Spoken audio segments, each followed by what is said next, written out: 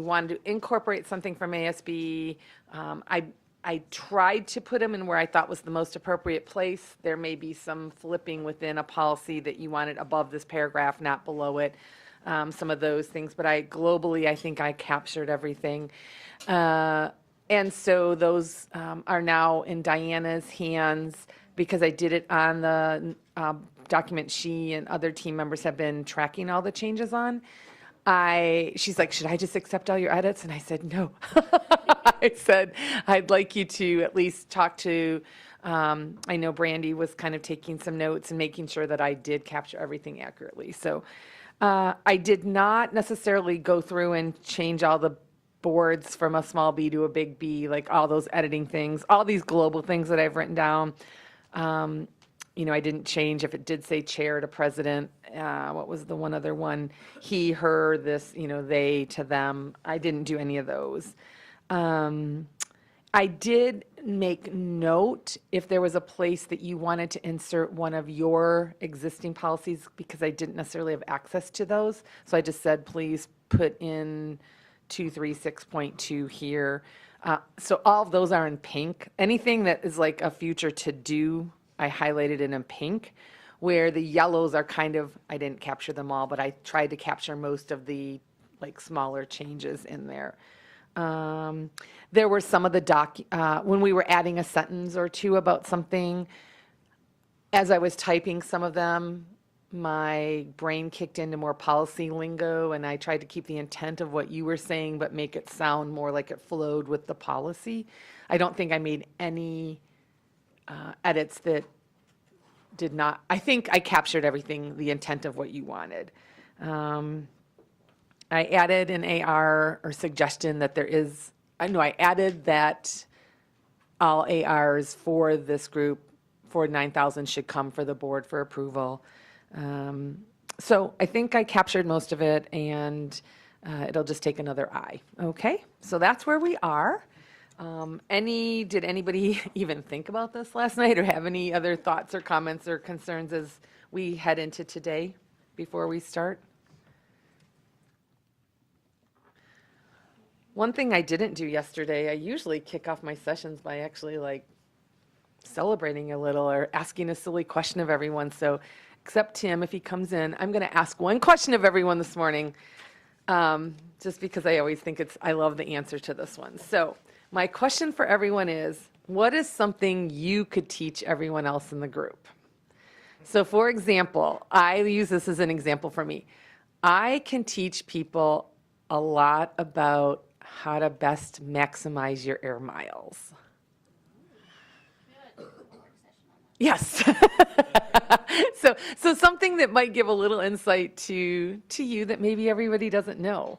So can I pick on you, Brandy? What can you teach people? I could teach everyone how to throw on a pottery wheel. I Ooh. was a ceramics instructor for a while. I did not know that. Meredith?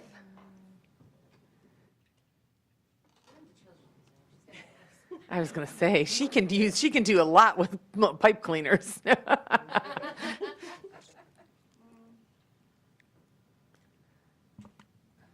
I caught her mid-bite, sorry. I could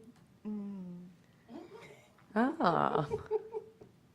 I could teach everybody how to avoid spending money. Not that I'm Let's good turn at that it in into a my personal positive. life. I could teach people how to save. Yeah. There you go. I'm gonna keep thinking. Okay, keep thinking. Erin?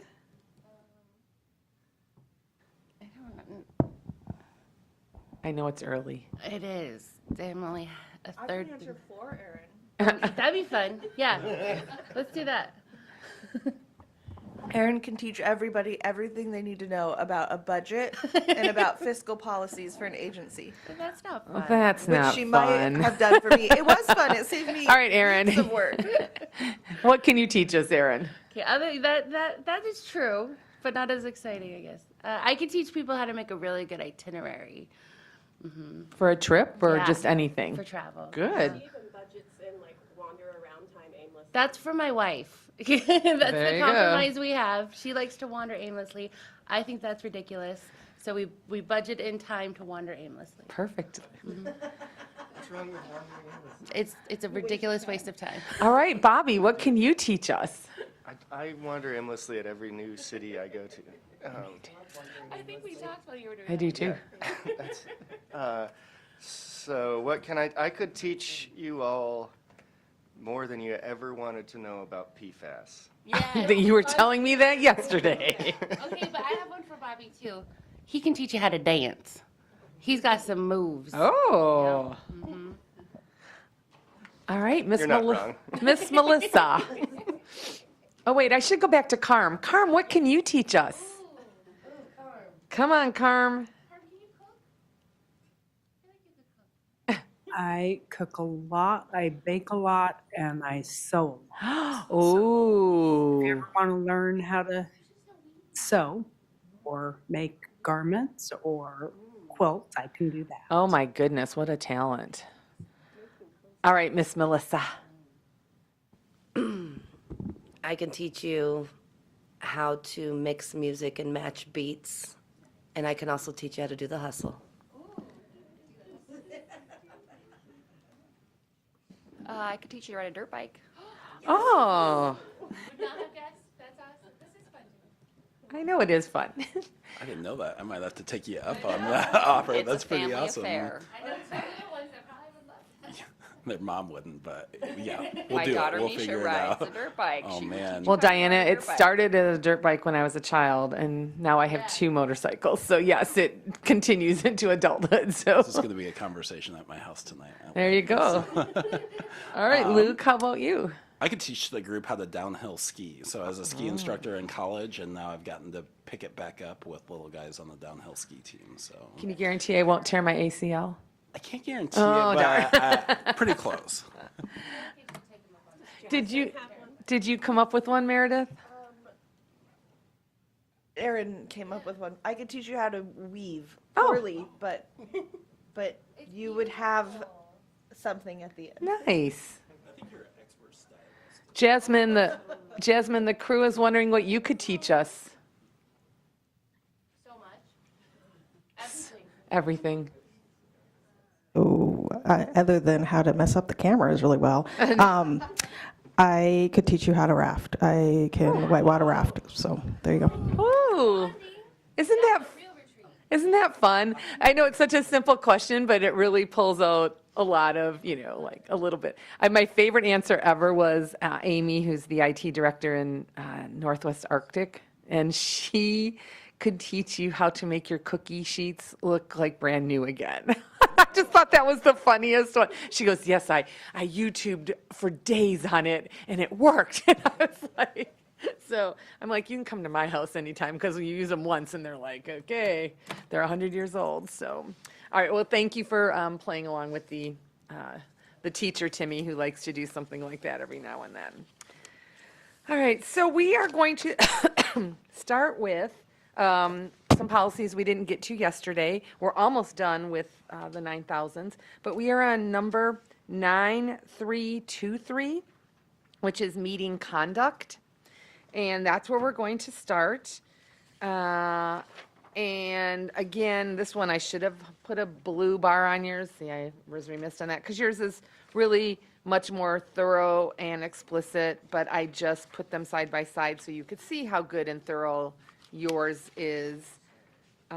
So the next few pages, why don't we just take a minute or two to look at those, see if anything jumps out at you, if there's any red flags. I apologize under ASB's side of absenteeism. This was one of those that didn't catch the, it's all, the words are squished because of the transformation from a PDF to a Word and all that fun stuff.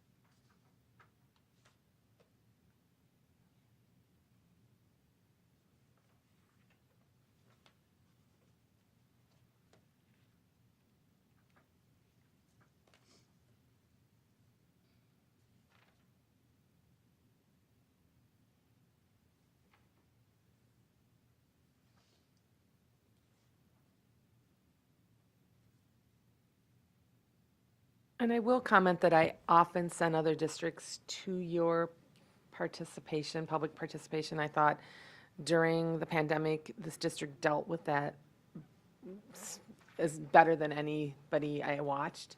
And I appreciated, I remember Tim, just, it was very matter of fact, and you had it outlined how it was going to happen, and it seemed, I know it was not always felt good, but it was, you guys did a nice job on that, so, and I can see that it was all spelt out and very nicely done.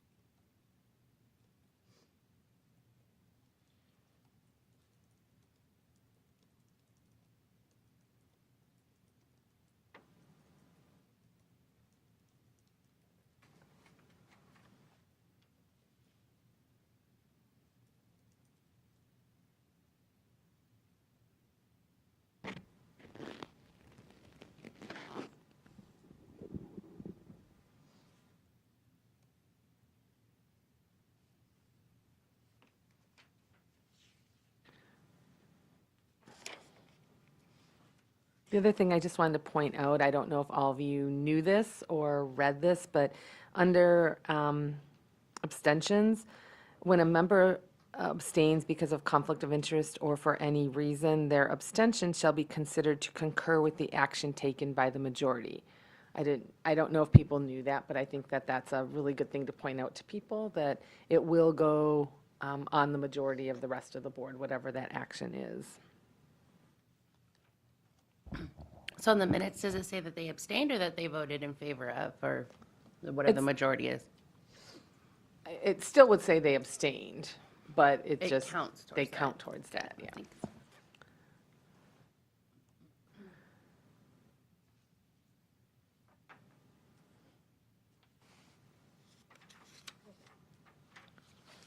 So I just wonder if there's any thoughts, questions, comments, concerns about what's in writing for your meeting conduct. I have a few, remove the note on the top because I don't know that it's needed. And then above the paragraph on reconsideration, I think we should just title it reconsideration. So it says the board shall follow, it's on the top of the next page, Robert's Rule of Order for reconsideration, except it shall be allowed that a member. So the other ones have like quorum, Yep. abstention, so. Just add a heading. Yep, and then all the way down, public participation, number 3. I don't know if it's worth adding in there. We say you need to say your first name, spell your last name, and I don't think this, I always confuse the assembly. We don't say state your area of residence, or do we? Yeah, so it's say your first name, spell your last name, and you will have 3 minutes. Yeah. But since it's part of what we do. And then the last one was number 6. I'm confused. Does this mean that in public testimony, somebody can't come in and like start talking about an employee? So this is saying that the board, like, You would need to shut that down immediately. yeah. So, and since I read it, I was like, I think that's what it's saying. Is there a way we could make it more clear? That says like, if the president shall make sure, or like some way so that it's a clear and direct charge. It's actually that any board member could call point of order, but if the president is remiss in not doing it, then Meredith, you could say, point of order, Madam Chair, we cannot, according to our policy and law, we cannot talk about any person when it is identifiable, whether it is by name or position. Maybe it could say a point of order shall be called if oral presentation includes charges or complaints against. There you go. Point of order shall be called by any board member if any charge, complaint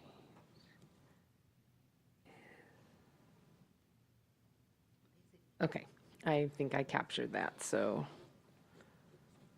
I will add that. That does clarify it even more. Yep. And never want to make assumptions, but in your beginning, I'm just clarifying, of public participation, you mentioned that you cannot talk.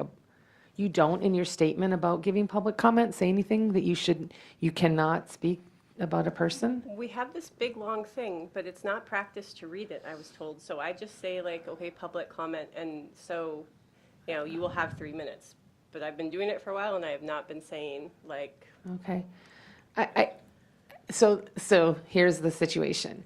It takes 2 minutes to read it. Right now, it might not be an issue, but you don't want to start reading it just because it might become an issue. This, honest to goodness, just happened in a district. The superintendent called me in a panic because she knew people were going to come in and be speaking about a person. So I sent her, actually, it was Wrangell's. Wrangell has a nice little you probably have it, you just don't read it. But I think it's better to proactively do it every time so that it's not looking like, oh, well, we know this is going to happen, so we're going to read it tonight. It just becomes part of what you're going to say before public participation.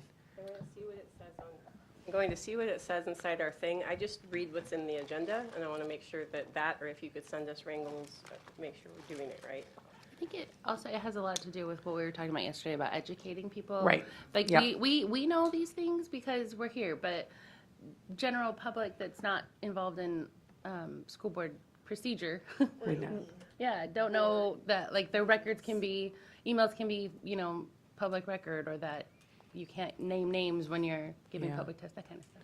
It's a great education opportunity. Can we add a bullet that says that the president shall read the rules for public testimony before each, That's not a bad idea. beginning of each meeting or something like that? It does say city of residence in our thing. So like, this is what it currently says, and I think we need to put something more useful in this for presidents. Public comments on reports for non-agenda items are limited to 3 minutes per person for a maximum of 1 hour. People who have signed up in advance through the school board office to testify in person or Zoom will be called upon first. And if time remains, anyone else who is in person will be invited to testify until the 1 hour time limit has been reached. A person testifying shall state their full name, spelling their last name, their city of residence for the record. Board members may ask questions for clarification. Although there is time at the end of each meeting for the school board and superintendent's comments, some concerns may not be addressed immediately as additional information may be gathered. And then there's a heading, how to provide public testimony, and it goes through how to submit testimony, but nowhere in here does it mention that you have to refrain from criticizing an employee.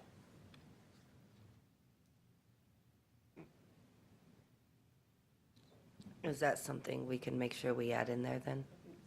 Oh, perfect. Printing up Wrangell's. So and this then is what I suggested to the other board.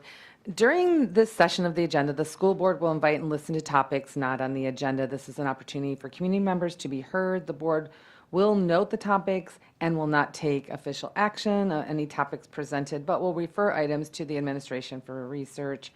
Board members will not be responding at all to comments or questions made by the public. I think that's key too, because you want them to understand we're not going to be in a dialogue. Citizens having concerns should discuss the matter with the superintendent first.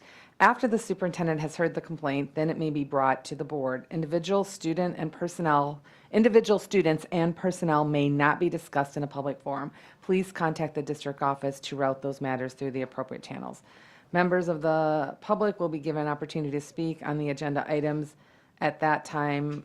That is, like they do it, they get to speak to an item when the item comes up on the agenda. Speakers are limited to 3 minutes each with a maximum, so that's there. So, I mean, I kind of like, you can pick from that some of the things that you may like. So I'll forward this to you too. Oh, you did? Did you get theirs? Oh, okay, great. Yeah. I don't know if, Luke, Still computer savvy.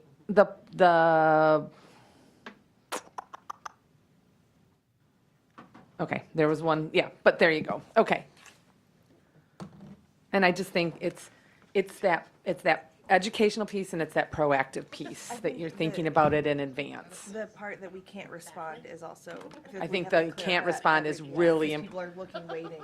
And that might have been, I might have added that when I sent it to the other superintendent, so I don't know if Wrangles had, there was one thing I added to Wrangles that they didn't have that I thought they should, so. And it's good because we have in the past that people go back and forth, and it felt like you were like at a witness stand and being asked questions. And I think if you can explain to them in advance, because sometimes people expect you to respond. And so if you say the board will not be responding at this moment, at this time, it's just a listening time for the board. It's really helps make it clear. I will, that's what I'll forward you that email that I sent the other superintendent, so. Bobby had suggested that we add something the president will read, guidelines for public comment before each, okay.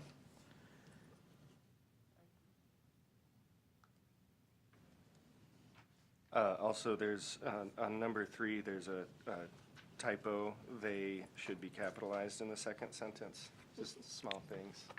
That's good.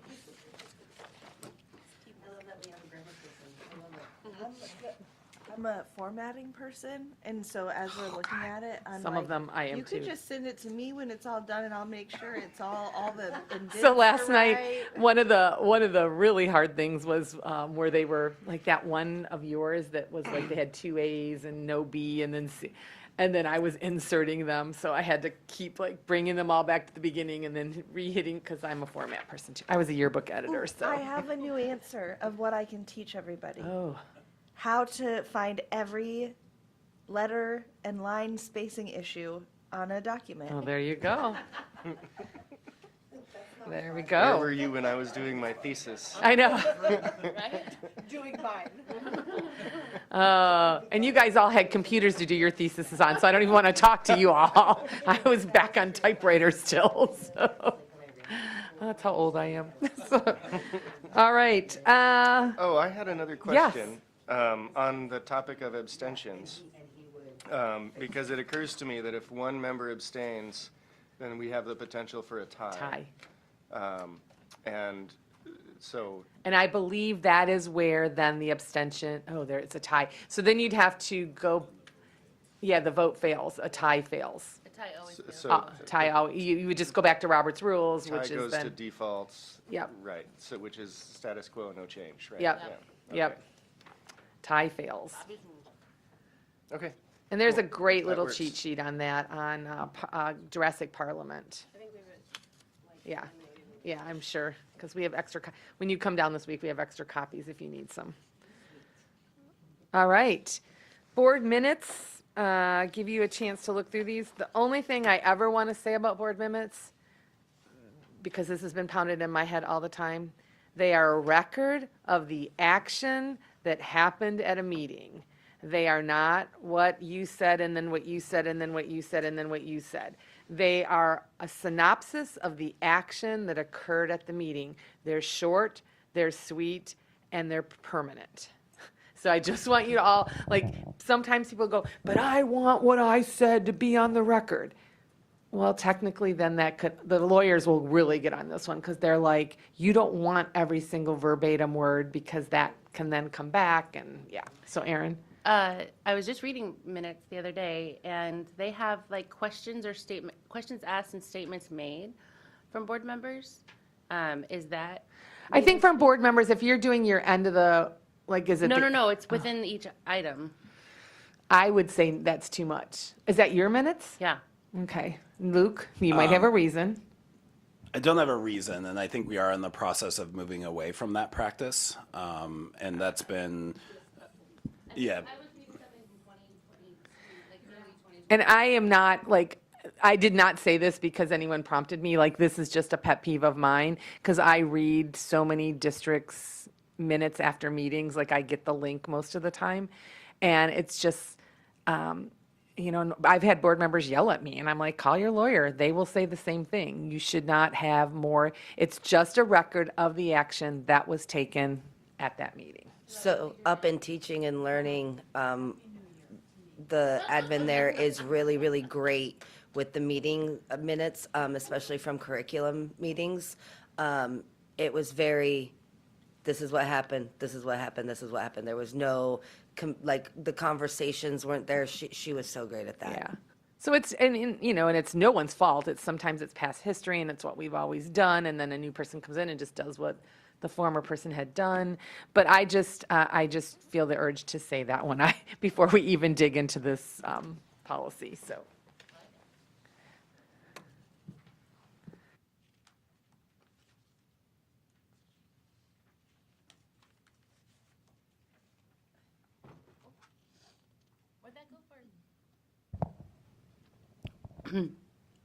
Would that also go for committee meeting minutes? Yes, because if they're a committee of the board, they follow the same procedure. Okay, perfect.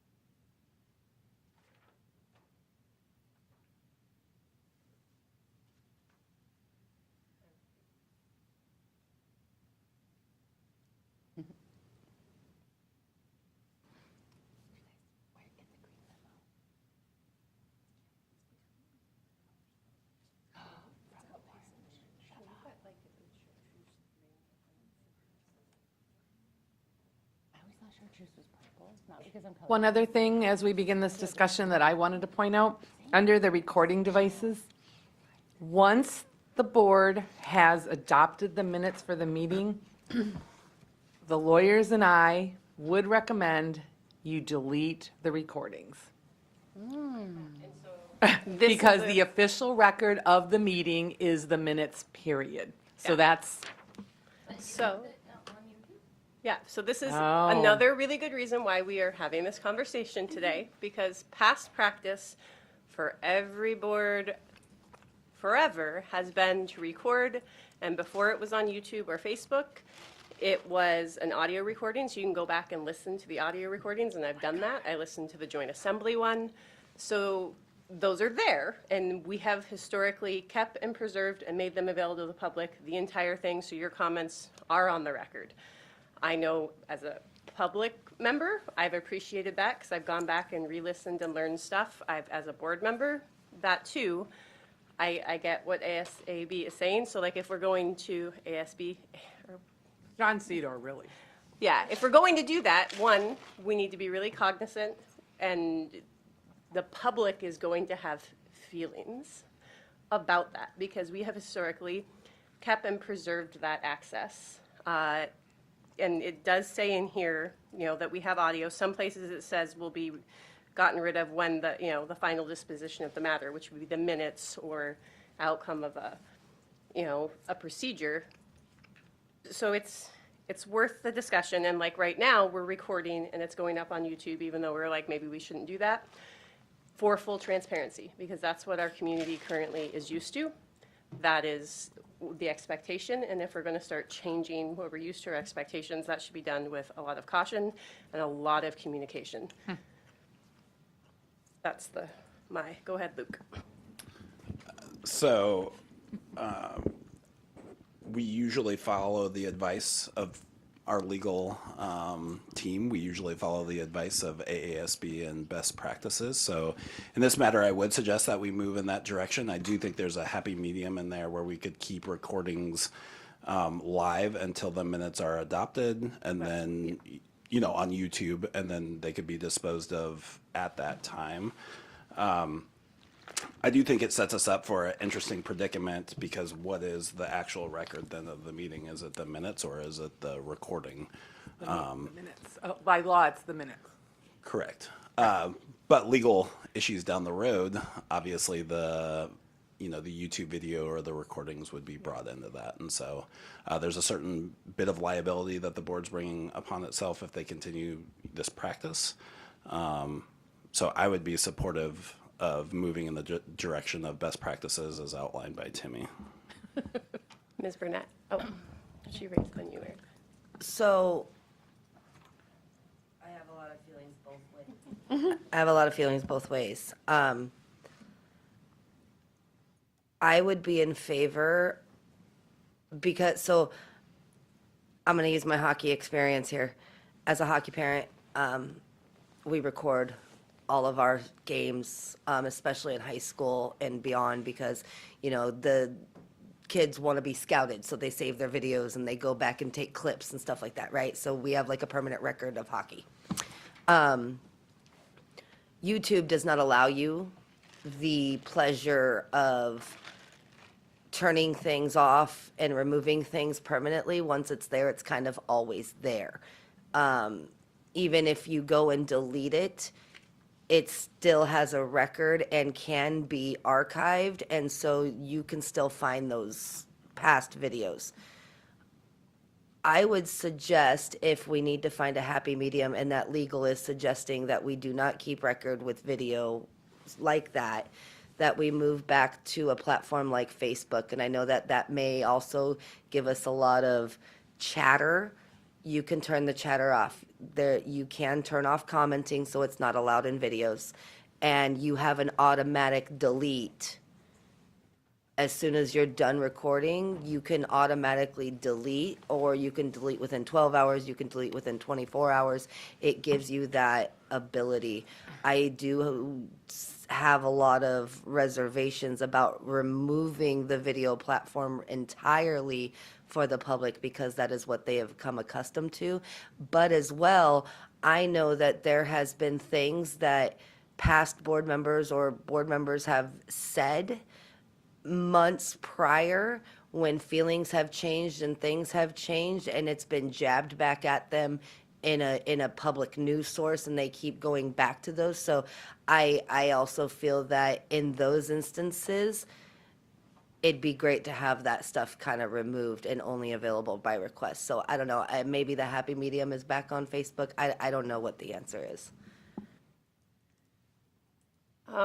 Something else, and we have an expert back in the room, that Ms. Brown has said to me a couple times, you know, we have all of these cameras, we have all of these systems, they're getting older, and they require a lot of manpower to run meetings the way that we're running it right now. And that's not like, the assembly kind of has that, but they didn't. Do we want to continue where a video is how we're doing it? You know, Timmy said, not every other district has fancy videos that follow the speaker, that do all of that. And the older school board meetings are audio files that are recorded and put up on there. So if we made it Zoom access during a meeting with a public link, that is an accessible video, and it goes away unless we record it, or we record it and then we delete the file. So we could go back to where we're holding those that way, and it doesn't go on YouTube. I want to make sure that we're communicating with the public, because we're changing something, and we want to give them the ability to, like, I don't think it's within our bylaws and the vote and all that. I don't think it requires us to make formal motions saying we're switching how we're meeting the mandates of Alaska statute of an Open Meetings Act. But I do want the public to know that we're not trying to be sneaky. We're following legal advice, that what we do is not current best practice and not followed by the majority of the districts, you know, throughout Alaska. And it cuts down, you know, we have an extreme budget deficit. It also cuts down on costs and manpower, and having to have sometimes 2 people sitting in a box running our meetings to make sure that the videos are going where they're supposed to go. And Can I ask how many views, do we have data on the views? And is it within a day? Do we have some data on that? YouTube will record it, and Right, I know, yeah. Our viewership has drastically declined since COVID. But yeah, we do have that data, so, And I didn't expect you to pull it up instantly, so nice job, Luke. you know, in September 19th, our board meeting had 135 total views. And was that, do we know if that was during, like, when it was actually happening, or if it was within a day, or if it was 2 weeks later? Do we have that? I Okay. mean, the communications team might have that analytical data. Yeah, I just am, like, that's what I'm curious about. Yeah. And you made me laugh when you said the recordings. I remember literally the first workshop I ever did was in Cordova, and I went in, and so this is 20 years ago, right? I went in, and the exec admin said to me, Timmy, how many of these do I need to keep? And she opened file cabinet after file cabinet after file cabinet with the old, like cassette tapes in it. And and that's the other, after 8 years, basically anything can be tossed, that it's gone through its course of saving. So, but I was like, oh, Terry, you can get rid of a lot of those. So yeah, I think, obviously you need to get a little more data. It might be a good community question to ask people, just a quick survey. How many of you do, watch during or have ever watched after, just something like that might be a quick, because you don't want to upset the community who is used to something. I'm just giving what you have to do, so. Can I ask a question? Oh, I'm sorry, Bobby, go ahead. You were first. Sure. I guess my question is, why is that best practice, and why is the legal advice to delete the recordings? You'd have to ask your lawyer that. I think it has to do with, once you guys have adopted the minutes, that is the official action of the meeting. So if someone's coming back to have questions about it, months, years later, like they should have dealt with it during the time frame of when the meeting happened to when the minutes were accepted, like that. All you really need to do is show the action from the meeting. But that would be, you add that to Jill's list or add that to John's list next time you run into them. May I follow up on that? Is anybody coming to Juneau when John's presenting? No. Okay, Aaron, put a bug in his ear on that one. Is there a statute, law, or regulation that we could point to when and if we make this change? Does CDOR have anything like that? I mean, I'm sure he'll point to that we don't have to. Oftentimes, when it comes to legal answers, it's like, well, you don't have to, so you shouldn't. That's a common, like, you're doing more than you should and putting yourself at risk. yeah, I'm not gonna, I can't speak for him. I'm not a lawyer, but I'm just married to one. I'm not a lawyer either. But that's often the time, if there is something that says, this is what you do, and we're doing above and beyond that for any reason, it's more to ratchet down to the law. No, I can see both sides of the issue. I know my Facebook memories today. One of them is shared of a Facebook Live of the school board with a timestamp and said, you need to listen to what this member said. Everybody start paying attention. I'm now sitting here because of a post that started this train running. So I see a value in having this. I know community members see a value in having this. You can pull up gavel to gavel and see what people do in meetings, and those are all preserved. You can go back and look at those. We're politicians, for better or for worse. I don't love that word for myself, but it's what we are. And I know legal practice might not be, but I think it holds us accountable. And I don't mind that extra layer of accountability of like, yeah, somebody can pull up what I said. So I should make sure what I'm saying isn't coming off crazy and flying off the handle without considering what I'm doing and what I'm saying. Yeah, I mean, I feel like I could use a good talk with a lawyer on this issue, but I'm leaning towards the side of continuing our current practice of preserving audio at minimum. As far as cameras and everything, that not as big of a deal to me, but I do think that for reasons of accountability and also complete information, I would lean towards preserving audio files. Are we not on the radio anymore? Only regular board meetings are on the radio.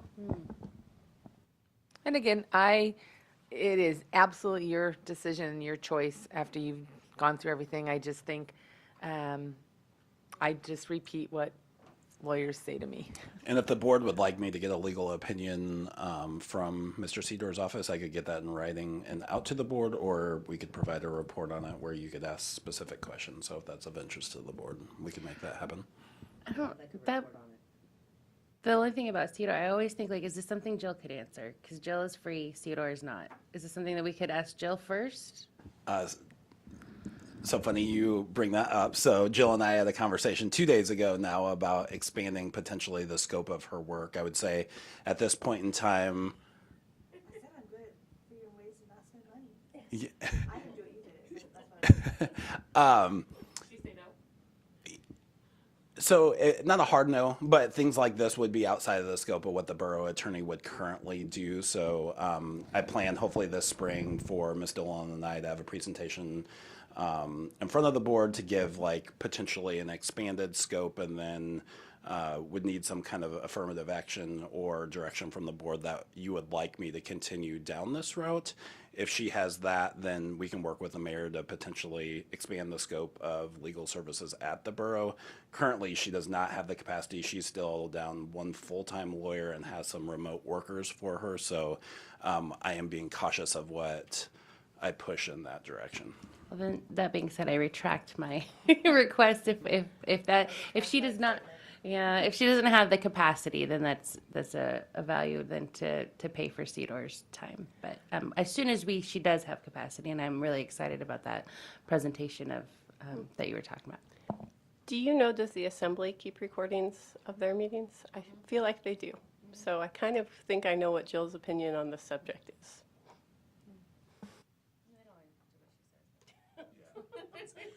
But yeah, very true. I don't know if they keep audio and video. I could look it up right now. And I do think that, I understand why there would be this desire to keep something. I think, and Aaron may be absolutely right that he may say, well, it doesn't say you have to, so why are you doing it, more than anything. So it is ultimately the group's decision, so I'm just telling you. So are there any other things about board minutes that you went through and looked at that you had any issues, concerns, or comments about?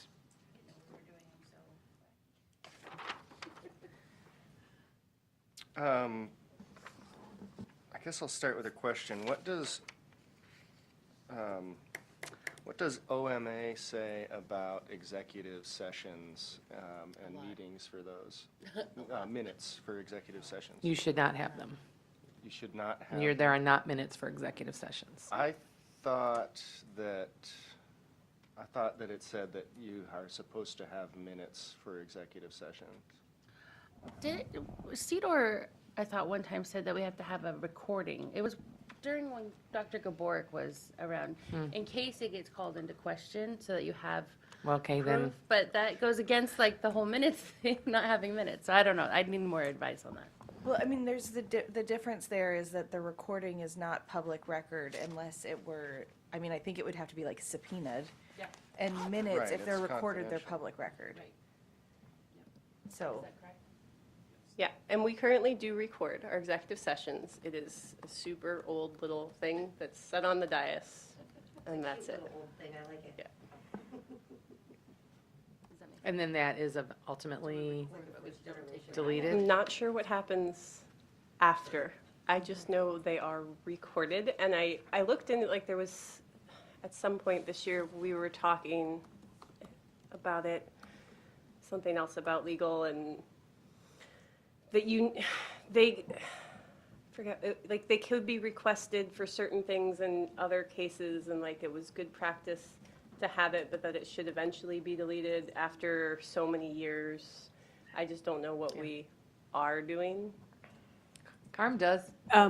So you guys record it, and then I download it onto my computer under confidential, but I've never even listened to it to see if you guys have actually recorded something.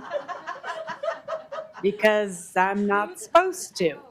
So hopefully you guys are recording what you're supposed to be recording, and we can pull it up if we ever get called to do that. So we should maybe start executive sessions with like a 30-second, hey, by the way, this is your test to make sure we're recording. Let us know. Yeah. The assembly does keep their video, the whole video. I think that's new too. Before they didn't have all the nice video and Yeah. things, and when they, This was Did the December room. 14th, so as of then, at least. I could keep going back, but, yep, whole video. And Bobby, you were just wanting to make sure that you're doing things correct in executive session? Yeah, and wondering if we need to add anything about minutes to the policy. You know, action on executive session is taken once you come back into public, so Right. that's where they would be recorded in the minutes. The board has returned from executive session, they have completed, Dr. Meyer, I mean, I guess it makes, right. Yeah, like I you mean- wouldn't even need it because you wouldn't be taking action. there's, yeah. And sometimes you come out and you don't know, the board was, information from the superintendent on a sensitive student issue was shared with the board. There's no action from the board at this time. I mean, something like that is, or from a staffing issue, there was an update from the superintendent on a blah, blah, blah, blah, blah. And no action by the board is necessary, just to say that, so that at least the community knows that you went in, there was a discussion, you came out, but the board doesn't have to do anything. And then other times you may come out and say, we've decided to extend, we've completed his evaluation, these are the 20 amazing things he's done, these are the 2 things we want him to work on, and we're going to extend his contract 1 year to keep it at the 3-year maximum. That's and we're going to increase his salary by 72% or whatever, right? I'm totally kidding. I'm kidding. Oh, I mean 0.27. I meant 0.27%. But that's what we can afford this year. So, exactly. So anyways, but that would be the kind of action, that would be the action you come out and take. It's either there's no action, we had a discussion moving forward, we're going to move forward, and then, okay? So you're suggesting maybe something, Bobby, around just noting that there will be no minutes taken in executive session? Is that what I heard you say? No. Oh, okay. I'll retract that. I don't think it's necessary.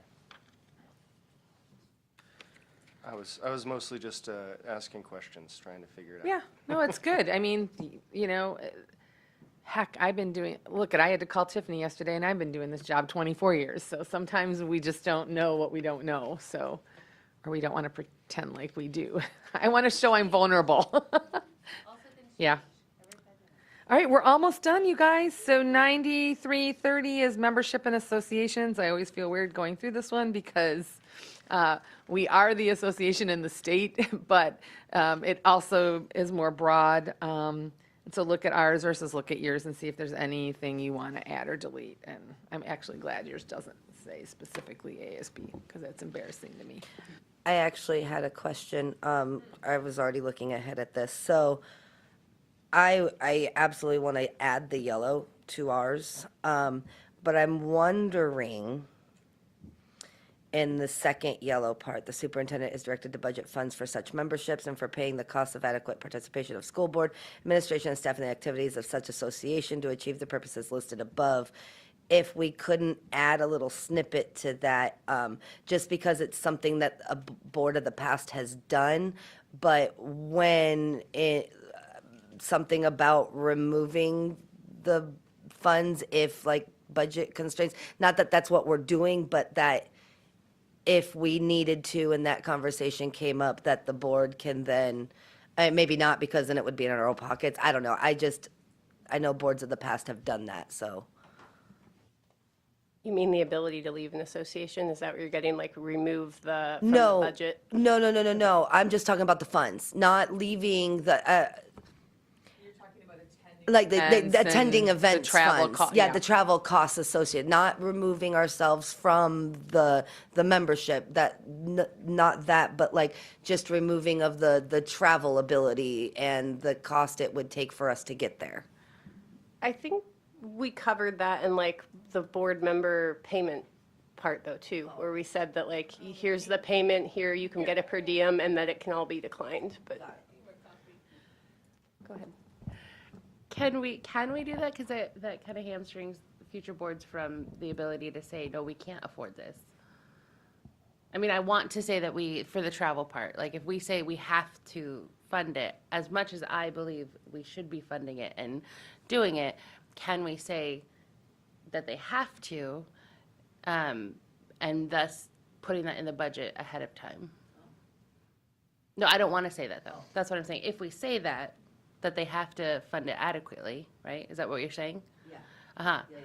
Then we're saying that it has to be in the budget the next year Right. and years forward. But by doing that, we're telling the future boards what to do. And usually, like, when it comes to, like, policy, behavior, that kind of stuff, but when it comes to costs, to me, it's a little different. Dr. Minor. Yeah, I mean, I think it's a philosophical conversation when it comes down to this. I would actually recommend moving some of the language over. I don't love the terminology, the superintendent is directed to budget funds, because the superintendent doesn't necessarily do that. Like the school board sets the budget, and then the superintendent could carry out making sure that we actually pay our bills with AASB. But it would be my recommendation that we have a stronger statement that Fairbanks will participate as a member. And being a member doesn't mean then you have to do all the travel or pay the extra expenses. And I think the value in that is continuity for the board year in and year out. And then if a board gets to the place where they don't want to become a member, it's a process of going through policy, right? And so that's a little bit more of a robust policy of usually a report and multiple readings to change that, which would require thoughtful action on the board and public input. Because right now it looks like it would be pretty easy for you not to participate as a member. So we can't pull an assembly. How about if we just delete the part about the superintendent is directed and say something like, when the budget is being built, ensure money is included for paying the cost of adequate participation in school board, that, da-da-da-da-da. It's just like taking it out that it's directed to you, but just saying that we'd like to ensure that there is some money included. Can we use the word Adequate. may, like may ensure costs? You could just, adequate funds, it's shall, may be budgeted. If you're going for not prescriptive, you have to use may or, for Maybe such included memberships. for- Adequate funds may or shall be budgeted for such memberships, something along those lines. Just saying that you have to plan to spend money on this piece of your agenda. I guess I think it should say shall, unless the place is going to remove themselves from AASB. Like, at least then we're paying our membership, because we can't say we're going to be members of AASB and not pay. So we have to pay the costs. And if you're going to do something, you should do it right. But No, I agree with that. And I think it was Aaron that said we pretty much cover the travel thing in the board travel portion of policy. So that would be, yeah. So the statement I now have is, when budget is being built, adequate funds shall be included for such membership. For membership. Yeah, that makes sense. My issue was with the travel piece. Yeah. But the membership should Membership, period. Okay.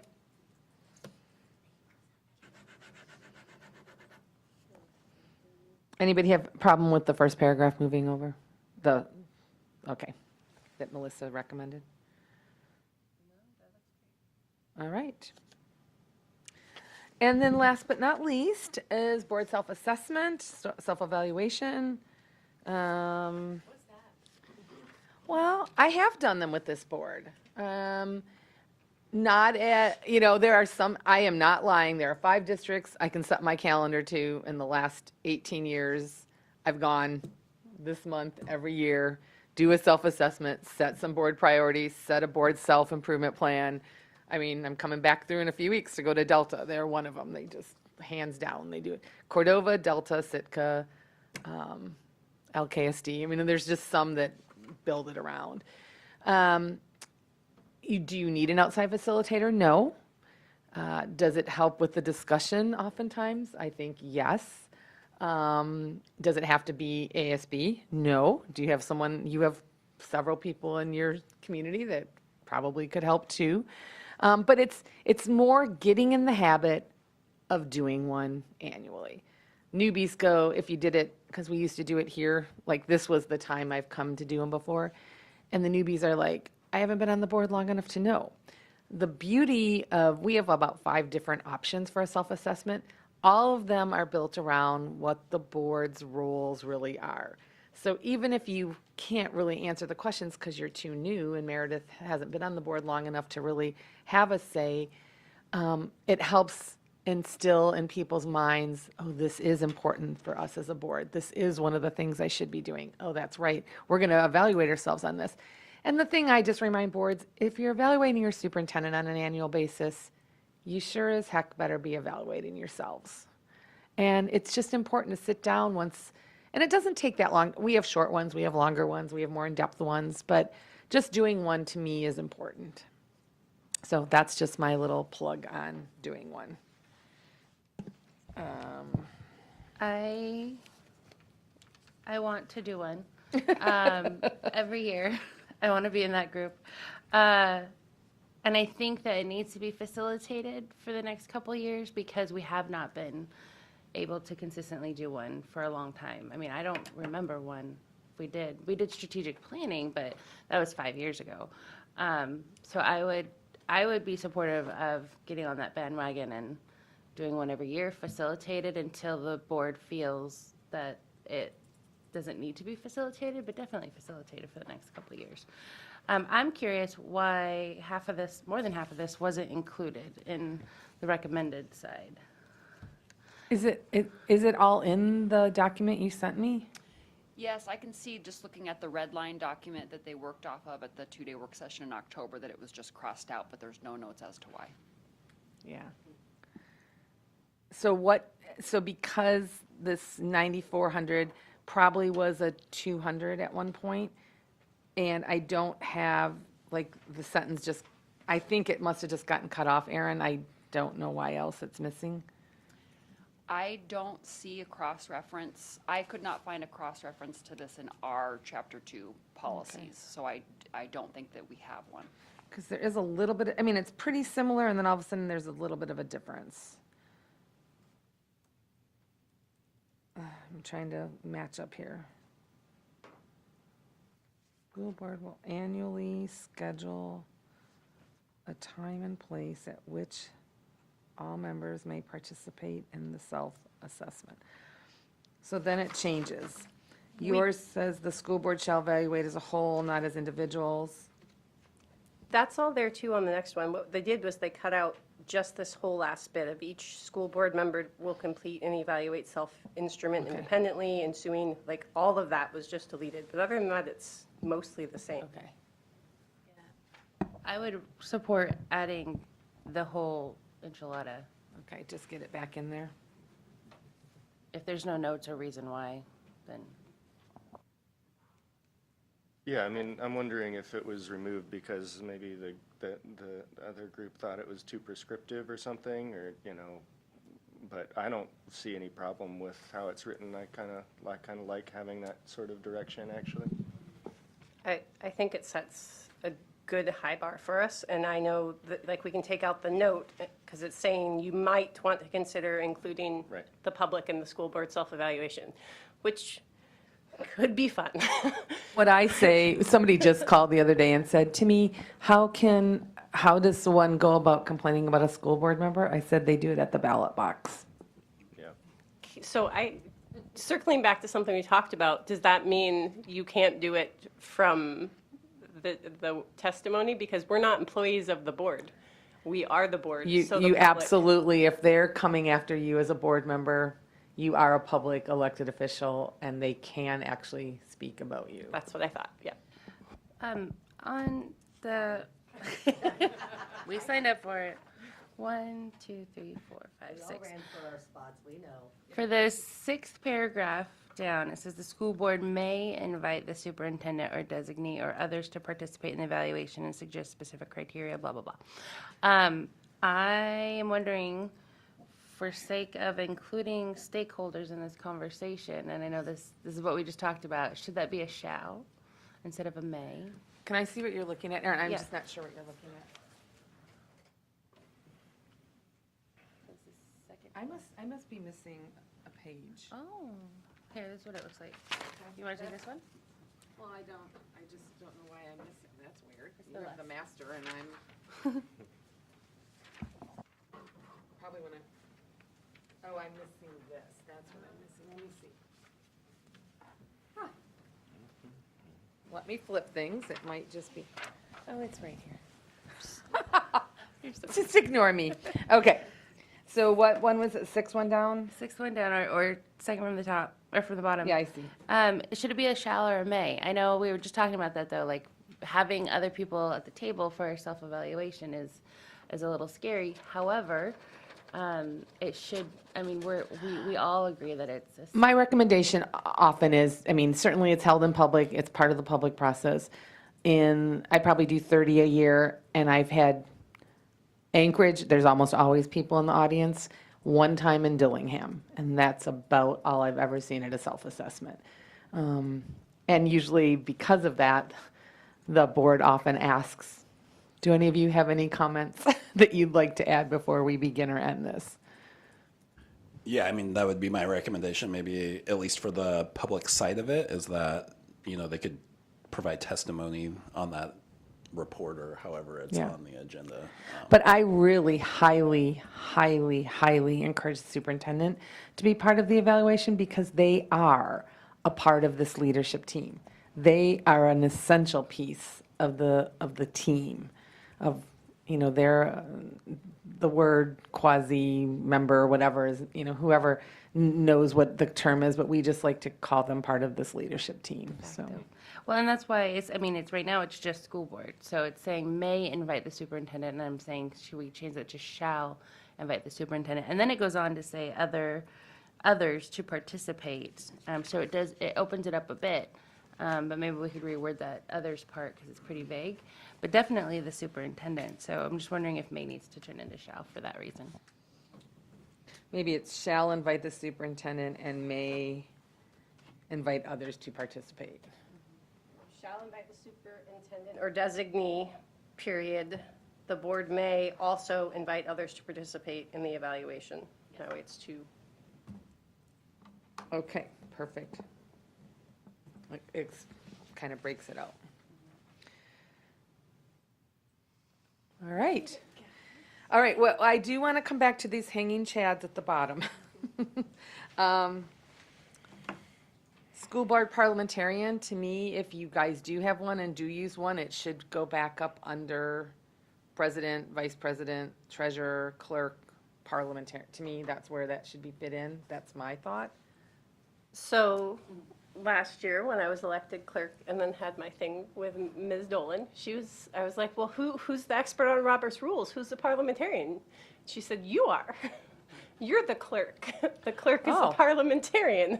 And I said, oh, and that was when I went and bought my book of Robert's rules. Well, then I think you need to add that to the clerk's responsibility. So let's, It's not in there.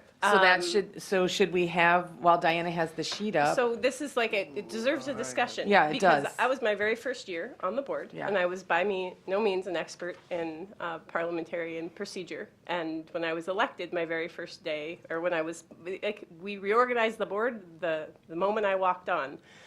So it was the understanding that it was mostly just like a, pat on the back, congratulations, you're the clerk, you're fourth in line. No big deal. And that kind of has been the experience. So if we're changing that burden to be like, you should also, whoever you're electing clerk, should know some stuff about Robert's rules. We should have that discussion. Yeah. Yeah, no, this is the time to have it. should the clerk be the parliamentarian or should it be a separate? And I would say it would be appointed the same night as the other people are voted into their positions. I think it should be an understood, like, required skill of, that, like, the person that runs for and gets elected to clerk should know in advance that that is something they are expected to, Right. if they don't know already, be ready to learn quickly. Yeah, I agree with that. And like treasurer, we expect something from them. Vice president, we expect something from them. Clerk, we really hadn't traditionally, or it wasn't explicitly stated. So So should we go back to that part of this and? I have a little trepidation in saying that an officer position should be the parliamentarian, because there's a very good chance that people, that no one elected to the school board would actually be an experienced parliamentarian. And it is not something that you can learn in, you know, a matter of months. It's very, you know, it's complicated. There's a lot, you know, I've been working my way through Robert's rules when I have the capacity, and there's, you know, it's not as simple as it might seem when we have someone who runs a meeting really smoothly.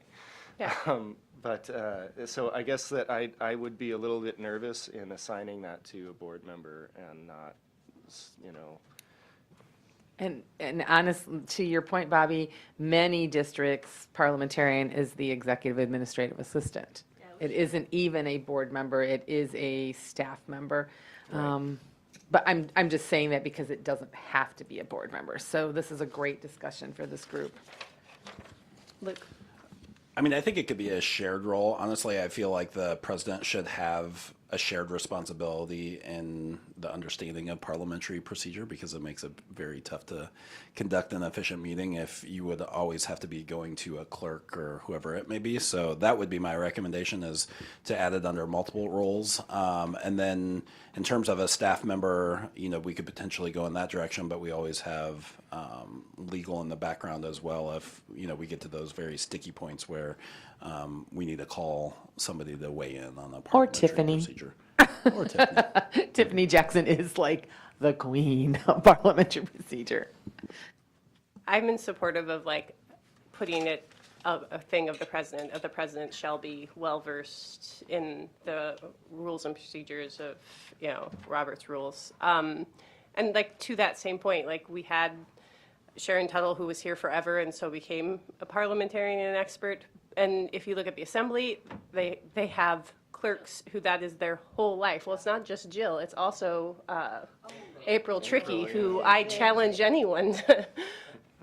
She knows her stuff. So they have that there, you know, and if you look at the legislature, they have tons of people who are experts in that. It is hard to expect an elected official to have that knowledge, and that's putting a big burden on here. And I've been studying and I've been learning, and I'm by no means an expert.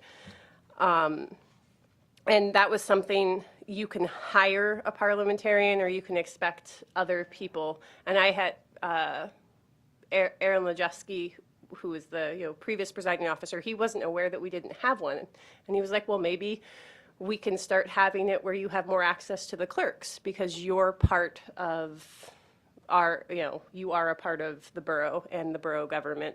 And then, everything, he's no longer there. But that is something that we could possibly look into too, the ability to, during regular board meetings, either have a clerk understood that like we can call you during this time for parliamentary procedures instead of having to pay a lawyer. Just some kind of, memorandum of understanding so that we can, in sticky situations, get a clear ruling like the assembly has the ability to do. Did you have something, Erin? Yeah, I found where I thought I saw it. Saw it. Under President number 7, it says that they rule on parliamentary procedure, which makes sense. Maybe we could add something to that, like will be knowledgeable of parliamentary procedure, specifically Robert's rules, and therefore be able to rule on parliamentary procedure, like connected into there somewhere? I think putting that there, but also putting and have the ability to consult a parliamentarian. Yeah. Or, Because- and consult if needed. Yeah. Yeah. Like I did a bunch of research into it last year when I became the clerk, and like a lot of parliamentarians, it's a society, you take a test. A lot of them volunteer their services for free for boards. Like there aren't any here in Fairbanks and most of Alaska. So I having the tried clerk- to take the class once. It was my goal for 2020. Yeah, that year didn't kind of pan out. So, and they don't make it's as you might expect. It's not just a cumbersome. It's very archaic, and they don't make it desirable to want to become one, really. And that's I think that's the problem, is that it's a little challenging. Anne McFarlane, who is the Jurassic Parliament woman, she is fantastic. If you write her a quick question, she usually will respond. The other thing I love about Anne, and if you have not become familiar with Jurassic Parliament, please do. You can go in, you can put any topic in her little header, and she will give you the 4th grade response. I mean, she has so many articles, and they take 3 to 5 minutes to read max. I go to her constantly, especially for the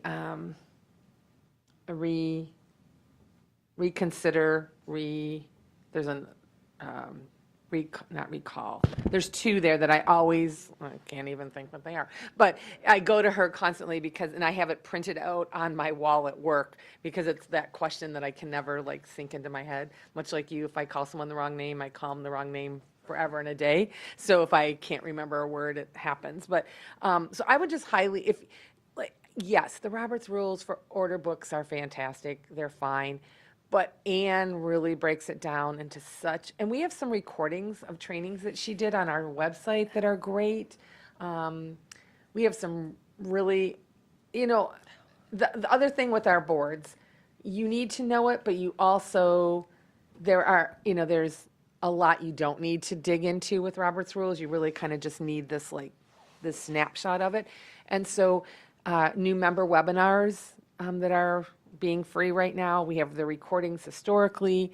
Let us know, because those are the kind of things that you have access to by being a member, that we would be happy to make sure you get to read and watch and listen to. So Also a plug for Roberta's Rules. It's a very great, simple, it's not simple, it's a big book, but it is like a much more palatable Yeah. Robert's Rules write-up. Yeah. That's what my board uses. I had something else that was relevant, but I forgot it. Robert's Rules for Dummies is also really great, is because good. it also breaks it down and gives you snippets of things, and it'll give you an example of, this is how you would use this. Yeah. I love my Robert's Rules for Dummies. And I think the one thing we should all remember, why Robert's Rules was even created, it's to make sure that everyone's voice is heard. That's the main reason. Mary? I was going to say that the borough, a big part of this dissolution of all of these commissions was to free up clerk time. So it might be a prudent time to say, could we get a little bit of support? All right, so coming back to this then, do we want to have still listed president, vice president, treasurer, clerk, school board parliamentarian? Or do we want to include that the board chair should have some parliamentarian experience? What you have here is the president may appoint a parliamentarian who shall May. be well-versed, and so Third, legislative lobbying program. Record. That's a big yes. I'm sure we could tuck Could it into. that just go under the 9,000, the role of the school board? We've got powers and duties. Recording in governance progress. functions, Executive functions, judicial functions, legislative functions. Sure. Yes. There you go. So I'm going to move this to the 9,000s. The sentence I'm adding will say the board may also employ a lobbyist to assist in their legislative process.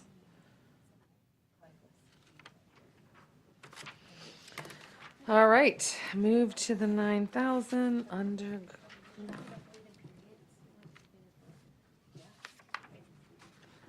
All right, team, that was an undertaking. Thank you for helping me do something I'd never done with the board before.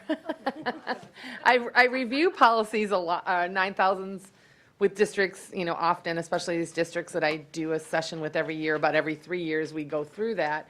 But, certainly it's just like, oh, we don't meet in that room anymore. We need to change this. Or as a good reminder, I would suggest once you get these up and adopted, that every 3 years, because then, somebody on the board is probably new. It's good to read them out loud. It's a good reminder sometimes for some of my districts that, oh, we really don't use our student rep how we should be using our student rep. Or, oh, we need to make sure that we're doing, things get off, things like COVID happens and we get off our game sometimes and some of our habits. And so just keeping that in mind. When you're building your annual calendar, I would just encourage you to pick a date for your self-assessment and get it on there and just do it. Just do it. And this is not a bad time once we get, obviously this year, getting over this hurdle was way more important, and I get that. But maybe this is the time, they've been on the board for 2 or 3 meetings. Yeah, so Brandy? I was just going to say, can we add it to we're probably already doing it, and I would like to do it sometime this summer. That gives us time, and then we've gotten through, we'll know what the budget, we'll know, our schedule is less busy. Oh, my mic is blinking red. Okay. And I'd really hate to come to Fairbanks in the summer, so, yeah. I jokes. I do, I'm just kidding. I was being funny there. So we're going to come back now to this workbook. And I wanted to, we're actually not too far behind what we had hoped to do. I wanted to point out a few things. Again, I really apologize, no page numbers. This is where I have an interview with a new staff member on Tuesday, so let's hope I have someone who can help me with these things. So, well, I'm sure she can. I just there's, how I always say your brain is like a bathtub and it gets so full, and there's just some things that are nice to know and some things that you need to know. And I don't do this enough to really have to know, but. So you'll see that the NSBA Becoming a Better Board Member book here. Through AASB, as NSBA downsized, I put a proposal into them that I would run their Ready, Set, Govern program because I used to do it for them when, just to volunteer. And so I said, for this much money, ASB will do this. And so I have a PDF of this book, so that's why it's easy for me to pull a few chapters in and out. It is a really good book. I don't think you each need one, but if the district wanted to get one and have it, I think it's really got a lot of great information. When a certain topic comes up that you want to dig into a little more, this is and it's about $50, but gosh, one of them on is good to have. I put the whole chapter on committees in here, so if you want to dig into it, I just highlighted a few things. The next page, the board committees, it should be stressed, cannot and should not act for the board. Just always a big reminder. One thing I like to remind boards too is if you have created a committee to do some work and they've worked and they've worked and they've worked and they're coming forward, it's almost a slap in the face or kind of disrespectful to not accept their recommendations. If you wanted to be on the committee, be on the committee or ask to be on it. But if you disagree with what they're bringing forth, that's different, But really, they've done all the work. And it might be like, hey, can you go back and check on one thing and then come, But unless it's really an extreme situation, I would say, they've done the work. They know what they're doing. They've worked with the staff. They've worked with everybody. Take that into consideration. Next one, each standing committee should have a clear, articulated charge and defined scope of responsibility articulated in board policy. So again, especially ad hoc committees, what is the charge of this committee? We'd like the calendaring committee to meet and develop 3 potential calendars. We need those calendars by this date. We want you to have community conversations, whatever it is you want that committee to do, really spell it out for them. The next 2 pages I really like, the do's and the don'ts of committees. So I really highlighted a few don'ts. Don't allow the committee to overstep its relationship with staff. Committee members should not be allowed to intrude, on the administration, like make sure they're doing things that they should be doing too. Special ad hoc committees, again, assign a particular task and time frame. They're usually good in getting, getting reports and getting recommendations to the board. Citizen advisory, they talk a little bit about those, creating advisory committees. The limitations placed on committees must be openly stated at the onset, so there is no misunderstanding about what they're expected to do and what is not empowered to do. Be sure to remind all members that they're acting as an advisory capacity only. Make it clear of the recommendation. And so, again, I just wanted to highlight a few things there, just so you had that. Thoughts, questions, comments? I had a question that came up recently, and it might have been left over between this just kind of transition in committees between board committees and administrative committees. And so when the committee's done doing their work and they provide a report to the board or a memo, who's the owner of that report or memo? Like, is it the board member or is it the administration? I don't know that answer. I would, Give an example. Yeah, so I think a good example right now is the budget committee. And so the budget committee is board-led, chaired by the vice president. But historically, I think going back, like the memo had come from our chief operating officer. But it seems odd to me that it would come from him, given he doesn't run the committee and wouldn't be responsible for the guidelines and actions of that committee. And so that's, I will follow up and get you an answer on that. My gut says that whoever chairs the committee is probably, which if it's a board member, the board member. However, that being said, that the chief operating officer is the one with even more in-depth and particular knowledge around it. So it almost might be a joint presentation or a joint, yeah, but that's a good question. I'll ask Tiffany what she thinks on that and Katie, and I'll get back to you on that. When I was when I was chair of the budget committee, Andy and I ran the committee kind of congruently, like jointly, but the memo came from the budget committee to the board with input from the COO. So, I mean, the COO is part of the committee, just like the educator representative, just like the parent representative. They're a part of it, and their input is valuable and incorporated into the memo, but the memo was from the budget committee. So I think you're right, like from the time when it changed from admin to board, admin was the chair, and admin then took all of that information and wrote the memo. But then board became chair, and so the chair then taking that responsibility of the board, but it was from the budget committee. They're just translating it to a memo format. Meredith? It's not, sorry, it's for the next topic. Oh. I mean this topic, but next.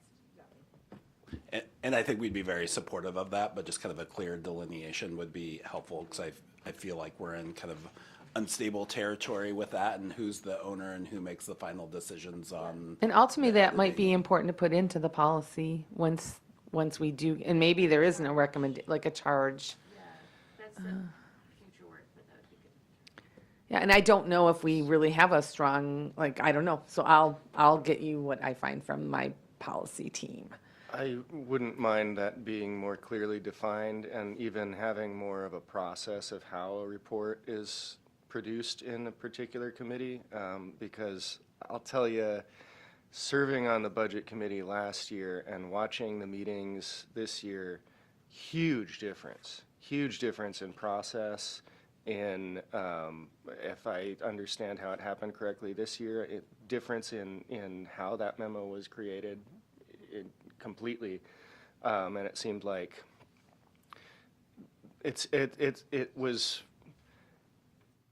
when Andy was running the meetings, or delegated essentially to do that, there was there was opportunity for us to make motions during the committee to change the wording in the memo specifically. So in that way, we had some real say in how that memo was constructed. And I think that is appropriate for a committee.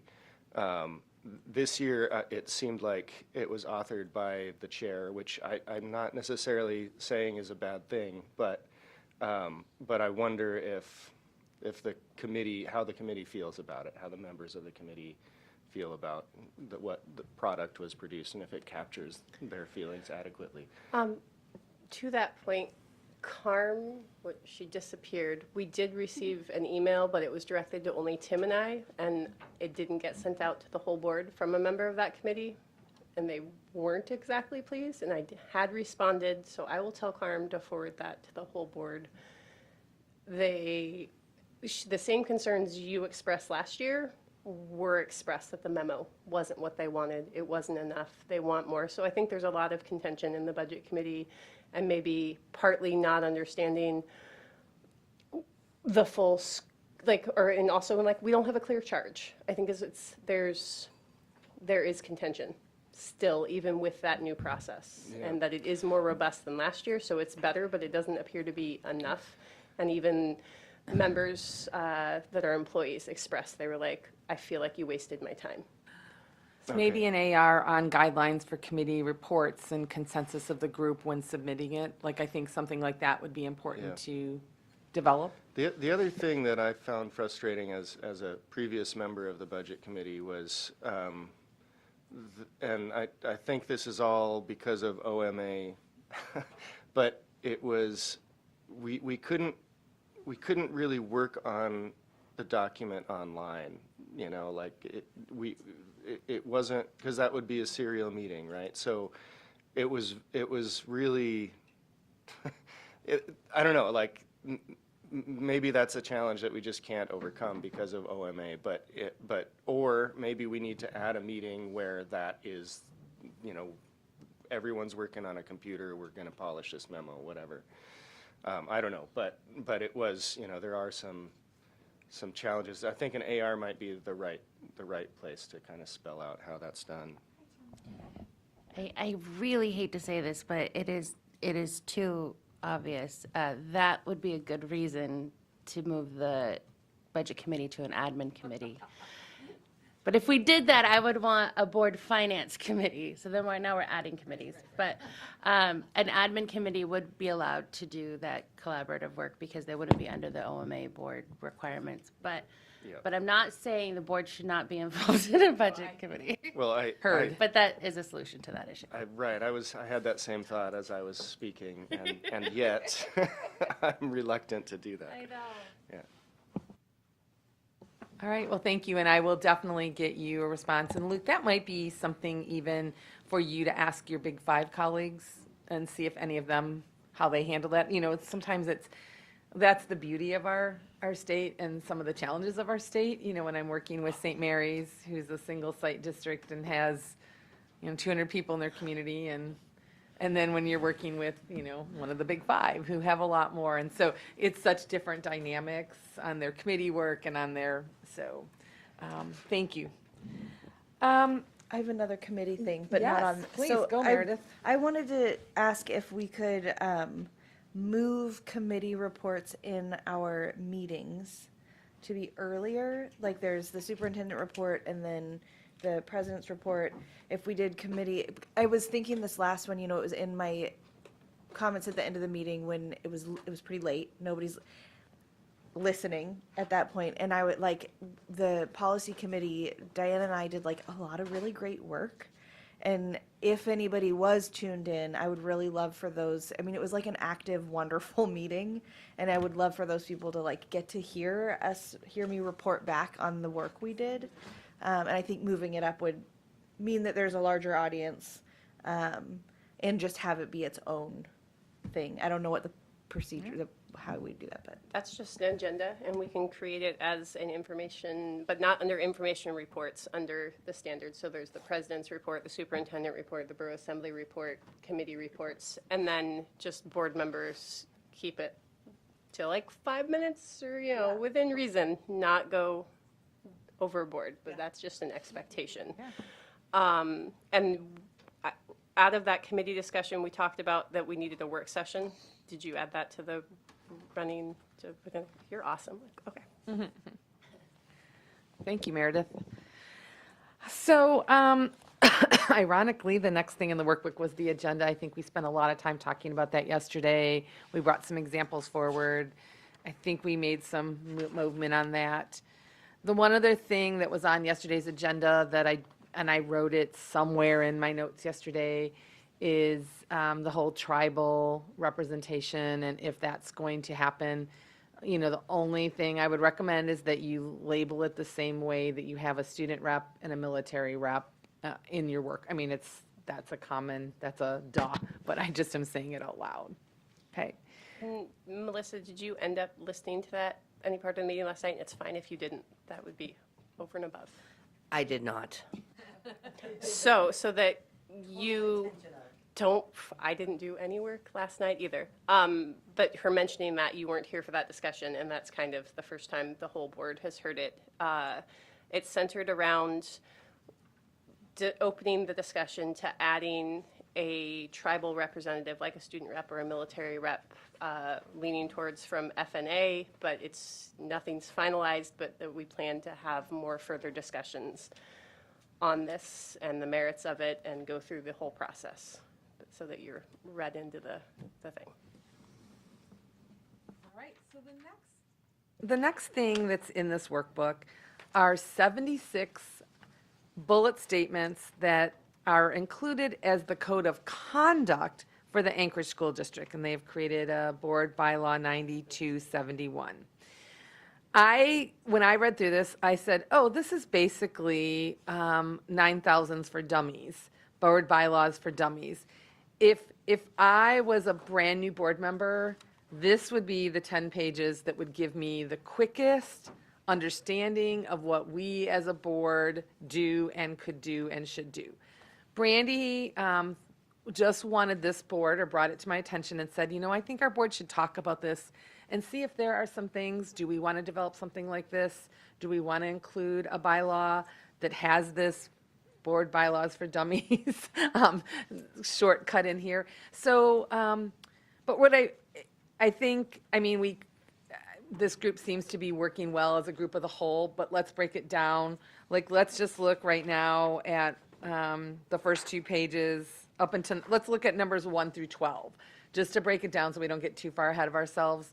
I'll go through, read 1 through 12, and then we'll have a discussion around that. And if you need to use the facility or get up and stretch during that time, please do.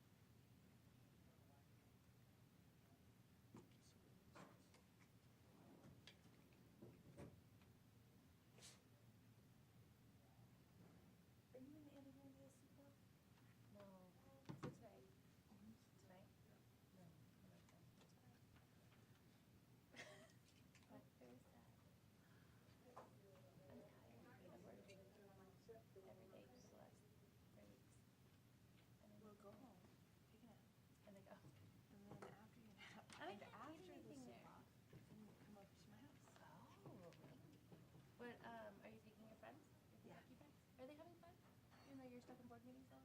Yeah, they're doing lots of fun. They just had a lazy day yesterday, Oh, nice. which they wanted. I tried to get them to go mushing. They're like, no, we want to nap. Yep. That's fair.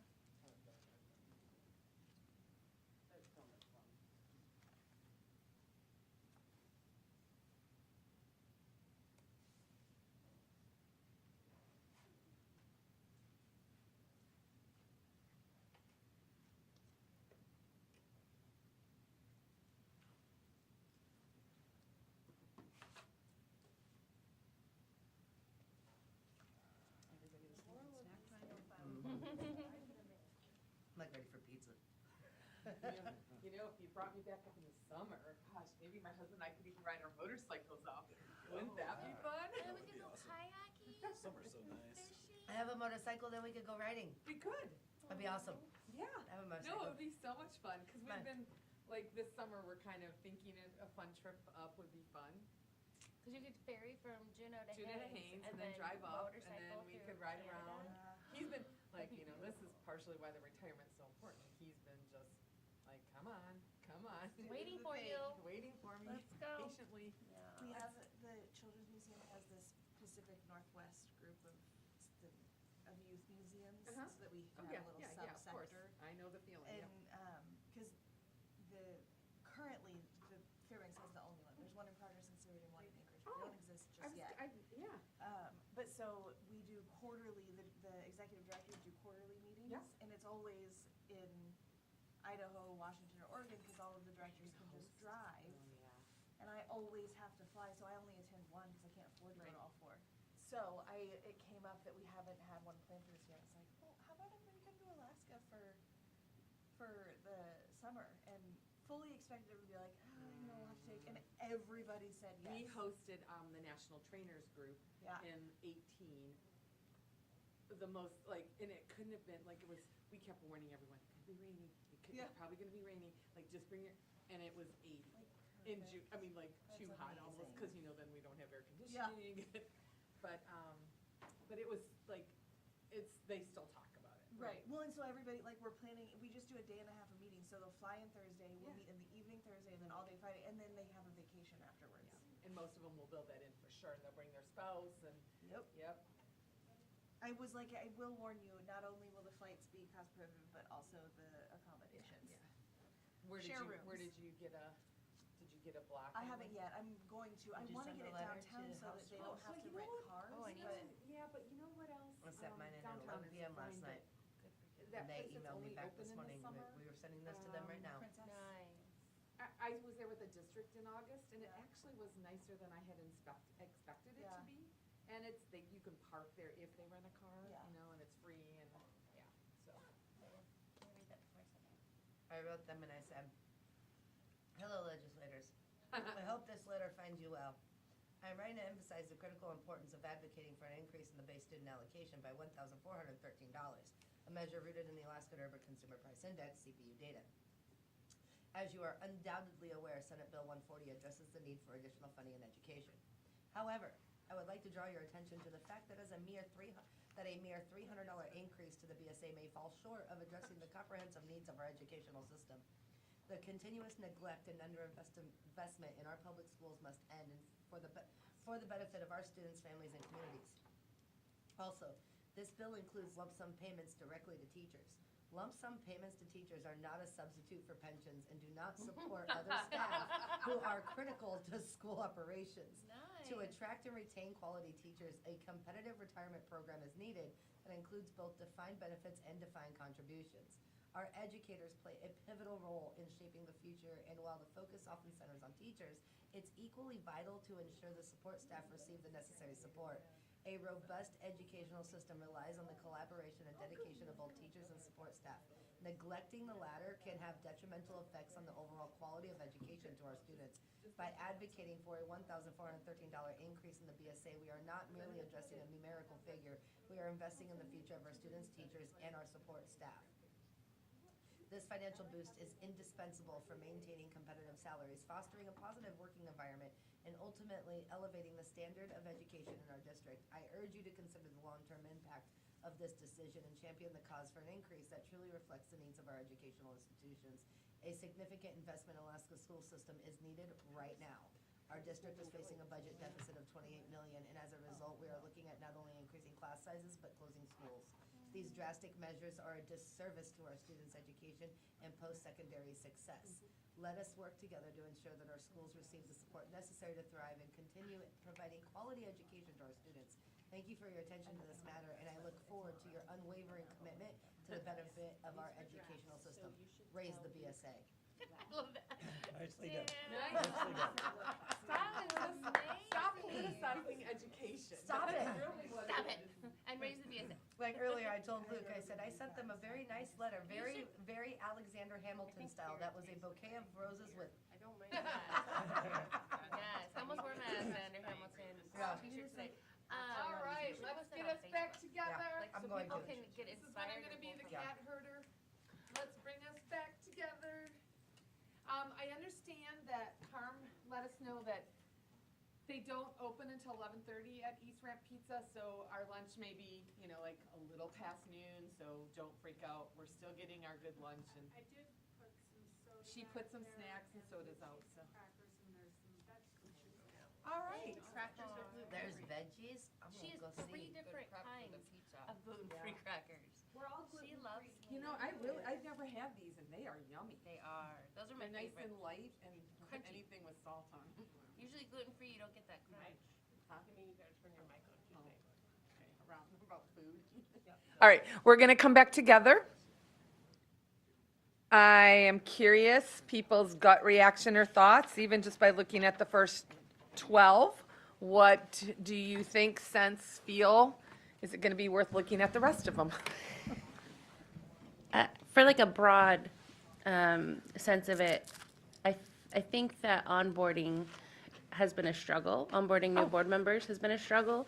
And I think this piece is a great first step on that onboarding for new board members and desperately needed. And Erin, I'm so glad you brought that up because the last thing we're going to talk about with me here, and I've put it in your workbook as well, is onboarding Perfect. ideas. So Yeah, I think this is a great tool for that as well. so that's just a big broad, any concerns with any of the 12 you read through? I thought all of them were fantastic and would just need to be changed to Fairbanks. Like, they were very broad and specific of board's expectations and duties and not just tailored to their one community. Tim, you're quiet. What are your thoughts? Yeah, I see Leslie's policy as onboarding, and when I glanced over the next section, I think it's very good for the concise onboarding piece. I thought they were reflective of a lot of what we are already saying in policy, so That's seeing that we need to do. He doesn't have one. He stole it from Tiffany. oh. So, basically, that I think the whole thing, this, and then as it continues on, is onboarding information more than needing to be in policy, because it kind of extrapolates from policy. I did find an interesting number 11, which was building a common vision and consensus among all community groups and organizations. On one hand, I like that because it is aspirational, yes, and from that point, the other piece that just kind of crossed my mind is the value is having some divergence of thought and what organizations are doing and individuals. So it was kind of just thought-provoking, let's say, or bring forth some thoughtful considerations. But how do we bring those together? So, I'm not saying, no, it's just, that one stood out to me as kind of out of the norm. Or just brought more thought forward than I might have otherwise. How do we do that? Erin? I think on number 6, it might behoove us to add about how the board president is the only one that can speak on behalf of the board in that area. I think that's a common unknown when you first become a board member, and then you learn quickly and sometimes the hard way. And so that might prevent that. I also think this might be a good tool. I think Brandy shared with me that, and we tried to do it last year, and in my opinion failed. But Anchorage is doing a beautifully put together class on, like, so you want to be a school board member, you want to run for office. And I think, I think this also might be a good tool for that, to show people, like, I don't know when, and I think it was at a ASB conference when they had a keynote speaker that was talking about how you have all these visions and ideas and things that you think you're going to do when you run for office, and then you get into office and you're like, oh, yeah, that's not going to work. And so we're part of that session that ASD does. Tiffany does a few of them, and it has been really successful. It's Yeah. because their elections are in April, they're doing the sessions now, and helping people try to understand what it really means. And it's more like what you really can do versus what you think you can do. It's like the roles and responsibilities Yeah. that AASB puts out, and I think maybe incorporating in here that, like, you only have one employee, and that is the superintendent. I didn't see it, but I haven't. I'm sure it's going It comes. Okay. Thank you, Erin. My 2 cents for keeping this, like, putting it in policy is that policies stick around. They're available to everybody. It's there, it's clear, and I can direct somebody. I want to run for school board. Cool. You might want to look at this specific, very last policy that summarizes all the policies and roles and responsibilities of the school board. And because you're not going to click through and look at every little policy. You might read a 4 or 5 page document, if I can hand it to you, to get it through. And I don't think over communicating in this sense hurts. It doesn't, harm versus help. I think it helps far more than, hey, why do you have this as a policy? It's just a summary. Well, just because it's there and because it has a place to live, that has a working memory that's not, oh, well, I have a PDF on this one place that sometimes we onboard, but then the person who did the onboarding moved to a new position, and now where's I went and I found this in Anchorage's, so one of our largest school district has it as part of their policy, so we know other ones do, and I've been leaning on it heavily when I make, like, I don't know what to do, our policies are vague, I'm going to defer to some place that I know I feel does a good job. So that's my 2 cents. Not that we need to be Anchorage or take everything, there's definitely things in here that we can change. But I do think it has a good reason in place to be in policy. Melissa? All I know is, as a second-year board member, this would have been amazing to have when I started. I learned my whole first year a lot of do's and don'ts by the act of learning when I did those do's and don'ts.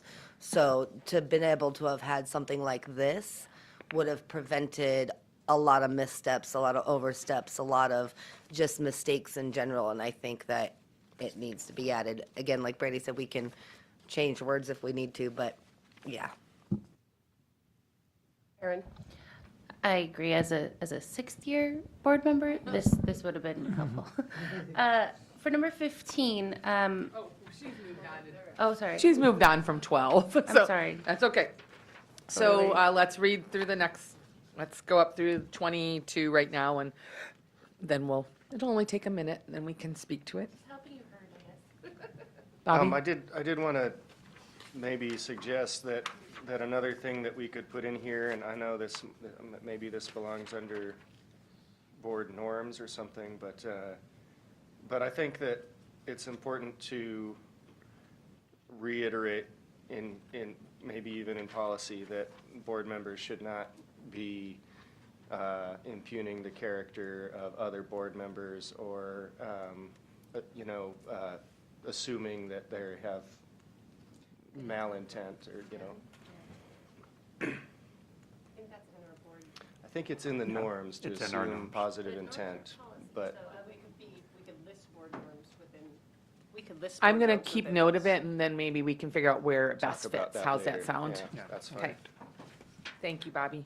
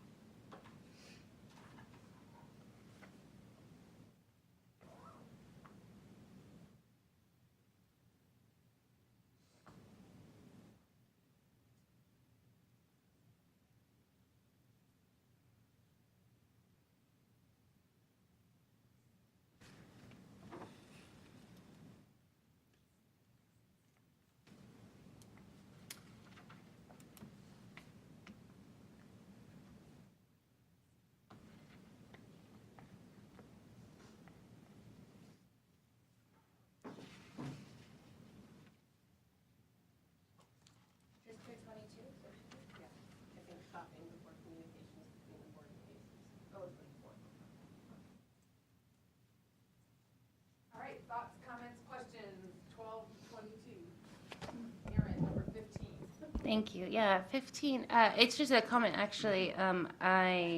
We don't do this, and this would be fantastic to add to our agenda. A good spot for it.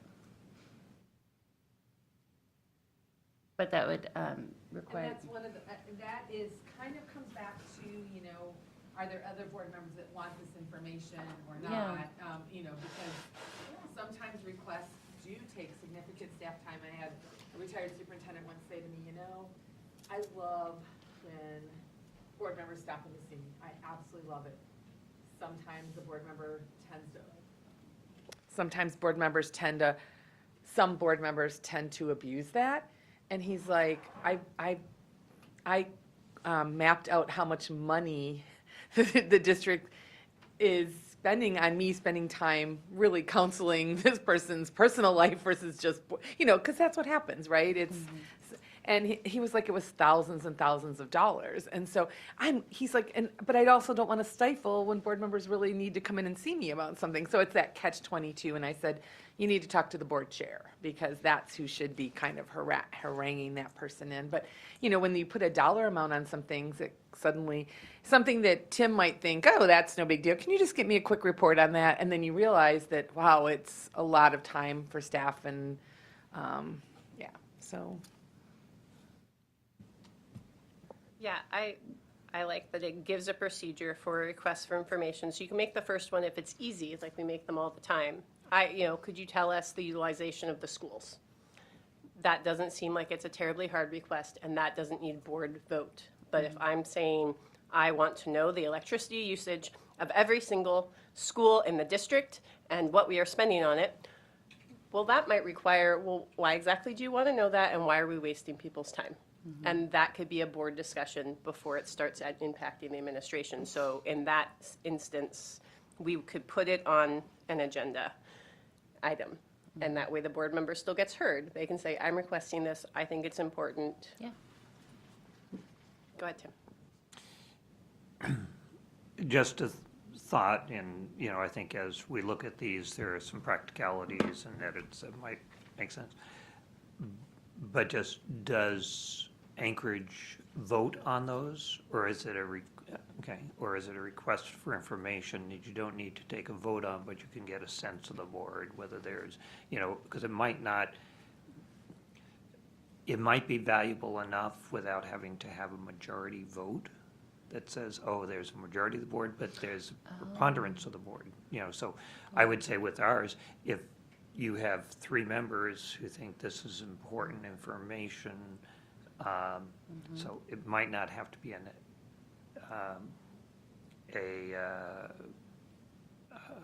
an action item as much as getting I read this as it's the desire of the board. So I would say that it probably is put in front of the board for a vote because it is saying the board, not just, I'm just, like what you were asking, do you think Anchorage votes on this? My gut is that yes, they probably do.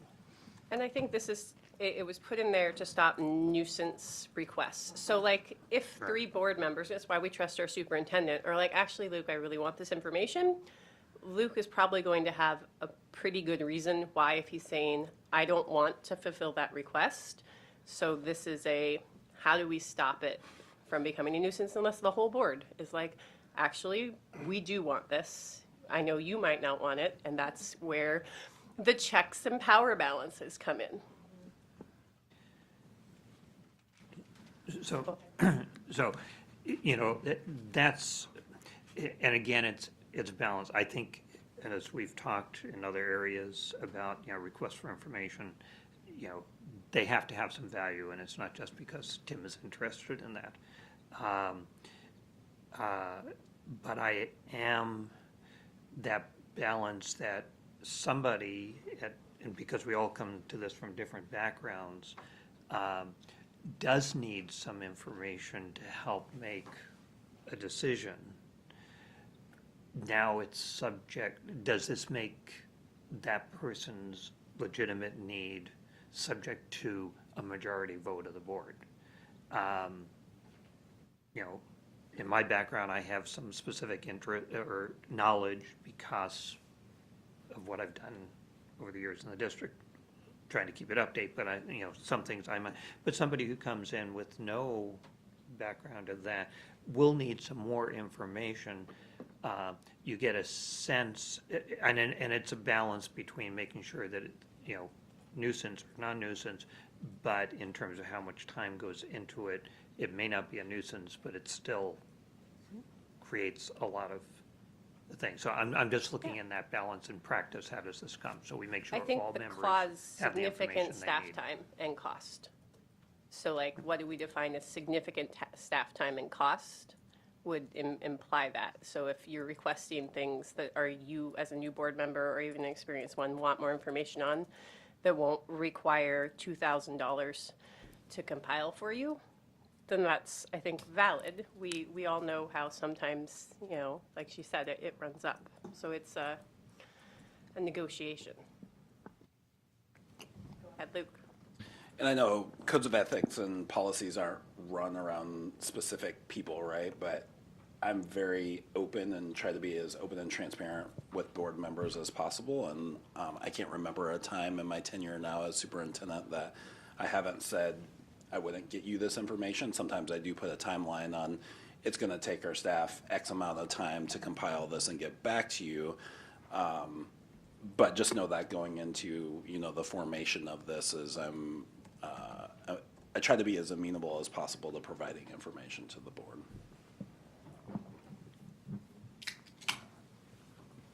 Sorry, Erin.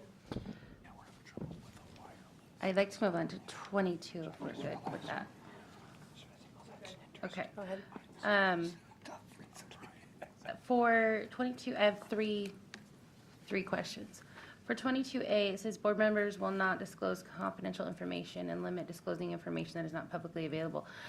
Is that confidential information, is that of the staff, and I would actually ask to broaden this to community members as well, but staff and community members, or is that district confidential information? So when you're talking to someone that has asked for an off-the-record conversation, is it saying that we won't share their confidential information that they're sharing with us, or that we won't share with them confidential information from the district?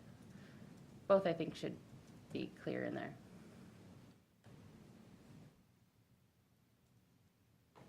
You skipped ahead, so can we catch up and read? Totally, yeah. Sorry, I thought we read through 24. Maybe we did. I thought it was 22. Yeah. But it is 22A, so. Okay, Yeah. I'll wait. The rest of mine are through 24, so I just, let me know. But were you talking about the part in 17 in that middle part that also talks about confidentiality? No, that one makes sense, actually. The one that I'm talking about is 22A, where it talks about when you're having an off-the-record conversation with a staff member, and again, I would add community member to that as well, that board members will not disclose confidential information. Is that district confidential information? Aaron, just to let you know that there probably is another one, communication with the community members.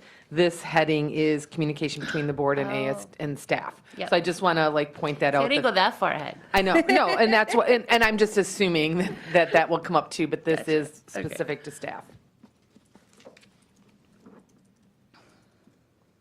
My interpretation would be that we don't disclose district confidential information. So if somebody was complaining to me about something going on and I maybe had more background information about a personnel file or an action, or, we go and hear about that kind of stuff, that I will listen, but I can't fill in the context, even if I think it would make it.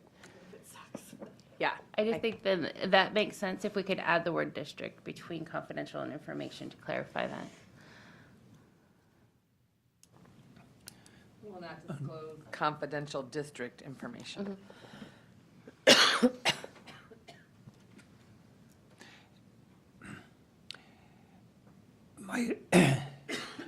Why would we limit it to district confidential? If that's what that statement means, then it needs to be clarified for that. It goes on to say when to share with the superintendent, but I'm waiting for y'all to read that. I think the implication of an off-the-record conversation means that you are agreeing to protect that person's confidentiality. Like, that's the generally assumed understanding of off-the-record. You cannot quote me on this. I am just letting you know. if I'm talking to the media, is this off the record? It means you didn't hear this from me, and I expect you to protect that. So this is more board members' responsibilities to the district, that in those off-the-record conversations, you shouldn't be sharing district information. Yeah, I appreciate the clarification and adding that in there. Go ahead, Luke. I think that or the way that is worded is it almost encourages off-the-record conversations, and I'm not sure as board members you have off-the-record conversations. That goes into the next 3 questions I have when you guys are ready.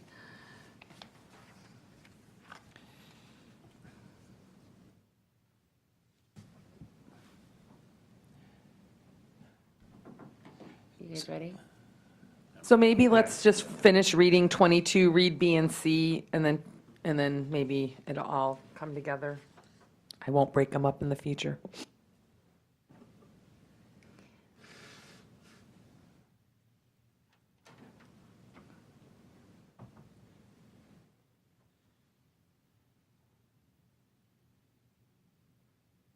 So 22C I think it's a bit hypocritical against our discussion yesterday about the superintendent and the board chair having access, receiving readily all emails, because it then identifies who was providing the information via email. If we were to keep this as it is, I would suggest that we add except for emails, because that's not the practice that's actually happening. And that way people know that their emails are not subject to this off-the-record confidential type situation. Because it's not, if it's going straight to three other people, and then it's public record as well. So I think some clarity under that might be helpful. And then it says, communication pertaining to criminal health and safety issues will be referred to authorities or staff for action. I would actually, instead of staff, I would say the superintendent or their designee. And then for 24, it said board members may request information from ASD staff that is readily available. I would suggest adding through the superintendent, board members may request information. We've had board members in the past go straight to staff, and that's, in my opinion, inappropriate, unless the superintendent has authorized that.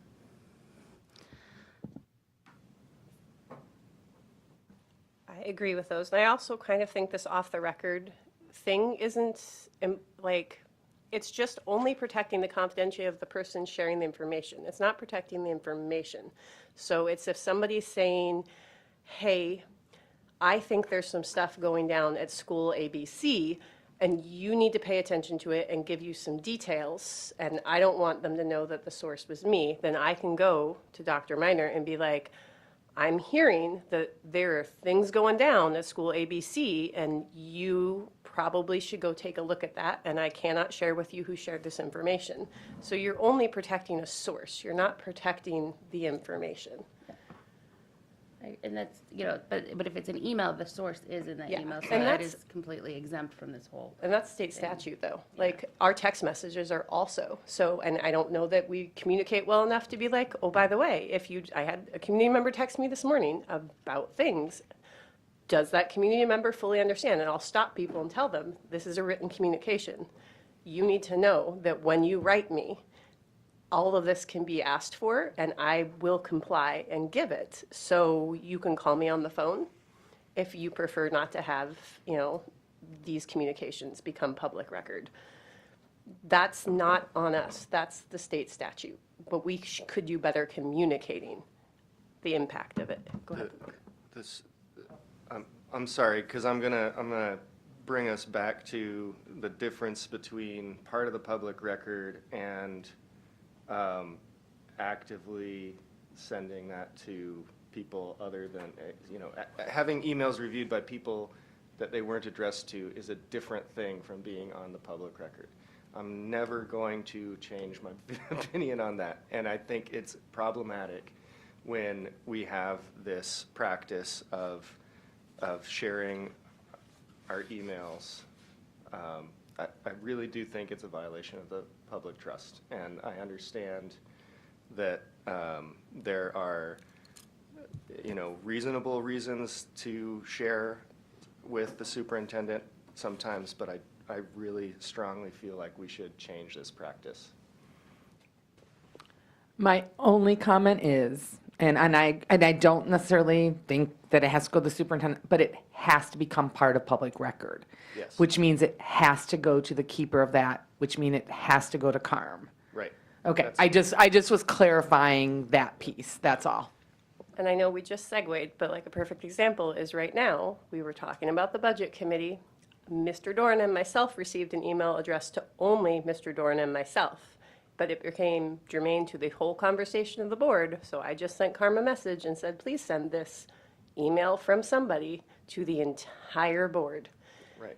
And I think that that was reasonable in this particular case especially. But if someone who is not board president or not superintendent receives a direct email, those people aren't expecting it to be read by other people, and I think it's problematic when that is happening.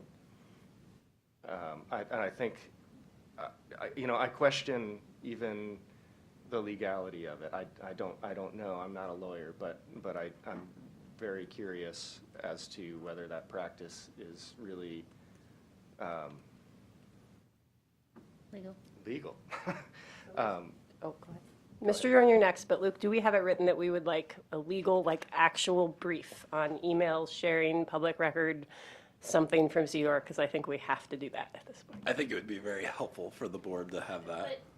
To be clear, when we asked just to save money and to be very specific, it is not that, I haven't heard yet that the argument is that it should not go to CARM, or CARM should not have access for record-keeping purposes, which is what is in our policy and state law. The argument right now, or the debate, the discussion is specifically that it go straight to the board president and the superintendent every time. That's the specific question, not record retention practices, but that other part. And so I'm seeking a legal opinion on the legality of CARM forwarding those emails to the board president and the superintendent. Not, he won't weigh in on whether or not it's good practice, but he'll weigh in on the legal side of it. Well, I would like to know what the legal side is on board member communication between anybody, not just board members, but state legislators, Timmy, Lon, anybody, CCing CARM, like Bobby said, that's a record-keeping deal. If somebody wants to FOIA us, Freedom of Information Act, then go to CARM, hey, I need this. But if a community member wants to discuss something about the president, or the community member wants to discuss something that doesn't necessarily affect the president or the super, like, do we really need to CC the president and the super in every single email? Or can there be those communications where we just CC CARM for record-keeping purposes and we can still have those communications without necessarily involving both of you unless absolutely necessary? Because sometimes the community members just come and express concerns and just want to have that one-on-one conversation, as been stated.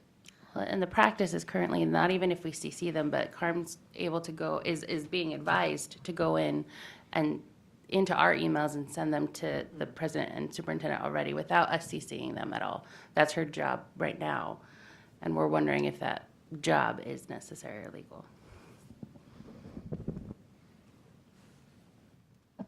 Either one. So I'll respond to that. So on the necessary part, I do think it's very helpful for the superintendent and the board president to have contextual information that might be floating out there that's not readily available. So just from a sheer position and doing my job effectively, I think it is helpful. I understand the concerns that are there. And I think, as has been said, whether or not people understand that their communications with board members are a matter of public record, I think we could do more around that in terms of the educational piece. But at the end of the day, those communications are a matter of public record. Yeah. So every bit of training that I've heard on this and stuff, if it is sent to me it's in my capacity as a school board member. So if it is on my K-12 North Star account, which is my school board, that is public record. It is to me as a board member, and it is to the board. I think that's a separate in terms of these off-the-record conversations, because if it's in an email, it is on the record. Period. That's not germane here. But if someone writes to me individually, and, because they know me, or, and each of us have different people who, but in our capacity as school board member, it is public, and it should be, and it's information that's shared. And so I think that as in practice, we've done if someone has responded individually because it was written to that individual, I think that's appropriate. But then it is same thing, shared to the board. It's not a board response, it was just my individual response. A board response would come from the president. And I think cognizant of that, when we are responding, we have to be well aware we are not responding as the board. And in some cases, you have to be clear with that, or, in some cases, over the years, I've said, this will be, I'm requesting that this be shared with the board. In an off-the-record conversation, it sort of becomes off the record if they don't want it brought forward. And I'm thinking, and then again, I go back to keeping it generic, disclose confidential information, because in that conversation, somebody may share confidential information about themselves. It's not district information, but we can keep that confidence. It may be they're checking in terms of their child and they don't want that go. And it could be that conversation that, where do I go with this? Oh, did you talk to, this is the process. And I get it enough. I talk to the principal, but where do I go? And as a principal, I've told many parents and said, hey, the assistant superintendent is my boss. And if you don't like what they say, if you don't like what I say, fine, give them a call, chat with them, If you don't like what they say, the next one is the superintendent, and, but there's a process to do. So I think in terms of that but it's also that recognition too, that if you don't want me to do anything, you want to stay anonymous, then it dies. Anonymous is, I can't do anything, and I have those conversations. If it is a generic thing that, the superintendent should have an awareness, this is out there, I can do it generically. And I think I have that responsibility. So I feel like we're a little bit bird walking around this topic, and I don't think we're going to come to a solution on this today. I think that Luke has been given directive to find out from legal counsel all the ins and outs of this. So can we just pause this conversation and keep moving forward? But Luke has something to say, and I'm never going to cut off a superintendent. Oh, I appreciate that. I did want to come back to the conversation of off the record, and so there are limits of what I can do and what my staff can do in terms of information brought to us off the record. And so board members having that understanding, if we leave this piece in, which I'm not opposed to doing, but for board members to really understand what the limits of the administration's roles and responsibilities around off-the-record information and what's actually actionable after that. I know people a lot of times get frustrated because they're like, well, we've brought this up, X times, but nobody's been willing to put their name to it and had it documented on, our side of the fence. And everybody has due process rights in terms of their employment. And so you get into a lot of legalities then and procedures on our side. And so just as, everybody's aware of that, contextual information can be fine, but sometimes if you want clear, actionable steps, then it needs to become an on-the-record conversation. Go ahead, Erin. Okay, I'm just gonna say the elephant in the room. Should we just get rid of the off-the-record part of this? Because it's not real.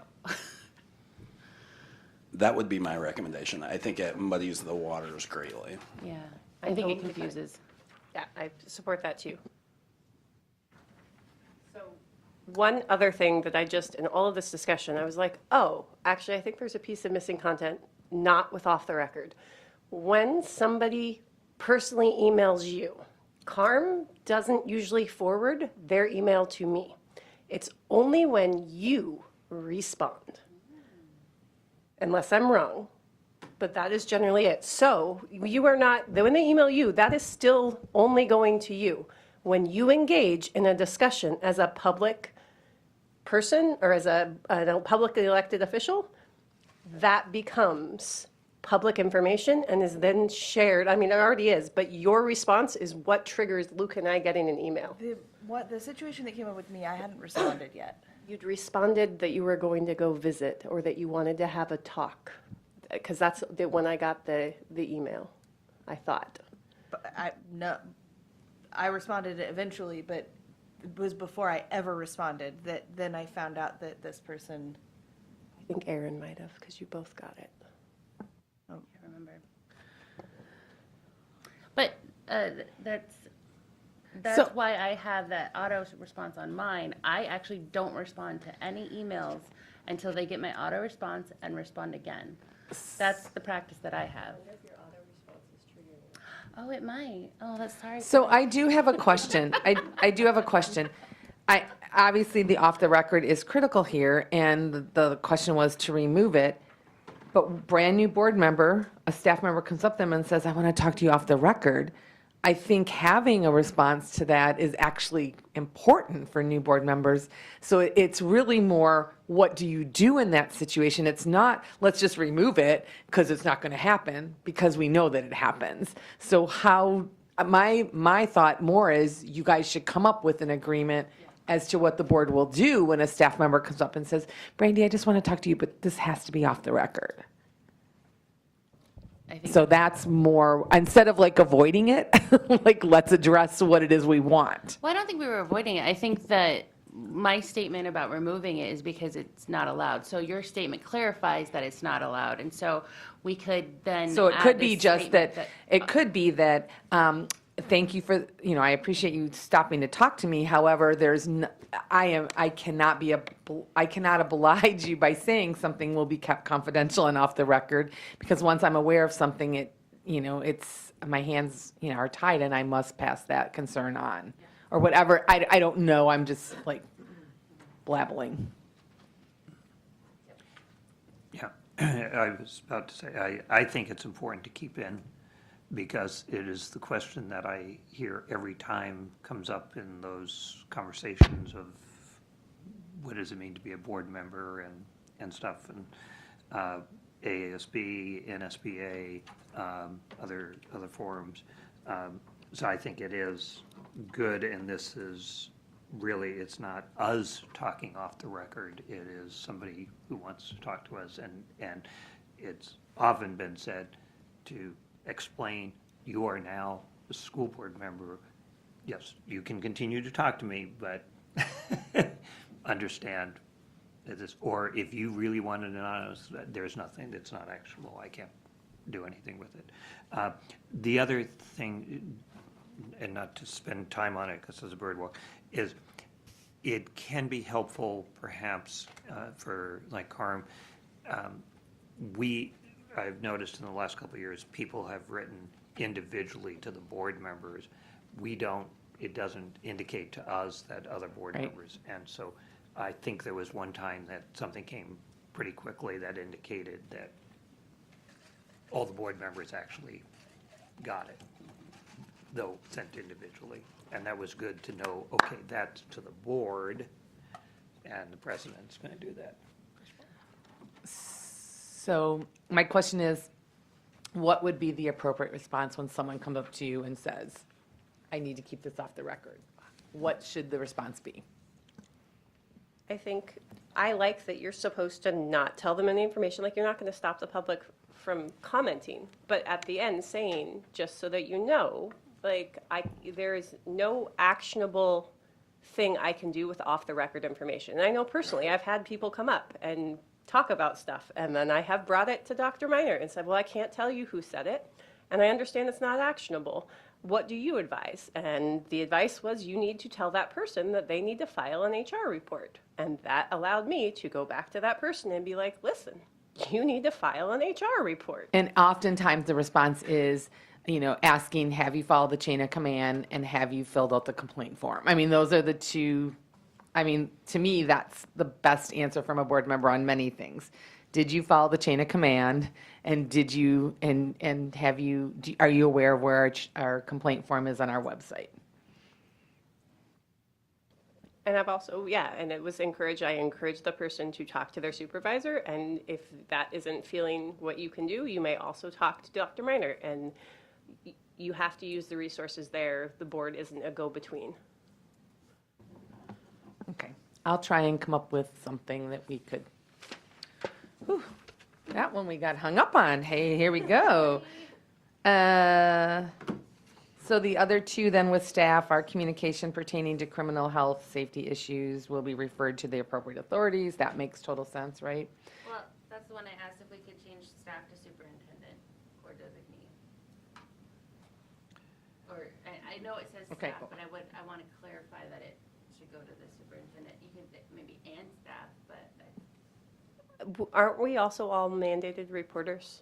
So it's Yes. also proper authorities. no, I don't want to take out proper authorities. I just want to add superintendent in a more priority kind of way. Proper authorities and superintendent or designee for action, period. And then on 24, I suggested adding through the superintendent, boards may request information. Would it be superintendent and board president or just superintendent? I would say superintendent because Yeah. it's And then it goes. this, Yeah. All right, let's go through 25 to 30, communication with the community. Aaron, see if your issue is addressed here now. Sure. I'm sorry. No, don't be Just sorry. to comment, if we do change 24 from staff to superintendent, we don't need the second sentence. Yep.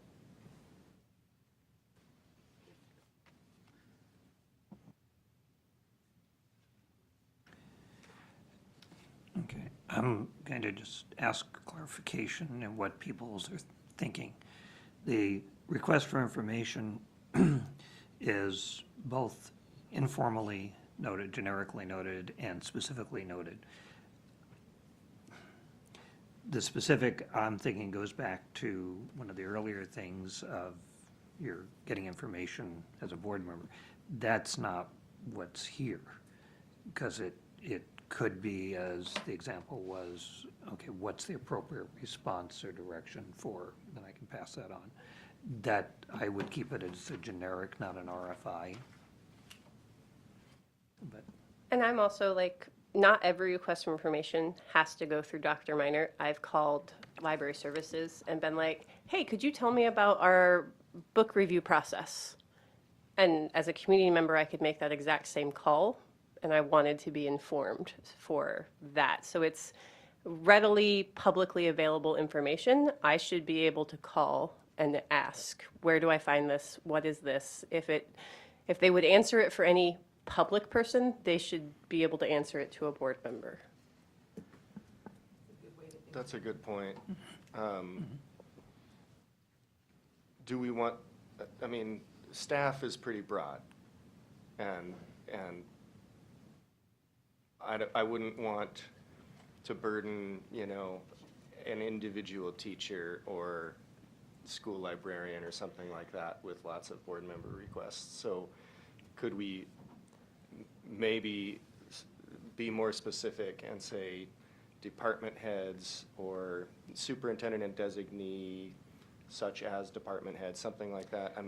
I don't know what the What appropriate if level would be. the first part, board members may request information from ASD staff that is readily and publicly available. That clearly defines, like, you could talk, and if it's publicly available, they should be able to provide it to you pretty easily. Like, that's just part of their job description. If the information is not readily publicly available, through the superintendent, board members may request, the further information. Go ahead, Luke. I mean, I do like Bobby's suggestion that board members, whether you know it or not, carry a bit of authority with them. And just because a teacher might know information, they might be uncomfortable having that conversation with a board member. So it could put them in a difficult position, which we don't want any of our employees to feel. And so I do think that a certain level of administration should be defined if it's not just the superintendent. Should we limit it only to administrative ADC staff? Like, I'm thinking, I go to Flora at Teaching and Learning and be like, hey, what about this? And she's a great resource, and I don't, but I wouldn't go to my son's teacher or, if it wasn't to the librarian at Pearl Creek and ask her for a collection of all of her library materials, even though that is probably publicly available.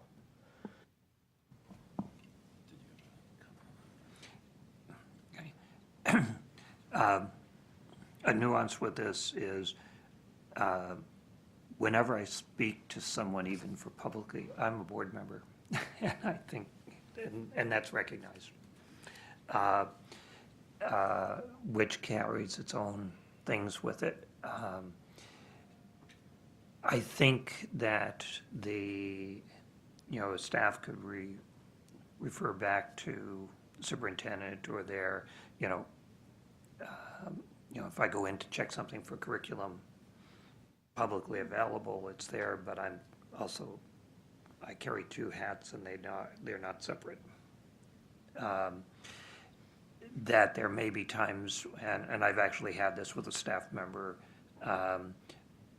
where I was able to say, check, because the information I wanted sensibly, but it's in keeping, a person actually checked with the superintendent to say, yes, and it said, yeah, absolutely, give this information. So I think we need that latitude and to recognize, and I think that also comes from the superintendent to let staff know and provide some guidance of how they would like that communication, and says, yeah, good, you can go ahead with this. Or it's not a big request for information, it's just where that message is, what the district is, because as we know, even if I speak on issues I'm not, and I say I am not representing the board, I am speaking on my own behalf. I am also recognized, they know I'm on the Fairbanks School Board. So I'm hearing, I just want to clarify what I think I'm hearing, that the statement remains, board members may request information from ASD staff if it is readily available. If the information is not readily available, a request can be made through the superintendent. Is that what I heard? Or the other one I heard was, through the superintendent, board members may request information from ASB staff that is readily available. My one question is because it sounds like Tim wants it to be more like everything goes through superintendent. Is that bogging down our superintendent every time I had a teacher ask me a question? And I know this year I went to Teaching and Learning and I was like, do we do this? And did Luke need, because it was just a clarification on like our testing procedures. And I would have made that exact same phone call as a public person. I was like, hey, what is this? Do we need to run every one of those through Luke? Is that an appropriate thing, and does that bog down his time? Okay, let me clarify. I am not suggesting that everything go through the superintendent. Okay. Because, and I think that readily available reflects anybody can pick up. I mean, without getting too wordy on it, I think, yeah, it's readily available, it's there, boom. But I do think that for a staff member looking and saying, what's my communication with the board member, I think having that they could refer and encouraging, or letting them know that, yes, it's fine to say to a board member, let me kind of check.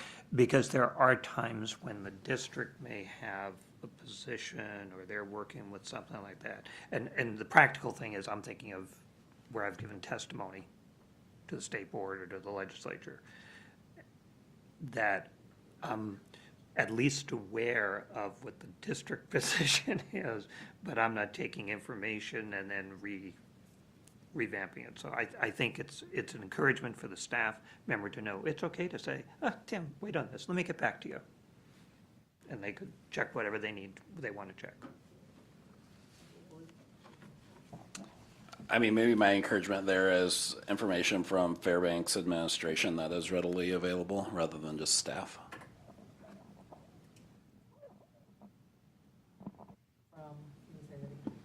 Say that again. Fairbanks administration. Fairbanks administration, administrative staff or Or administration? District instead of Fairbanks, since it should just be our own. Oh, Sure, yeah. district. It just says administration. ASD over and over and again in this document, so. District administration. Okay. I think we should leave ASD in there. And then if anybody has a question, hey, it's, it's all their fault. We're calling Margot and we're calling. All right. there. I'm going to get us moving forward a little bit. So let's just read through the communication to the community. So let's look at that one.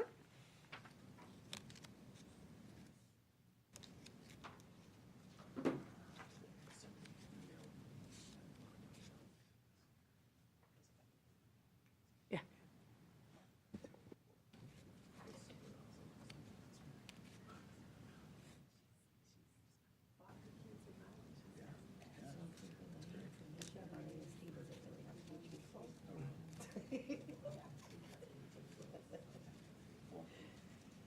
Can we just make up stories about ASD?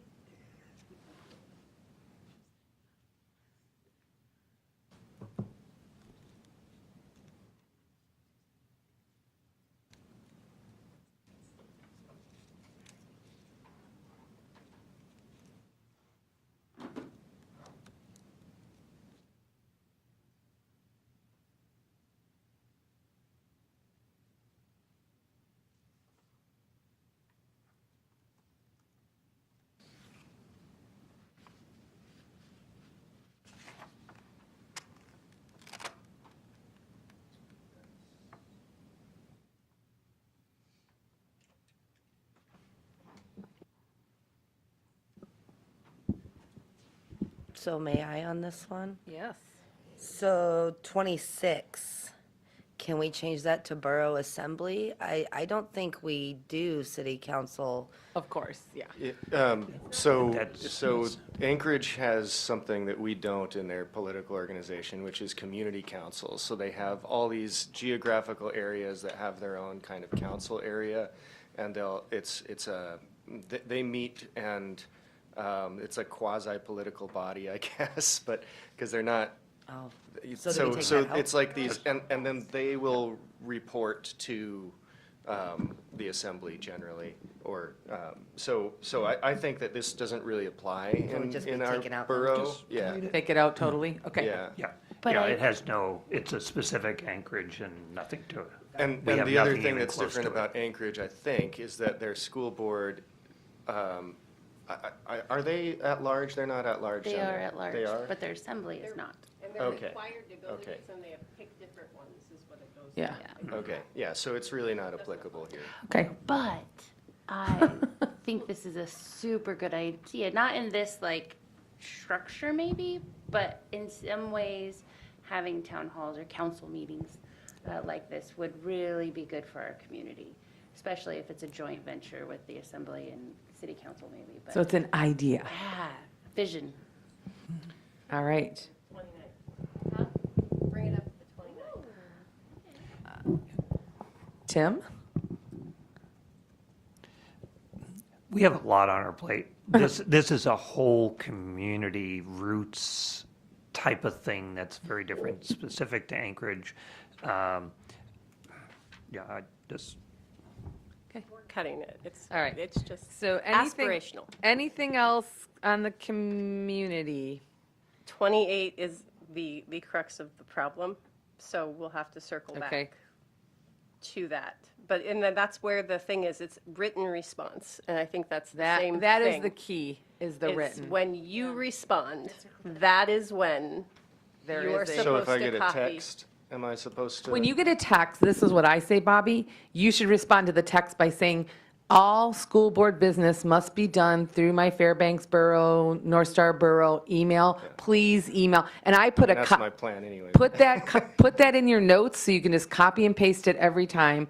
I cannot do business of the board on text. Please email anything to this. So I don't even engage beyond that. Or you can ask them to call you. That Yeah. is the other thing. I'm like, can you call me? Yeah, that's true. But I do like how it does say in here written, the written part. So does that mean I need to turn my auto thing off because if that is triggering the email to then be sent, when that was not the case, I mean, that defeats the purpose of my auto response because if it's me sending back, but it's not me engaging that conversation, it's me clarifying for them what's going to happen.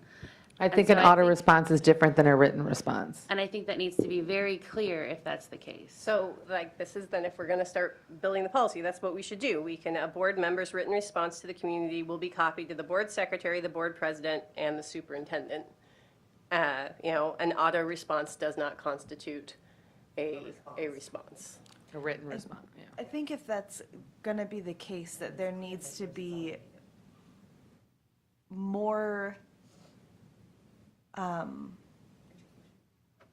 well, beyond that, like a understanding of what the intention is there, or what a board member and the community can expect to come of that happening. That, is it to make it public knowledge? Is it to make everybody aware? Or is it so that somebody can act on it? And if it is that once that's public knowledge, it's understood that anybody could act on it, that then there's a really important communication piece so that trust in individual board members is not lost or broken. That like, if, like in what happened with that email, that like, if I then, it was important that Luke follow up on a piece of this because it was a big piece of information that was shared in an email that needed to be followed up on, that then if I have been looped in, that had been followed up on, then my correspondence with somebody would be better informed.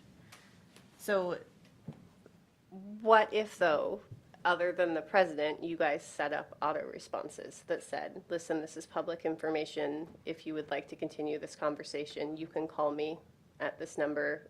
Once I respond through my board email, any response and your email will be forwarded directly to the superintendent and board president, should you wish to continue to engage in this conversation via email. well, but still, even then, the communication thereafter, like if action is going to be taken by somebody by not me, Yeah, you should bring it to Luke, and you should tell him then. So then you're still in control of who's getting the information and when. No. Nobody sees it until you've written a response. well, Just Carmen. theoretically. But like then that auto response triggered. But we're gonna try to fix it, and we're Right, gonna- but so, okay, so we do those things. We have an auto response that here's, this is public record. That still doesn't ensure the next steps of how that's walked out. That, okay, it's public record now, but an email came that, just using this specific instance, that the email came and the request was very specifically to have a meeting with me and Aaron.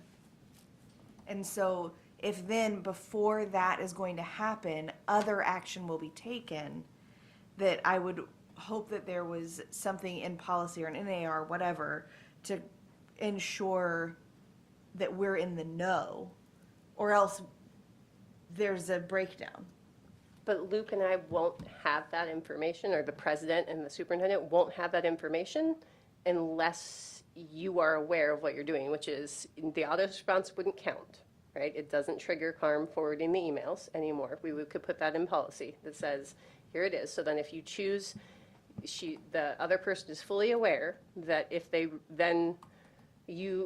respond and be like, yes, I want to continue this conversation by email, they're aware that other people are seeing this email. Or if you But choose being not aware that they're to, seeing the email is not the same as me being informed if action has been taken on the email. okay, so you're saying, say we engage. Yes.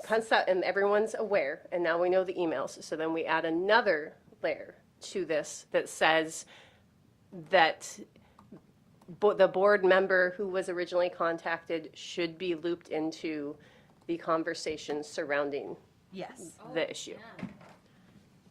I wasn't understanding what you're saying. Yeah, no, that's okay. I think it'll be a really delicate balance in terms of writing out that policy if we go that direction. Because there are a lot of things I can't share with the board in terms of next steps. And so it would be a threading of the needle of sorts to get to that language. Even just, we are moving on this issue. It doesn't have to be Yeah, no, anything. yeah, It is simply, yeah. will be made aware that the superintendent will take action or is engaging. That would be enough information. Go ahead, Tim. I'm almost thinking we're threading the needles too, or not even threading the needles. An auto response is not a response. We said that. Right. I wrote that in here even. Well, yeah, but whether it's just even the one that comes from the acknowledgement from the executive assistant, that's really is just acknowledged, we received your thing. The executive assistant doesn't respond to it. That's, you know, that's all it is. If we get a note that somebody's has put in, well, I'm traveling and have, you know, may or may not be able to respond, that's not a response. The one that, you know, yes, I've seen in terms of errands, that's not a response. It's just an awareness. So I think I would caution getting bogged down in too much wordage but a written response is there. Ostensibly, if I got an email that was alarming, sent to me, that's probably right. Carm looks at it, or, you know, the executive assistant looks at it and says, oh, and lets the superintendent know, because, you know, that's fine. I mean, I'm just thinking we're getting bogged down in too much specifics and, you know, what ifs. So I just feel, other board members though, like, as a situation like that did happen this year among other board members, and people felt hurt by stuff that happened. So acknowledging that happened where it might not have bothered you, I think it's okay to say we're threading the needle enough, and that if something like that happened and maybe the member didn't check their email and Carm saw it and she's like, this is a problem, that's a point in which Carm should tell Luke, and Luke should call the member and say, I've seen this email, this is something, like, that's a superintendent's authority, and then he can loop in the president, but that's so the member knows that somebody has emailed them and that that we're doing something beyond the scope of reasonable, or what we do every day. And my auto response, it already says, please note that any and all correspondence sent or received from this email address is read by the board president, superintendent, executive assistant. Also, any and all correspondence sent or received from this email address is subject to the Alaska Public Records Act. And then it says that means that anyone can view this email, including people intending to use it for nefarious reasons. That's specific. That being said, if you would like me to respond to your email, please reply to this email, and I will do my best to respond in a timely manner. If you would like to end this correspondence, you do not need to do anything further. This is not related to the Fairbanks North Shore Borough School District. Please do not use this email address. Instead, please call me. And I did clarify with Ms. Richardson that she's not forwarding email. Yes, based on the auto response, which I'm happy to report. All right, well, I'm going to, again, keep us moving forward. Hey, you know, sometimes Sometimes I can figure out how much time things will take, and other times I'm wrong. Today, I was wrong. So, but what's interesting, it keeps coming back to the same thing.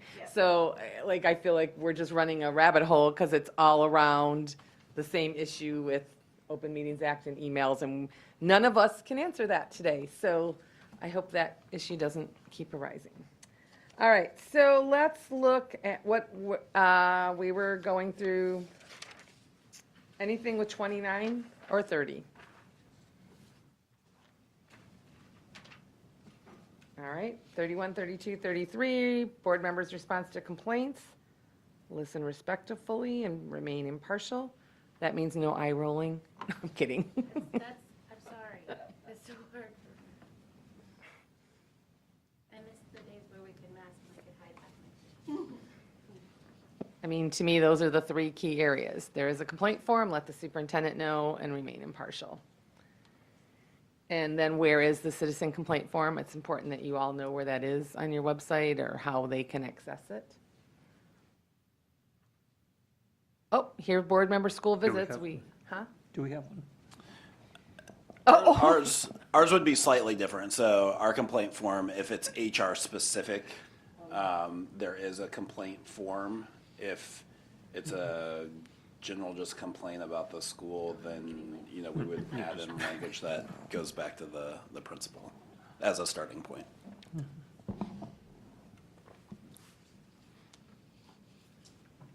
So we may need to wordsmith that one a little bit to make it Fairbanks specific. I'll let you wordsmith that once you hit that.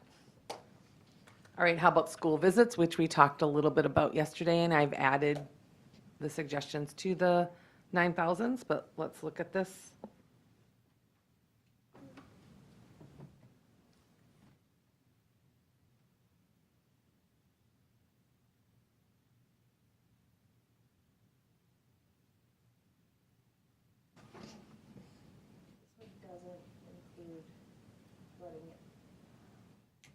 This one doesn't include letting the executive assistant or Right. anybody know. So I think what you need to do is merge that policy with this area. And then the ones that aren't included in your policy would be just the reminder not to interrupt any instructional. And then you assume no supervisory role while you're there. Don't be a ding dong. Can you define that? Well, the question about the assuming no supervisory role is there have been, like last year with sub shortages, I know April and myself both went and hung out in DeWild to help alleviate the problem and monitor students. And they had us bring kids to the bathroom because it was a no hall pass day and bring them back. And it was specifically to that. So like we were given a supervisory role Of students in of particular. students in order because they were so short-staffed and they had written an email and said, but like it went through, we told Dr. Meinertley, or at that point he wasn't, but we were going to go by and do this. I mean, I think that would fall outside of board member school visits. At that point in time, you're a volunteer, and so it fits within another bucket in my idea, or my thoughts. It's just, in my mind, it's like when you're visiting a school, you're not automatically like directing staff or telling students what they should or shouldn't be doing. All right, the next one, we are not going to get hung up on A or B or C Timmy, I have 6 questions. or D. Clearly, I'm just going to skip past this one, but once you got it in place, you're going to come back to this one. And 41, this whole thing, we're just going to move on. We already talked about 43 and 44, and I added 44 with a few edits into the agenda portion of your policy manual. Again, some of these, what you need to do is cross-reference them with your existing bylaw. So I think the first thing would be is to vote on the bylaws and then go in and fix this and then bring that forth to add to the bylaws. I think what we're trying to do is just do the big picture, like, is this a good thing to include in this sheet? Like, not specific details. So I think it's good to say that the superintendent's going to provide things at meetings.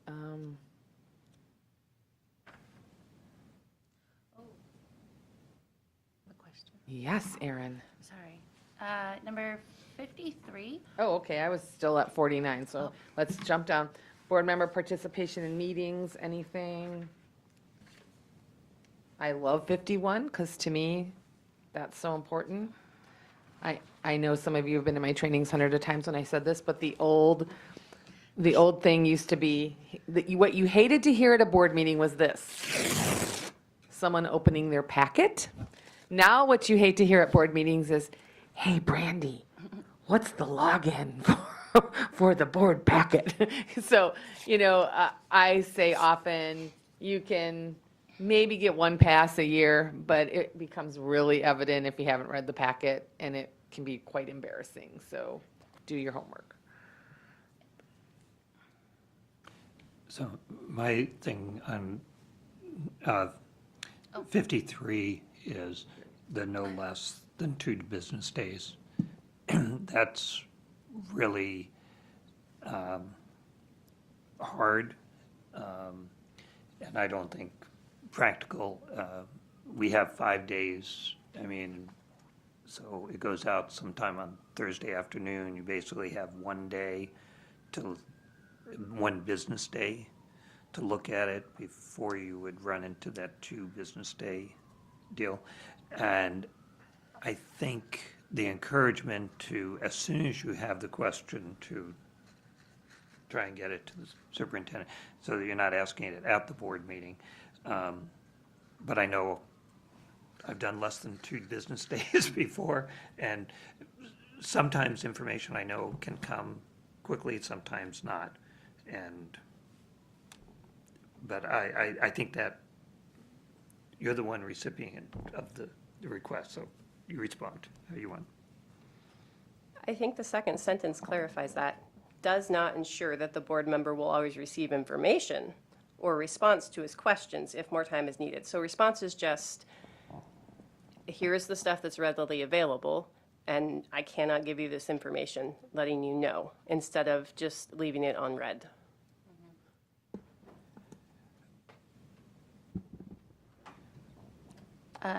I think it's an important piece to have because we've experienced no response, not from Dr. Minor ever, but it was an issue previously. So as a solution to that issue, I do think it's needed, but I would love Dr. Meinard's opinion on the number of business days it would take to just respond, not to provide the answer, research, resolution, whatever, but just to respond. What would be a realistic number of days, in your opinion? I don't know if I would even put a day number on it. Maybe that's a bit of a punt, but just the superintendent will respond to board member questions. And if I'm not, consistently responding in a timely manner, then that's something that comes up through the evaluation process. And as a board, you're just like, you need to get quicker with your responses and more detailed or something like that. That sounds like a great solution. I just realized I'm going to be sitting for a lot of hours on a plane, so I'm going to walk a little bit. So in that Tim? whole section, 52 is that the member will send their questions at no less than 4 business days prior. So that should be adjusted. And in 50, it says the agenda packets will be no less than 6 business Well, again, I days. said this is where you need to So- align these with Yeah, your so policies. I'm just pointing out Yeah. that we make sure that Yeah, absolutely. Can I clarify, Dr. Minor, do you want to remove no less than 2 business days or no less than 2 business days prior to the regular board meeting? Because my suggestion might be to keep the regular board meeting piece in so that board members do not feel compelled to have to then ask the question from the dais when it was much easier to ask through conversation. Yeah, I think it depends on where we shake out with the number of days, backwards planning this out, if we are going to adjust the time for the board packet, like move that up earlier in the week, then potentially leaving it there. If not, then I don't know. Yeah. But I get what you're saying. It is very helpful to have questions prior to coming to the meeting. And I'll always try to respond, if I can, before the meeting. But if I'm getting them the day of, it becomes challenging just based on my schedule for that day. And Luke, can I just ask a clarifying question? When you get a question from Aaron, do you respond to all board members? Because sometimes that's helpful so that all board members, like, hey, I was asked this question, I just want you all to know what my and then my second part to that would be, I would recommend you still ask the question at the meeting, because now you know he knows the answer, and it shows good public. It's totally your call. I just know that a lot of superintendents have gotten in that habit, because they feel like, oh, if one board member asks it, maybe another one is thinking it, so. Yeah, I don't always. If I know it's percolating and pertinent for the entire board, then I'll do it. Or what I oftentimes do is put it in my board update for the next week and just reference the Perfect, information. yeah, that's perfect. Yeah, and I just want to recognize too that I know from personal experience, and I'm sure for others, that when I've sent a question, often you've included it right in the board meeting as part of your superintendent piece, so we don't even have to wait till the end of the week update. You've helped to inform the public and/or us, so. Moving on, 54 and 55, I've never quite seen it spelled out like this, but wow, 55 gives some direction.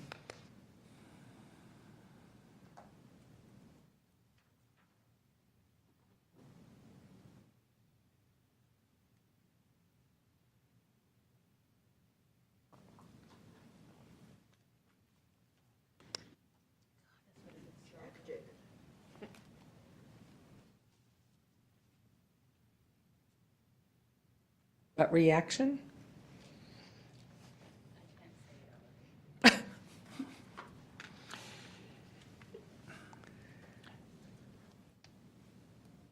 My reaction is, it's so unfortunate we have to have that, Yep. My assumption is we are going to act professionally, and I think since when we get to the board norms thing, I think one of the things that our board norms did was help to address that.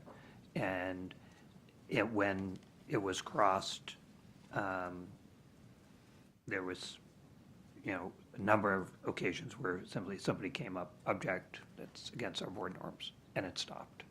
I don't have any great thing. I mean, that should be the way you're doing it, and we know that there's enough across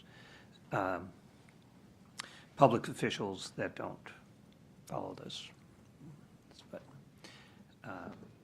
anyway, that's my gut reactions. Brandy? As the president, this was something I pulled from earlier too, that I was like, okay, this was really nice because now I have a delineated, this is how you approach this, should this happen. It gives me something to fall back on. And you never know how much preparation the president will or won't have. And so that's great. That says, here's our accepted way how we will handle if somebody is continuously violating board norms. And it reminds you to go and have a conversation in private, to recess, to not, it's just good practice. And I always say it's best to put these in place when it's not happening, so that when and if it ever does happen, you're not looking reactive. You're actually like, oh, we were proactive. We've had this in our book for a long time. So just that's my only thought on it, because sometimes boards are like, oh, we're great. We don't need this. And then all it takes is like, boom, and I especially like number 56 because we've had challenges of the chair, point of orders, and I think in the past, feelings have been, it has been taken personally by the people that are impacted by those calls, but they're Robert's Rules of Order parliamentary procedures that are acceptable and not to be seen as unacceptable behavior. Is anyone opposed to having this in? No, I'm not opposed. I think that it might be good to add something in here about what other members can do other than the president. Because sometimes the president might not pick up, or might not recognize or realize that there's a violation of policy right away. And it, so a clause that Putting says something other in board, members I may think the raise board a member point. could say point of of- order, so we can add that in before the president calls a Right. recess. And Okay. that's in Robert's rules and everything already, but I don't think it hurts to have a reminder here. Especially this is for new board members, learning how to do Yeah, and I'm with that. I did have a question here in terms of the calling a board recess, because in practice, when we have had a member call a point of order on it regarding our board norms, it was taken care of quickly, and that's what it should not necessarily need a recess. I So think, maybe when there's- I'll add a statement in there that says any board member should call a point of order, and if behavior is not changed, then the Then board the president will recess. call the recess. Okay, that sounds, It's it's better actually to a be really able good to keep addition. moving along than getting caught up in. I can see a recess actually escalating the situation, whether from the board member or public supportive of that, so. anyway. Melissa? I'm wondering if we shouldn't be a little bit more specific as well. I know it covers it pretty good. I'm just wondering if we couldn't include the words, like, it's somewhere in between the disrespectful, the rude remarks, interruptions, yelling, name calling, disrespectful verbal body or body language to fellow board members or members of the community.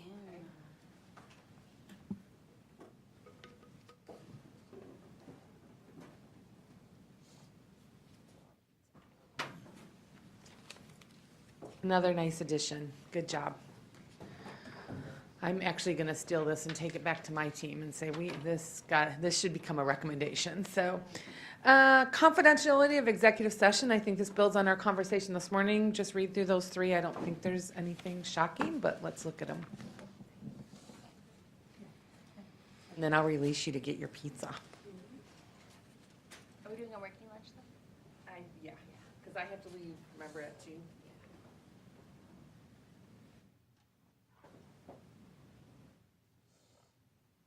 Jasmine, is it possible to turn on the gavel to gavel on the TVs during, oh, no, we're working through lunch, sorry. My mistake, never mind. My brain was processing. We're gonna take 15 minutes to eat, so what I meant is I just don't want you to leave the building and run off and go to Sadler's, so, okay. We could turn on gavel over For the lunch. Rules at SB 140, yeah. All right, let's just, this conversation around executive session, anything? Okay, keep it as is. So let's get our meals. Let's see if we can turn on gavel. Let's enjoy our lunch, and I'll bring us back together in about 15 minutes at 12:30. The commercial? Pizza.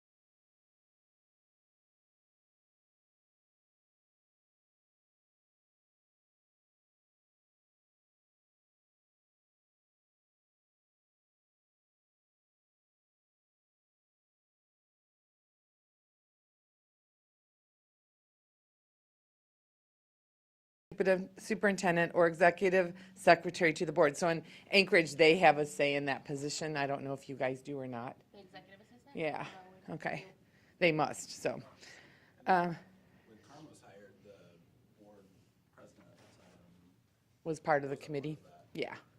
But the board itself had no idea what was going on. In Ohio, the school boards also hire the financial director in the, so it's really interesting because my colleagues there are always talking about that they, not only do they do superintendent searches, but they do business manage. I'm like, oh my gosh, we don't have, I mean, that's even harder to find than a superintendent. So just let's look at these real quick. What is appropriate for here, what's not? So my question, sorry, I know I read ahead. Number 60, superintendent shall select, appoint, and otherwise control all school district employees that serve under the superintendent. Here's the kicker. Subject to the approval of the board. I don't think we have ever approved anybody that our chief school administrator hired, that the super is hired. We've not approved, we don't do that. It's in the statute, though. It's this weird thing, like when we send out the contracts, my signature's on all of the contracts that people have to sign, because the school board does approve, but we don't through like board action. It's the state statute. Yeah, see? By certifying. Timmy's face tells me we should be doing this differently. All certified are the board. In Oh, part of okay, our well, consent agenda. After the fact, they've been hired and we're. Yeah, that's No, after. Actually, by law, they are not. they're It not is until pending- you're It is pending a board pending approval. board approval by state law. So I didn't know. No, No, they're They notified. start. Yeah, they start, Everybody they work. starts and everything like that. So if the board were to say no, then they have to go back and say. Yes. They just, Well, Yes. here's my Yeah. question. yes. And maybe I'm wrong here, but should we remove that from the consent agenda then? Not that we would ever say no to anybody, but so then that way we're actually like, we're approving this? No, most districts have it under consent agenda. Does it? Okay. Yep. It's just, it is usually a formal, it is a formality. However, occasionally, when you see the list, some people have been known to, on a board, to say, as long as I would like to remove one person to discuss an executive session, of course. And usually in those situations, okay, as we are buying for teachers across the nation right now, like, you got to jump on it when you can. So that is why getting them hired and getting them through is important. Secondly, typically in districts of your size, there are not many concerns. It's in our small rural communities where everybody knows everybody, where somebody has a concern about someone where they may ask to pull them. It is a rarity, but certainly I would want to give the superintendent a heads up if you were going to pull someone, like, hey, I intend to pull Melissa's name from the hiring list, blah, blah, blah, blah, blah. And so, but it is a formality. Tim is absolutely correct. It is not done until you guys have voted that they're okay. It gets complicated when, let's just say you don't meet in July, which is super hard because that's when everybody's doing a lot of contracts. So again, offer the contract, assume it's going to be okay, and then you guys have to vote them in at the August meeting, put it on there. But if you're doing, as long as you're doing the certified staff at some point, then you are doing your due diligence. When some people are like, we don't do that, I was like, so that was my face. And I think some clarification is, because we've had confusion in the last year, that consent agenda is different than consensus. Consent agenda, there's been confusion locally here. Consent agenda is that we're not discussing them as individual, but they're all action items. The confusion over consensus and why I've strongly objected to consensus is we should be taking a vote because they are action items, they also are financial, et cetera. So that's why, and I appreciate Brandy recently, making a real effort to make sure we take a vote on those. So we're still accepting the consent because we're not doing each one, but we should have a vote, is been my feeling, and where we really need to have that reestablished. I recently took a class from 4Acre, which is a nonprofit consulting organization that was talking about language used in policies. And one thing that they were talking about is using nonviolent language or language that. Should be in the positive. Yeah, and so with that lens, number 60 states that the superintendent shall select, appoint, and otherwise control all school district employees. I wonder if we could switch manage. Anything really than control. Lead. I like lead. Oh, good. I'm glad you felt that way. We're on the same Otherwise, page. it might lead to some very, Control issues? sci-fi instances of installing software. No, I in think- a little remote, I mean, you can't do that, right? I think lead is a really appropriate word. I do too. I like that. Anything with 61 or 62 then? My one question is about the letters of recommendation and where, like, I know I had an ESSA employee who was directly underneath me when I was a teacher, who has asked me to write letters of recommendation. He was applying in Anchorage, unfortunately, and I did write him a letter of recommendation, but that's because in my prior board capacity, and this is Anchorage, I was his direct supervisor in a special education classroom. And this would say, though, that only if they were seeking a job in Fairbanks. Yes, but like, what if they were? Okay. And in my prior Yeah. job, I was his His supervisor. Board, what do you think? I think to clarify that, we might want to add board members in the capacity or acting as a board member may not. And that would mean that if you're acting in the capacity of his prior supervisor, that's different. I mean, they could be working inside the board member's regular day job, and now they want to work for the district. Does that still qualify too, as long as they keep their comments strictly to their understanding of the person's job as an employee within their prior organization? Like, if a Caroline employee asked you for a letter of recommendation, could you write it? If that was how it was worded. I think where it says board members, if, as Aaron is suggesting, in the capacity of a board member, May not. may not write letters. I think that's all you have to add. I would love Dr. Meinert's opinion, though, because this impacts his hiring.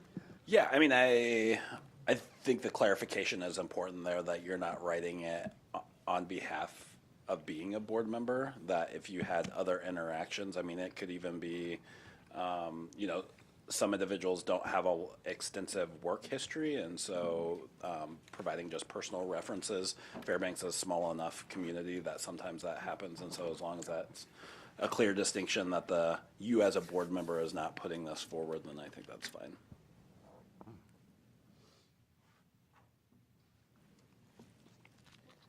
All right, how about our next area then? Superintendent performance. Well, we just talked all sorts about this. We had an ad hoc committee on it. I think we did nothing.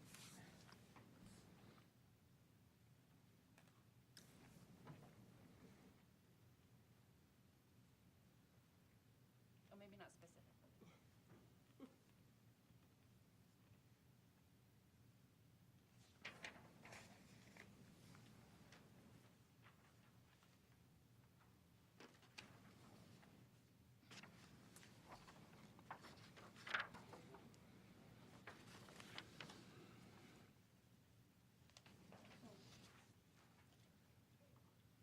I don't recall this being in policy, so it's kind of weird that it's here but not in policy.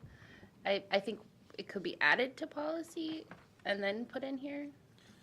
Or maybe AR? Oh, Well, one of the suggestions was putting this whole thing in policy, Yeah, so. I think it's a great policy. Yeah, the one concern that jumps out at me on it is that one member and the president can spur an investigation. And I think that's problematic. I agree. I think that should be, Yeah. I think that should be a board, I mean, that's a really significant piece, that action, and the board should be aware.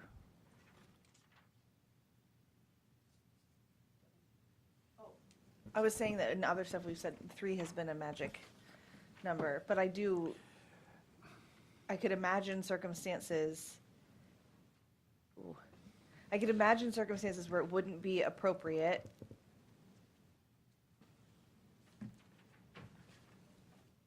for the whole board to know, but maybe I can't imagine those circumstances, that the whole board should be privy.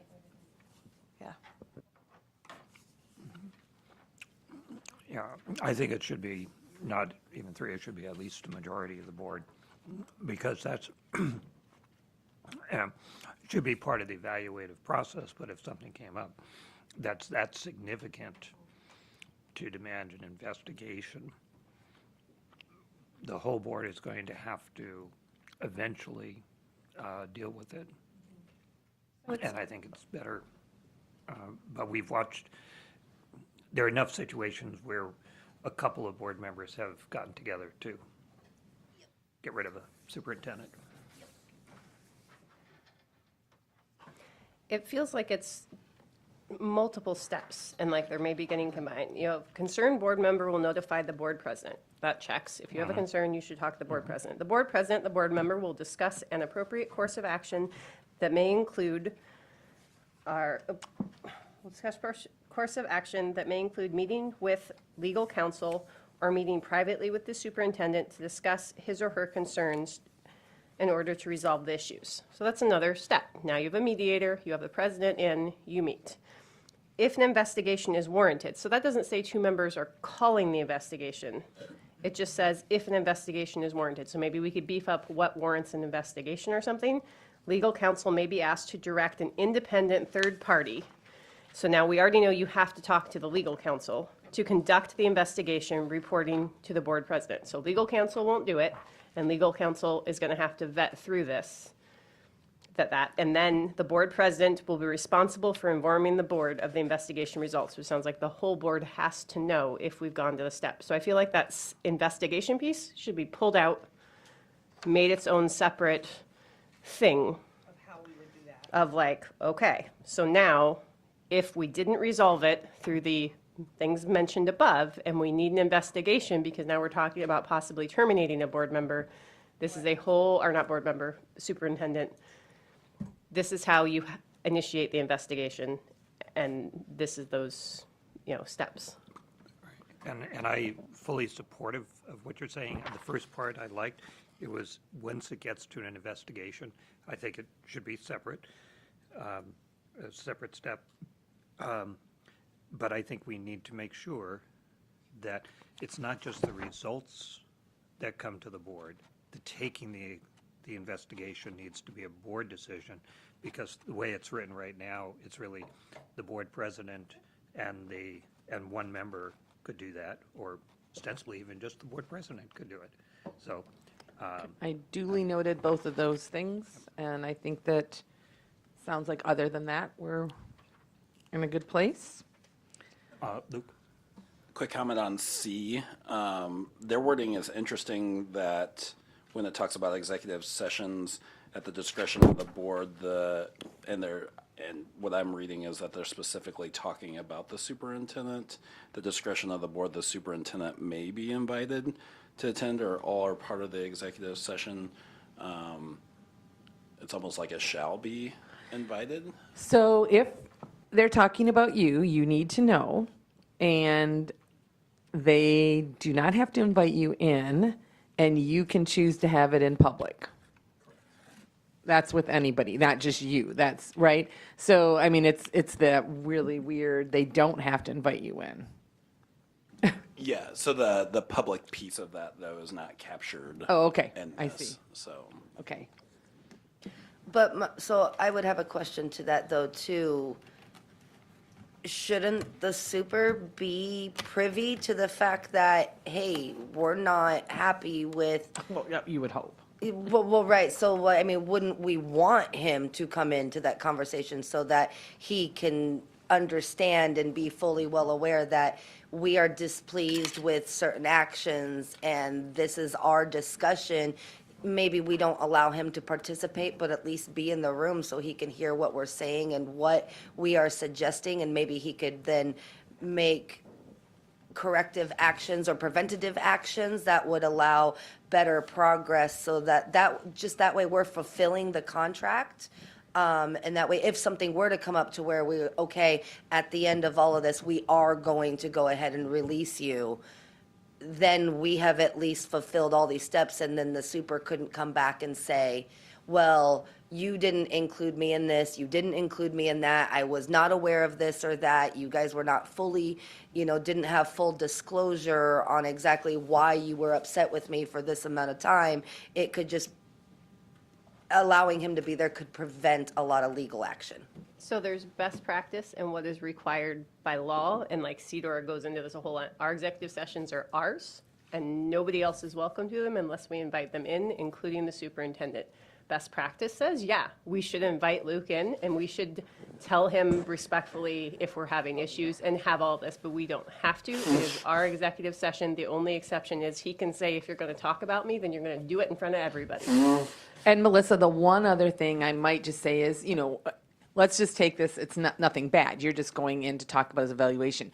You will want to go in as a group first before you call him in. So, I mean, that's the other piece of it, is that part of the meeting, executive session may be without him, just so you can get your ducks in order and everybody can go through the evaluation and talk, oh yeah.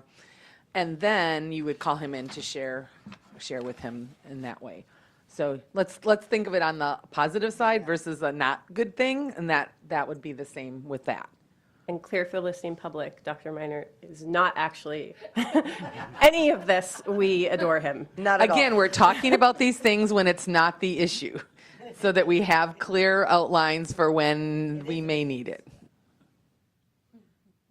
All right, anything else with these before we move to the, Yeah, I was just going to say that maybe a beginning sentence might reference the evaluative process, because this, there can be a concern about superintendent performance, which would be really dealt with in the evaluation process and talking and stuff like this.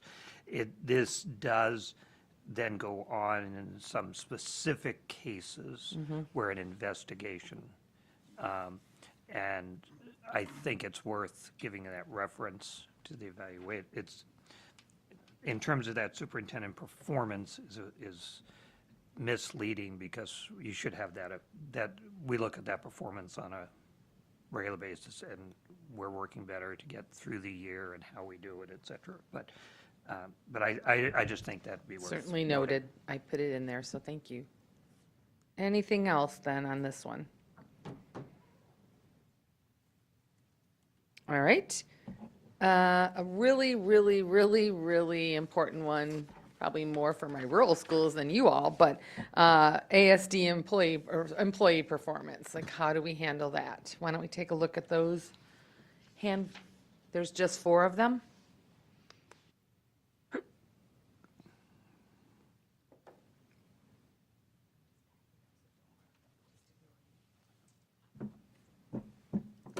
Thank you very much.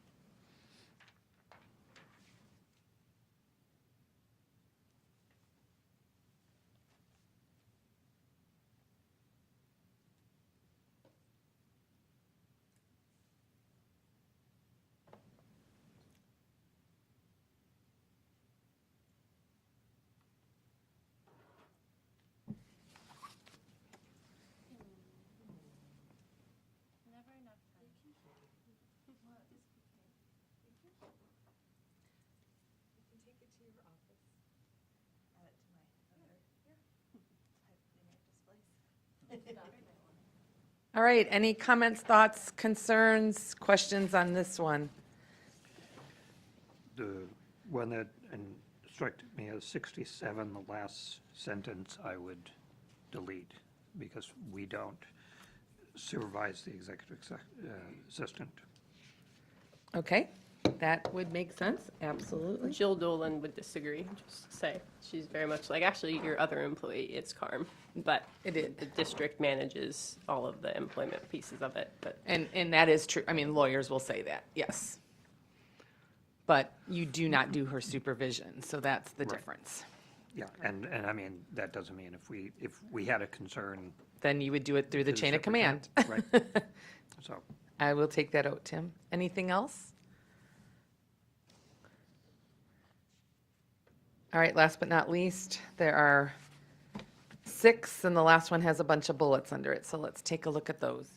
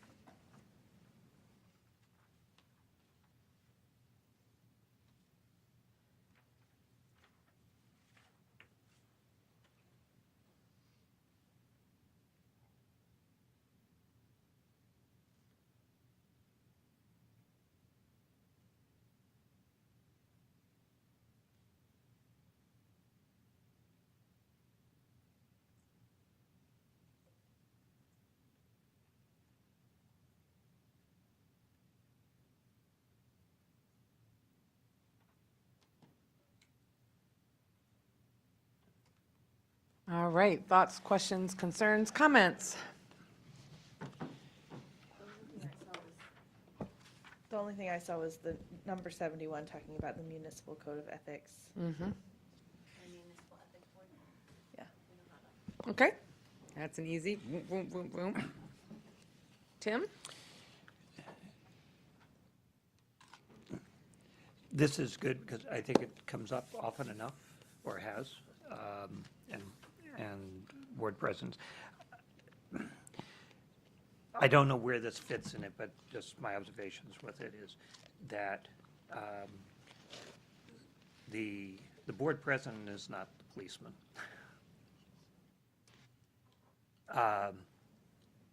There are times when, well, okay, in my term as board president, there were people who came to me and they said, oh, did you see this? And this is violation, blah, blah, blah. And actually, whether for somebody's work acting as an individual or as a board member, particularly with today's social media pieces,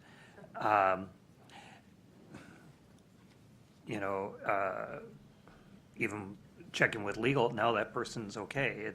This to me is almost too broad, and the expectation for the board president to solve it is too much in a certain sense. There's also one that you can take it to the board president. The board president will, if the board member in the first paragraph, 70 is uncomfortable they can take it to the board president for resolution. And in a certain sense, if you're not willing to talk to each other, you're staying anonymous. Where is this going? I see this problematic more than resolving the issue, but I think it is something that's worth doing. Also for clarifying for the board president really what we expect and what should be expected even. I think it does a good job of like saying, hey, you should try to handle it first, and that's part of our board norms, that you should have this in private and public. But there are situations, I know I've experienced it, where you don't want to be face-to-face with that one person all by yourself, that's not going to be healthy or productive. And the board president, like I kind of said, is kind of the coach of the team. They've been elevated to that point of authority, and that is heavy as the head that wears the crown. Like, you're going to have to be involved. And if the board president lacks those skills, then perhaps they can reach out to the superintendent or the vice president, because it goes down the thing. It's just allowing a third person who might not have as much stake in the game, who can be level-headed and be a mediator between the board members. And I like that specifically in there it says, you should attempt at all costs to not escalate this past, let's have a discussion and work this out. Like, these other steps are not advised. These other steps are not what we want to end up doing. You should attempt to be adults. But there are sometimes situations where that's not possible. And so unfortunately, we have to plan contingencies through the extremes, because we want it before we need it. Luke? I mean, I do like that it's clearly outlined that it's the board president, because I don't think it's the role of the superintendent to have to do that Never. mediation, which Never. it would default to if the board president wasn't called out, because I've seen that as an issue, not necessarily with this board, but other boards that I've seen, is that they look to the superintendent to solve it. And so I do like that it's clearly articulated that the board president has a role in that. May I Never ask? want to put your superintendent in a position to have to mediate with board issues. Melissa? While I don't disagree, what is the route when the president won't deal with it? Do we then give it to the VP? Do we then, if we're trying to avoid the super, I mean, to be honest, there's a few things you can do. One, you can reorganize. I mean, seriously, you could. That's one quick way. But I think then the vice president or another non-involved member of the board needs to say to the president, come on, like, we need to come up with a solution that does not involve staff. This is our team issue. This is our group issue. It's like if your family's having a disagreement and something's going on with the two adult people. Do you try to solve it within your own home first before you go out? Yes. Do you sometimes need to get a counselor? Yes. So I think that. No. So. and for the listening public, this has nothing to do with our current president. She's actually Again, these are the reason, I will say this for the third time today, the reason we're doing this is we're being proactive, we don't want to be reactive. Aaron? I think the answer is in number 72. It says that if the board president is involved in the allegation, and if they are not responding per policy or code of ethics, they're not responding, then they become part of the issue. And therefore, then it says to go to the vice chair or the next most senior board member. So I would think that would answer that question. Yeah, or maybe, sorry, Tim. Maybe what we need is just a few more words here to clarify, if the board president is involved in the allegation or will not take action. Okay. Because that's happened. Well, and it's not just necessarily the board president being involved in it, just not like you bring the issue, say there's an issue with a board member.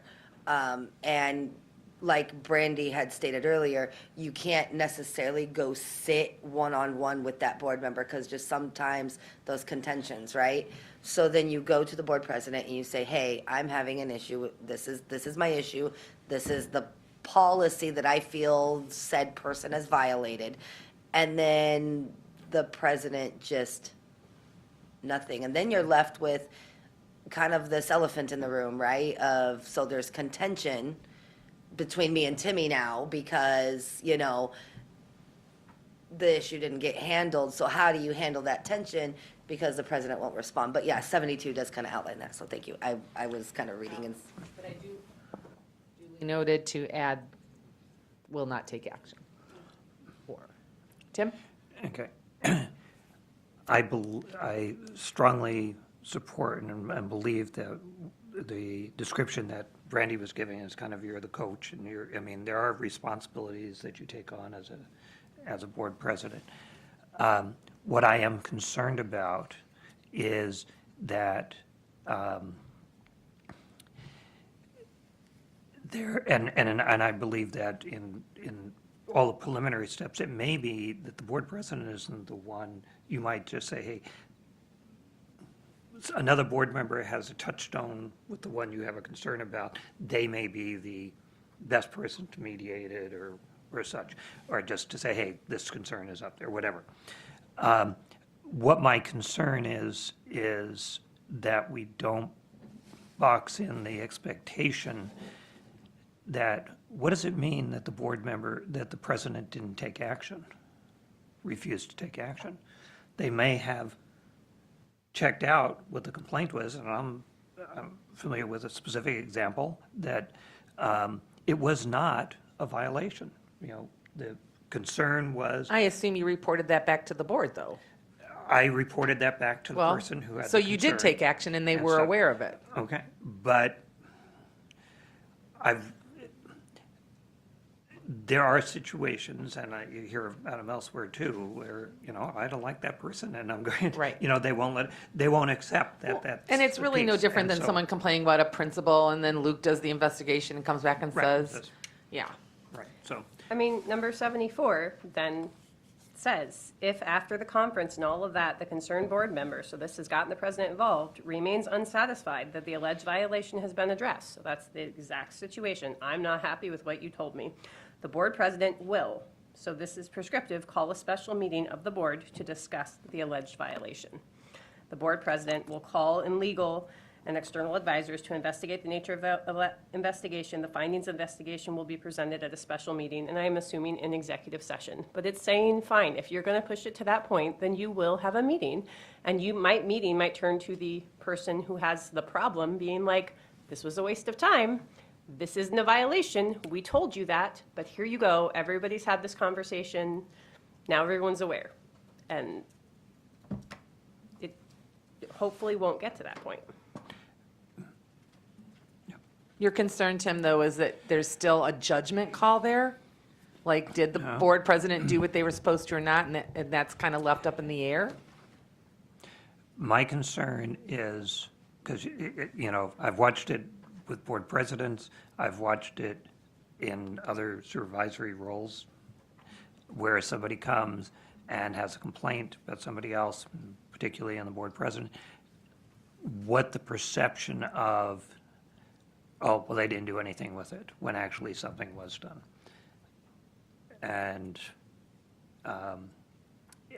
that expectation that the president will resolve the issue, I don't need to.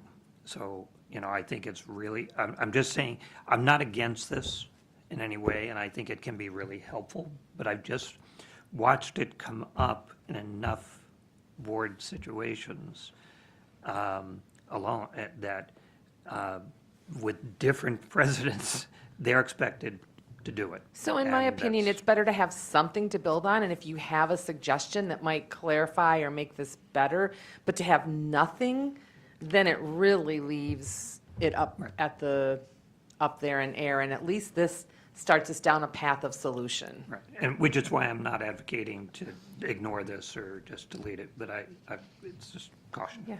I think part of it is, just like we allow due process rights to our students when, say, they're in trouble for something and they've gone through the whole process and they still come to the board, even if it doesn't seem like the facts have changed at all, we give them that ability. That last step of 74 says if the president doesn't, if the board member doesn't feel the president has resolved the situation, which they might not, and there might not be any answer they'll accept, this gives them their final step of, we're going to call an executive session and special meeting, and we're going to talk about it, and then there is A, B, and C that can come out of it. The board can decide there was no violation, and now the whole board has said, there's no violation, you need to drop this, or other actions can be taken. But it's not a great conversation. It's uncomfortable. I can get why a president doesn't want to touch it, but that is, I've been on the other side of that, problematic,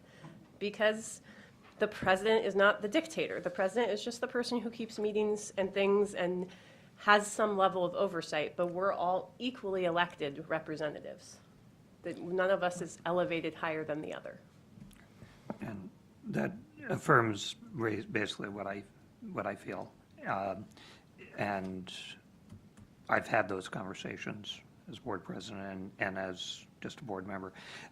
The other two things, and I do like the idea that it talks about censure in here because that has come up, unfortunately, in today's world. The other one I wanted to just reiterate, we talked about the very first sentence of 70 about board norms, violated board norms. And I think it's addressed in here where if someone violates that norm and it's in a meeting, you can address it quickly and perhaps just get beyond it or just remind the person, hey, remember our norms. So it's going to the president or higher routes is a greater type of thing. People that have stood in those shoes definitely have that experience. So thank you, anyone who has served as board chair on this board in particular, Tim and Brandy at this point. And Choya. Choya. Yeah, she's not in the room right now, but of the ones, yeah. And it certainly does put you in a vulnerable position, so. All right, so it sounds like with a few, that this is a good idea. We just, Bobby. I just had Sorry. one quick Sorry. thought, and it should be an easy one, and that's just that, just going back to the policy on the duties of the president, it may be that if we're including this procedure, we should say something about serving as mediator between, or something like that in their duties. It might fit under what we had as number 7 in the highlighted version. I think that's just a good reminder that once we like Timmy was saying, once we finalize the bylaws, go back to the code of ethics, make sure they match. But I will add Yeah. that, duly noted, and I'll add that.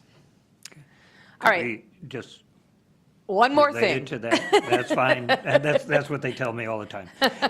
Well, because if You got you're the two one that more, wants to Tim. get You to got one. norms, That's and right. I only have 45 minutes, Right. so. Okay.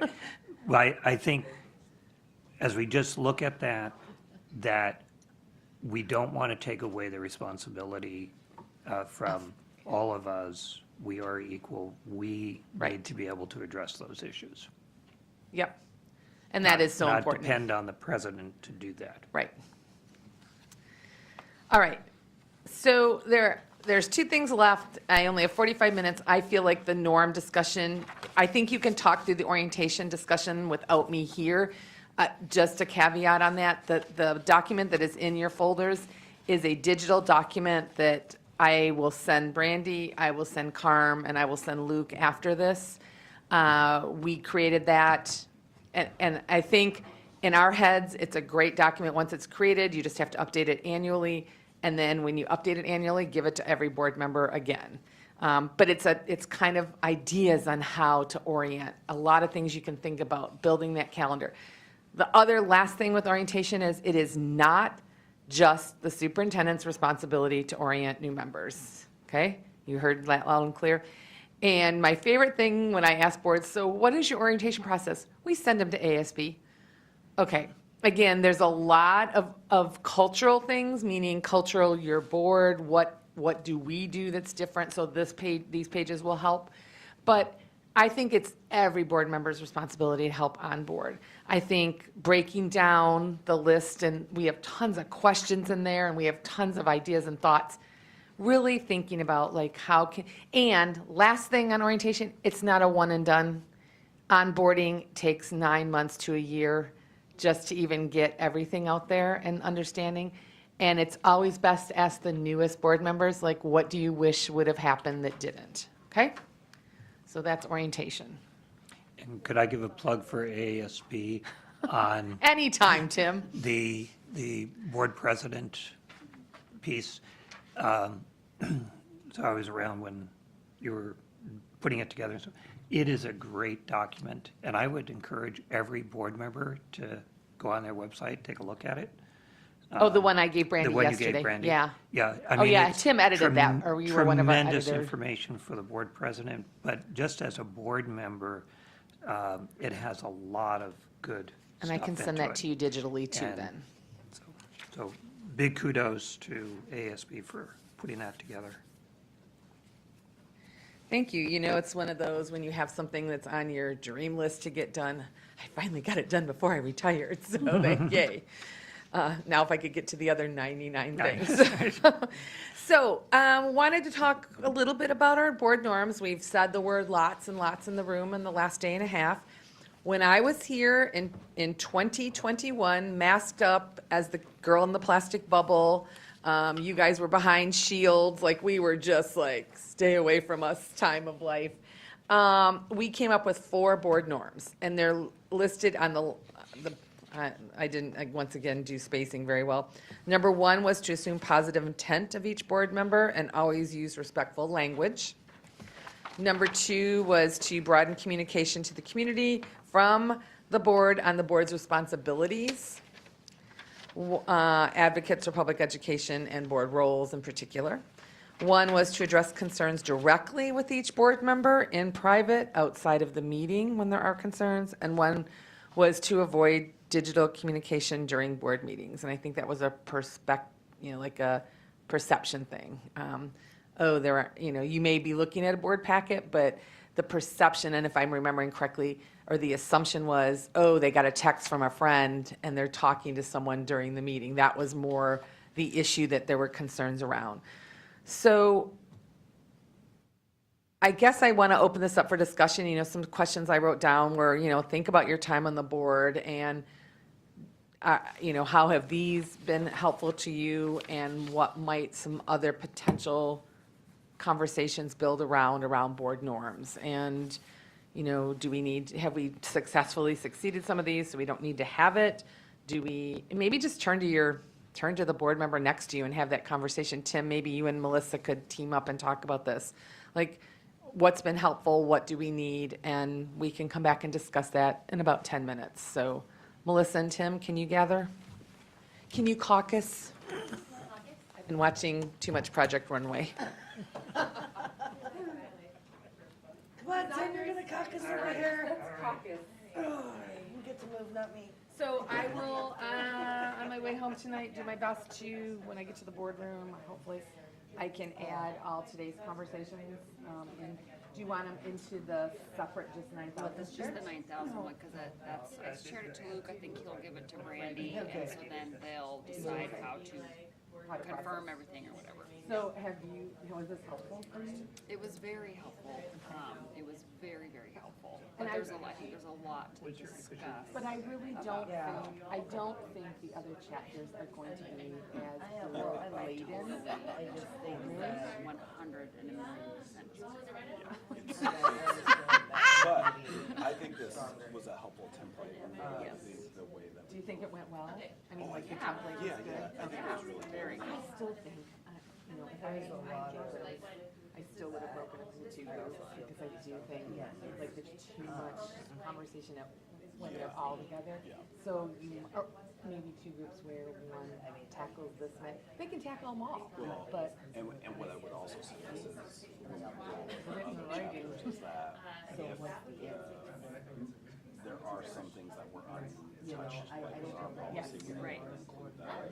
So only Well, no, I didn't include, didn't. I did Yeah, the same which thing. I was wondering about that. No, I Like, took all the ones Right. that were, that's why there's some pages in the 9,000s, like, last night when I was going, I'm like, oh, I didn't even pull this one, because it was exactly the same. I feel like we need to have at least some sort of minimal internal review on each one, though, just I because think- every group handled it differently, just to ensure that from an administrative I perspective, that think like, that I'm you good with you this. guys should put your eyes, the administration should put their eyes on all of these before they. Yes.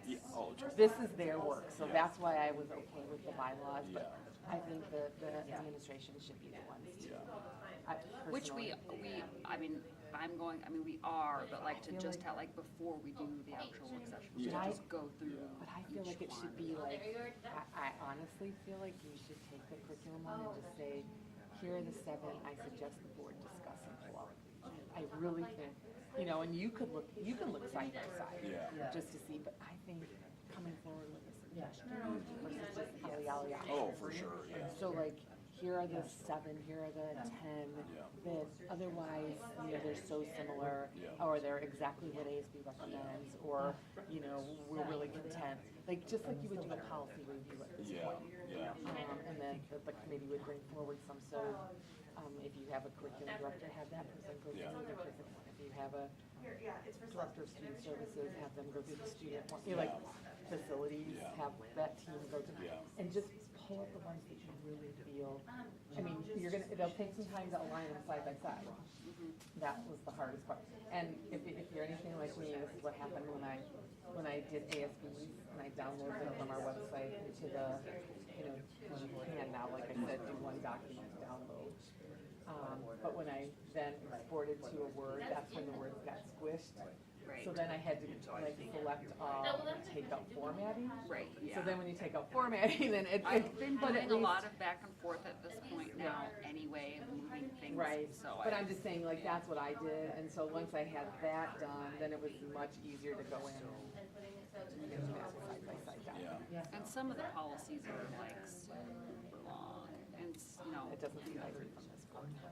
um, Like, some of them should, and that might be another suggestion, like, actually, this should really just be the AR, because I think that's what they got hung up on. Which I think some groups did. I know, but that's, so tackle the easy ones first, and then they'll feel confident on you, and then you can maybe have a little more suggestion on the other ones. Article 0 and 1 are the first ones, and they're pretty good to start with.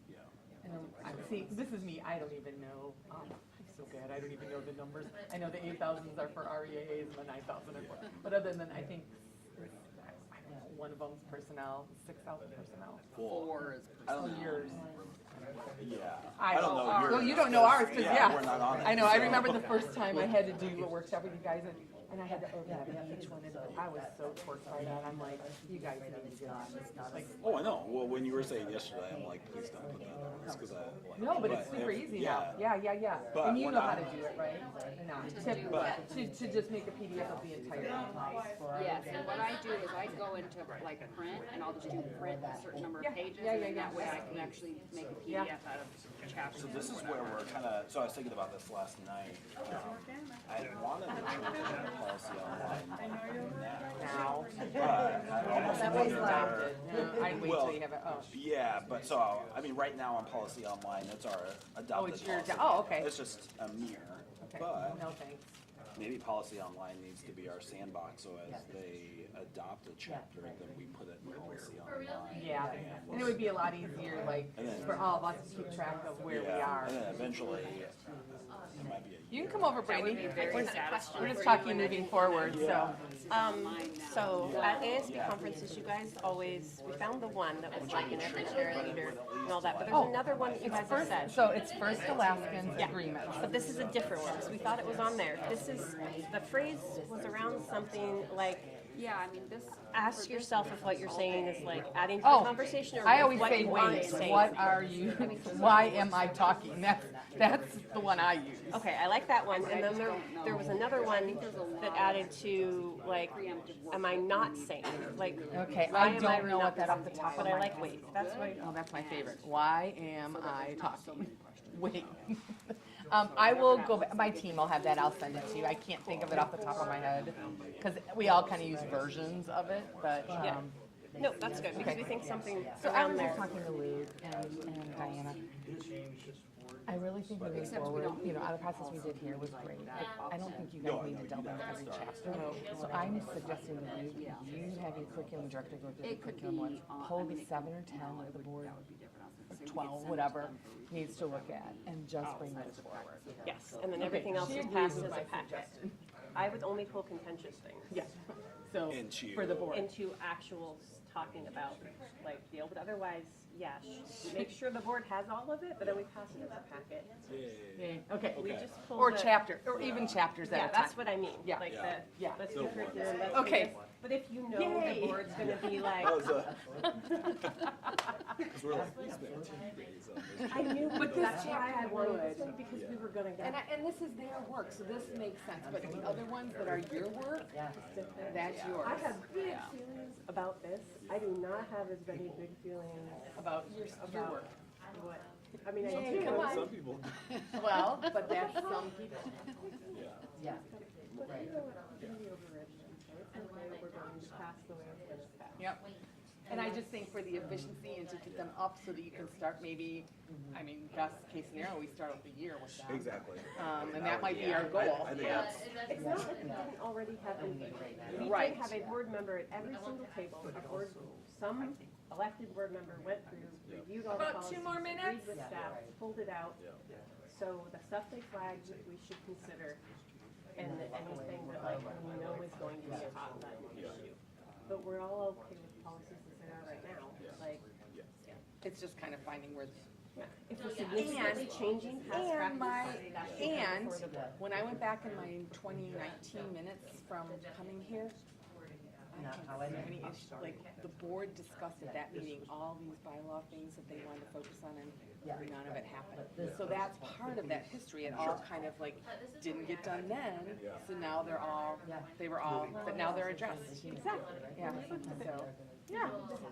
No, we do not. What information do you think you would want to hear, if any, when we're presenting them? Like the decisions that were made in the moment, over the 2-day session, major changes? If we significantly added an entire chapter that didn't exist, like, maybe flag that. I think would be brand new for the community and for us as new policy in ASB had For new policies, there's definitely new policies.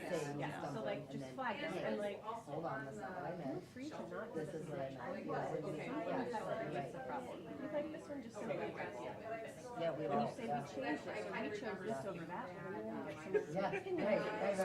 So we're not doing any. Now you're over here, we don't know what you Coding mean. to show changes, but presenting them, if we're bringing them forward, presenting them like Timmy did, where you can see ASBs and our chosen one, to see I that. would just present, this is what we Just were saying, present. we already went through ASBs and compared them. We've done that work, we don't need every single board member to repeat that work. Yeah. Just, if it's a brand new thing that we said there was no corresponding Fairbanks chapter, we are adding something that has never existed in Fairbanks, that should be flagged, because the community should know and board members should know. Not that I've read every policy, I haven't. But if we knew what it is, you know, unless it's like a new thing. Just, you know, I don't think when that we're making significant changes, like we're fixing past issues here, we're like actually making practice for this. That would be, I think there's many policies. I'll start scheduling some repeat meetings for you and I. Yeah, just to go over, and we can look at when the work sessions are, and just be, like, focus on addressing those specific articles and ahead of those. Yeah, because I think our first one's third week in February. just to hear what the great The policy. were. Okay, cool. If you I just simplified it in my mind. Yes.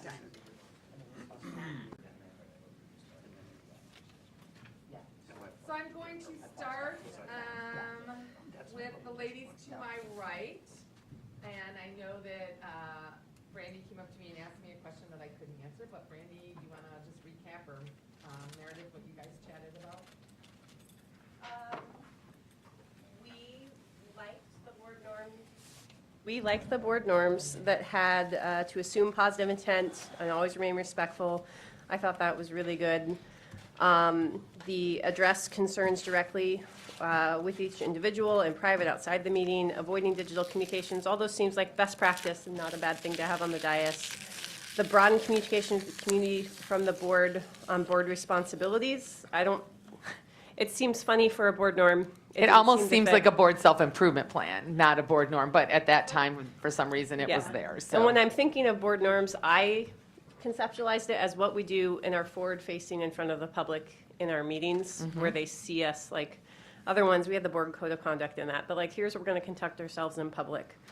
And then our other one that we thought might be worth adding, and kind of what we were talking about, was either something, Timmy said like, wait, why am I talking? That's my favorite acronym. To think about to ourselves, or something like it is important to remember to be respectful of board members and like everybody's time, that like some of us are hiring babysitters to attend these meetings, some of us are, having other things and stuff going on, and we've all made a commitment to be here because it's important. So it's an extra step of, is this necessary? Is what I'm providing, is what I'm doing, adding to the conversation? And then there was something else that AASB brought forward and we couldn't find it.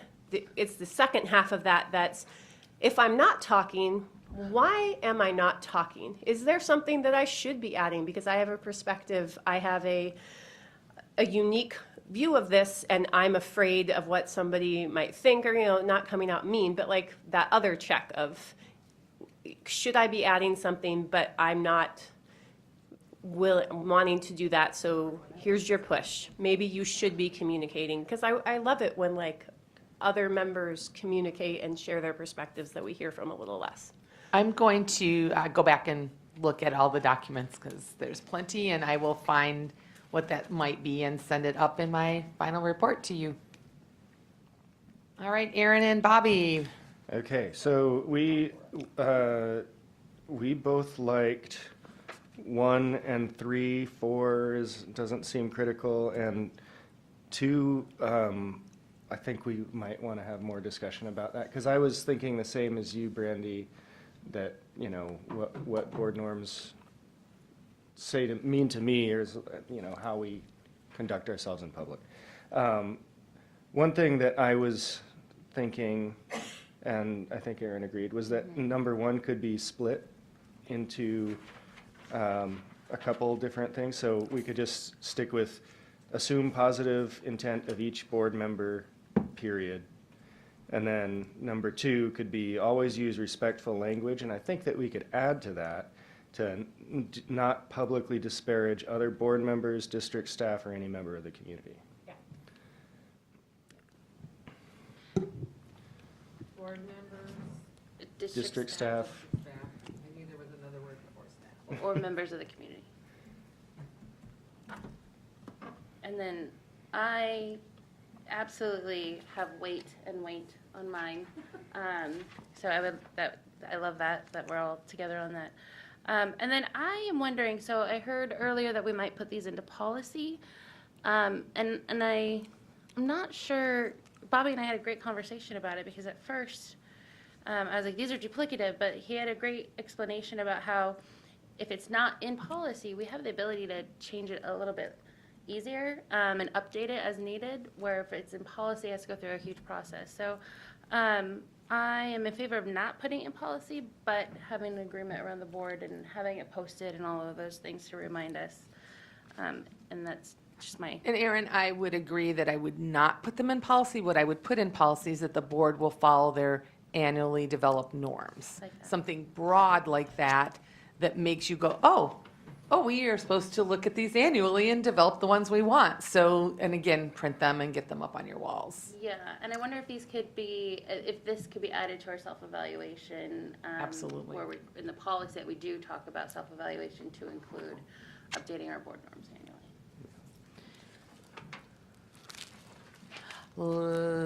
Tim and Melissa. So, Tim and I actually like our board norms. We agree with Aaron. We don't think that they should necessarily be a policy. they should be, we should be able to change or accommodate to our board as necessary, and it's easy to do that when they're not inside policy. We also agreed with Bobby that, there probably should be some stronger language added in there. I'm not a great wordsmith, but we both agreed that things could just be a little stronger, especially when it comes to like the communications and how we treat each other, how we are with one another, how we act with the community. And then we also highlighted that we felt that we could also use a stronger presence of board members enforcing board norms. It could be something as little as, hey, point of order, I'd like it if all board members please put their phones down. Or, that's just going off in number 4. That could, maybe that's not even a thing. It could be as, we know that on the agenda, we've got a heavy topic coming up. And so, it could be as much as even Brandy, before we get to that heavy topic, going, okay, next agenda item is Agenda D. We're going to talk sex ed. And we understand this is a very sensitive topic. We would like to remind all board members that we will be treating each other with respect. We will, whatever it may be, just kind of reiterating our board norms for that subject so that, because, we're all human, right? We all make mistakes. We all get heated. We all end up, getting really worked up over certain things. And if just that little reminder that, hey, let's remember our board norms, we're going to treat each other with respect and have good, productive conversation. And then we have that conversation, and then if it gets heated, one of us can say, point of order, 5-minute recess, let's calm down, come back together, so just a better enforcement of our board norms. And that it's all board members, not left on the board. Not chair. left on the president, right? Tim? Yeah. I'm thrilled with the conversation. And I think that when the board first did these, it was a major step forward. It was a big step. Big step. And we didn't get hung up on the wording. I mean, some of it is a little awkward, actually, that broadened communications one, the one in parentheses was really the intent behind a lot of that conversation, that we're all advocates for public education. And I think what was really good is, that we brought it to the whole board as an action item. That fall, when we came back after the summer, it was included in the president's report to just say, bring it to everyone's attention and just affirm that, basically an affirmation, not a vote. And I think that's important, not necessarily that action needs to be taken every time, but it's also that recognition, as people have said, and I firmly believe it should not be in policy. This is how, in a sense, how we carry out our policy and how we behave together. And that really allows, there may be certain concerns that are appropriate to a particular board makeup or stuff.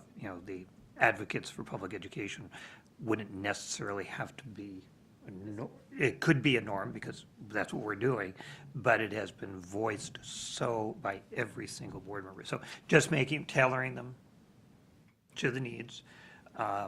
The other thing that's really important, and with this one, is that, and we were talking, Melissa and I, about what this models for the community. We are the model and the role model for the community and for our students.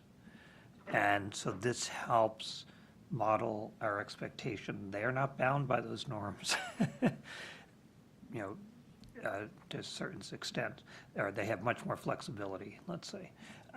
But we model what good interactions are, so. And so I will read you my synopsis, but I also wanted to address something Tim said. I do think, and I had written it down, that once we get these finalized, that it should be adopted at a board meeting. I move that we adopt these 4 norms, these 5 norms, and just because then it does put it out there in public. So what I heard was that assume positive intent of each board member, period. Number 2, always use respectful language and not publicly disparage board members, district staff, or members of the community. That's me reading my shorthand. Like, what did I write there? The old number 2 is two groups weren't sure if it should be in there. The third group said yes. My take on the old number 2 is that it's actually more like a board self-improvement plan. It's not a norm per se. It's not our behavior. It's really something the board wants to do. And that I would align with board self-improvement. Like, this is a way we feel as a board. That's just my opinion. If I recall, it had a lot to do with board role versus superintendent role. There was deep discussion around that when we were deciding these, and it was to remind the board to stay in their lane. Yeah. Then I would say something like, Stay in your lane. like, yeah, the board will continue to remember their role as a governance body, or something like that, versus this statement. Tim and then Brandy. Yeah. And I would say that's just the piece. So Erin and I were both there for this thing. That was very important. It wasn't just improvement for the board. Yes, all of these improve our behaviors or how we operate. But that's where I think the norms do have applicability to, they bridge and there's commonalities, but each group may need to, when they look at them and say, oh yes, what does this make sense to? That was very definitely a norm that group of people and across the board understood that we needed to do. But the wording, and so certainly nothing wedded to that. I was just going to ask then, so if that was more to that specific board, this new board, is that a norm that we need consistently enforced for our own selves? And I don't want them to get too long of a list. I think when it's less, we're more cognizant. My personal feeling is we all do a pretty good job staying in our lane and have adopted that AASB model of like, here are board rules, here are superintendent rules, and we're not going to start messing in that half of the sandbox. So I don't know that it needs to stay for this board if we're doing this every year as part of our, hopefully now, policy evaluation process. I think there's been one or two suggestions to add in. Maybe we could just highlight the suggestions. Well, what I agree with wordsmithed you. down We to should keep was the list short. the board will understand their role as a governance body, not a management, not manager, or something like that. I haven't finished that last word, but, so we can add it. You guys can think about it, and when you go to adopt them, decide whether you want that one or not. Then I think number 3 was a keeper for everyone, so address concerns directly with each individual and private outside of the meeting. And then again, I heard mixed around what would become the 5th one, or could be, the 5th one, which was to avoid that digital communication during meetings. Is that something that is an issue right now, or something this board needs to focus on? I don't know. I wonder if there's, if that could be a little bit, it could be reframed as being present. Period. Yeah, because, there are times, there's been, especially since I started, there's been times where like I needed to rely on digital communication to figure out if it was an appropriate time to say or do something. And that was really important. And honestly, that was how I was being present, was making sure that I was being an active participant in the meeting. And there's plenty of ways to be distracted, and it's not just a cell phone, it's many. That goes back to the policy you discussed yesterday, also around telecommunication, video and telecommunication, and being present if you're not in the room with everyone. And this was specific to sitting in your seat, and I remember very vividly about getting texts from the outside community when you were discussing something. So, Tim? Yeah, that was one of the things. I think it's still very important, and important for the public to know that that's our norm.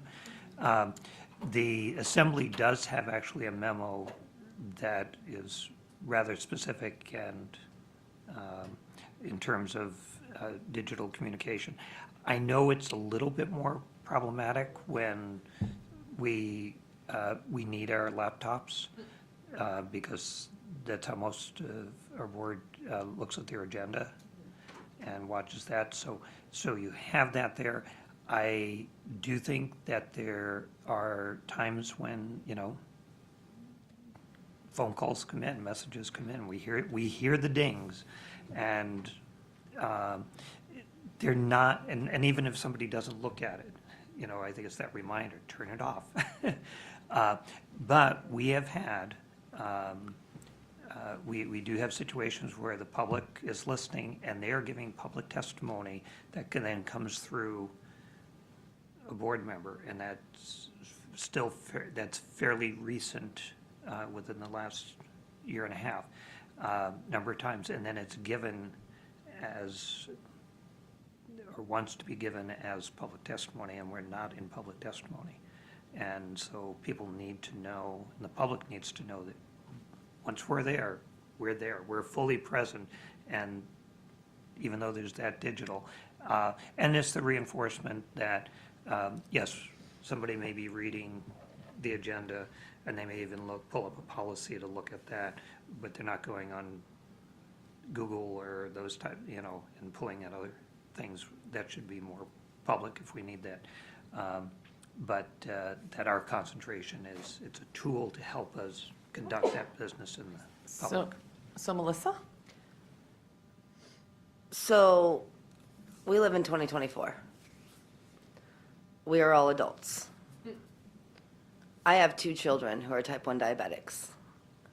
And that is something that I am not willing to give up my phone for. Sitting here during an executive session, absolutely. And I always make sure to let my children know that we'll be in an executive session, my phone will be in the drawer. You need to contact your dad.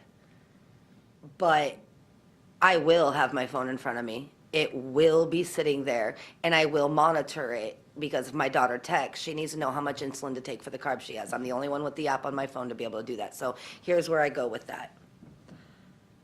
This is a wordsmithing thing, right? Like, absolutely.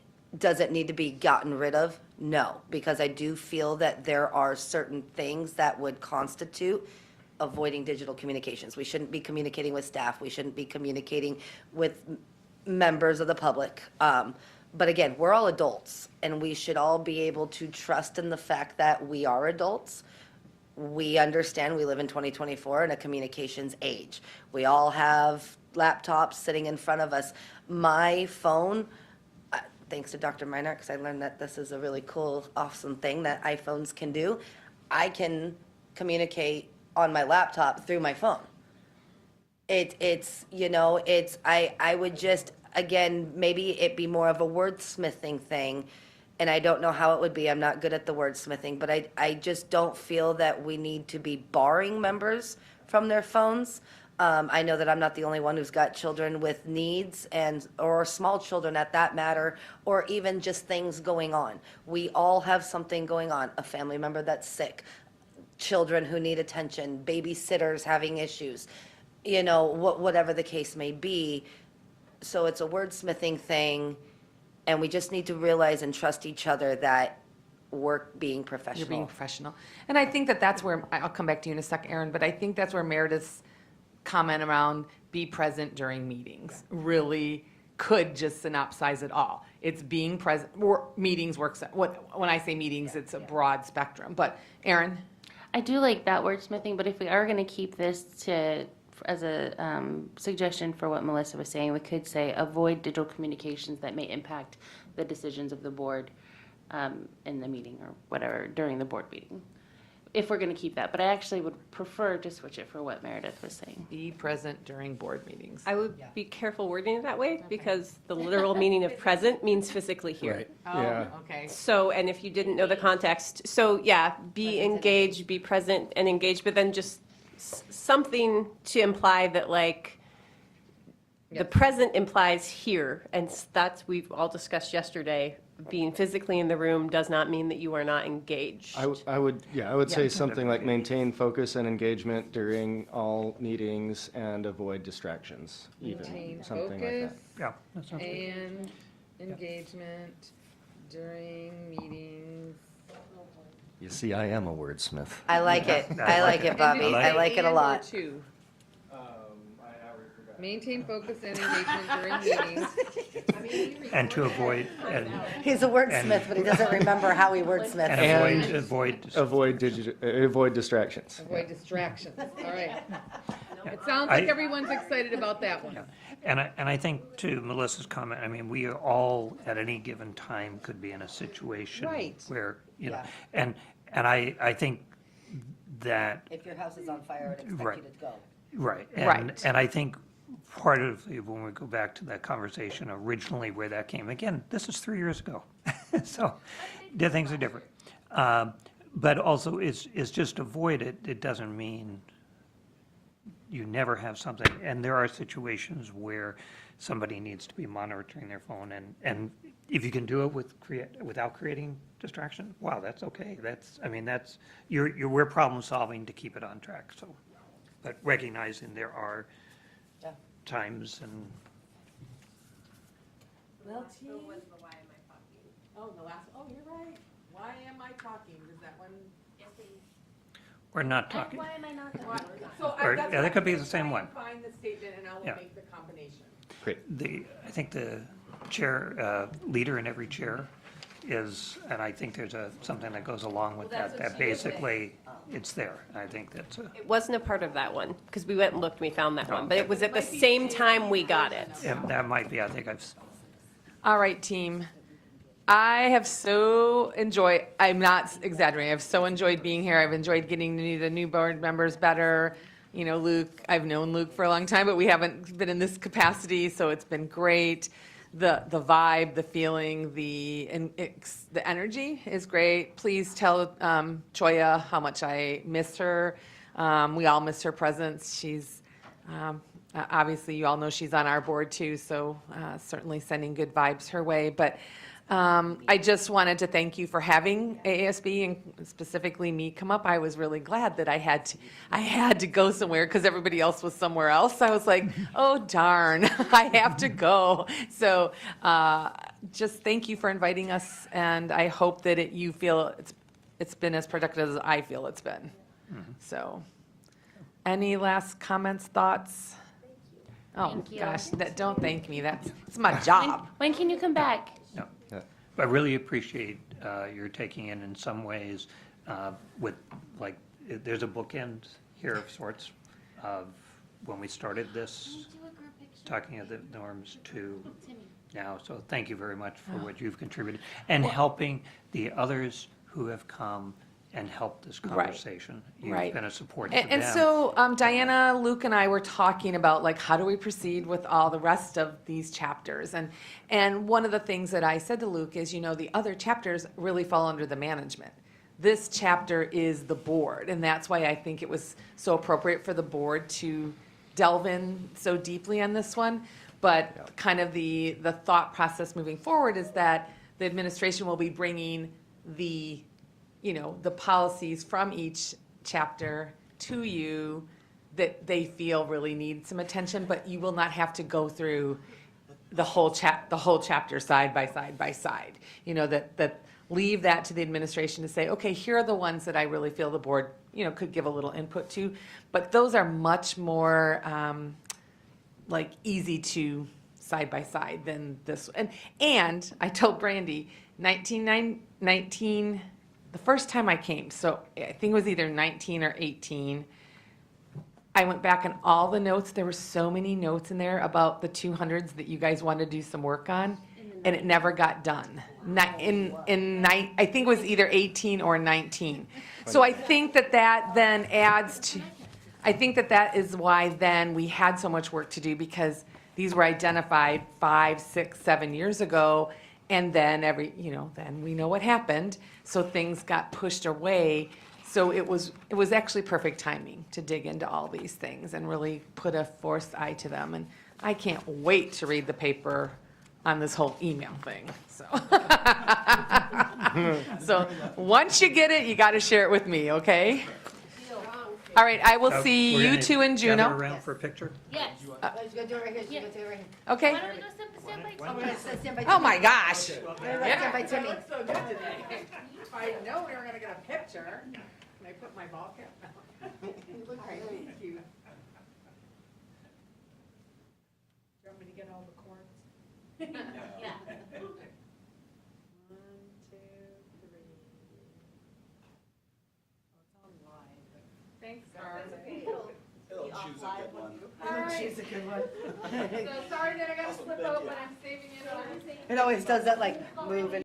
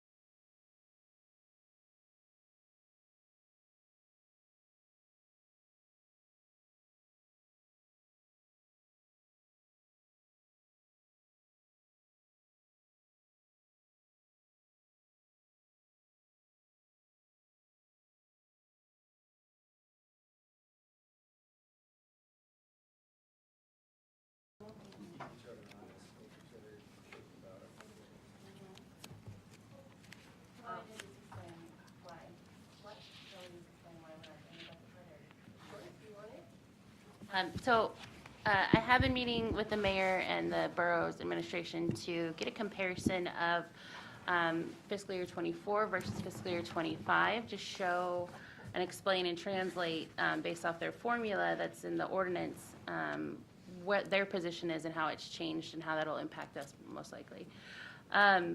But I'm needing further explanation on the first variable, A1 and A2.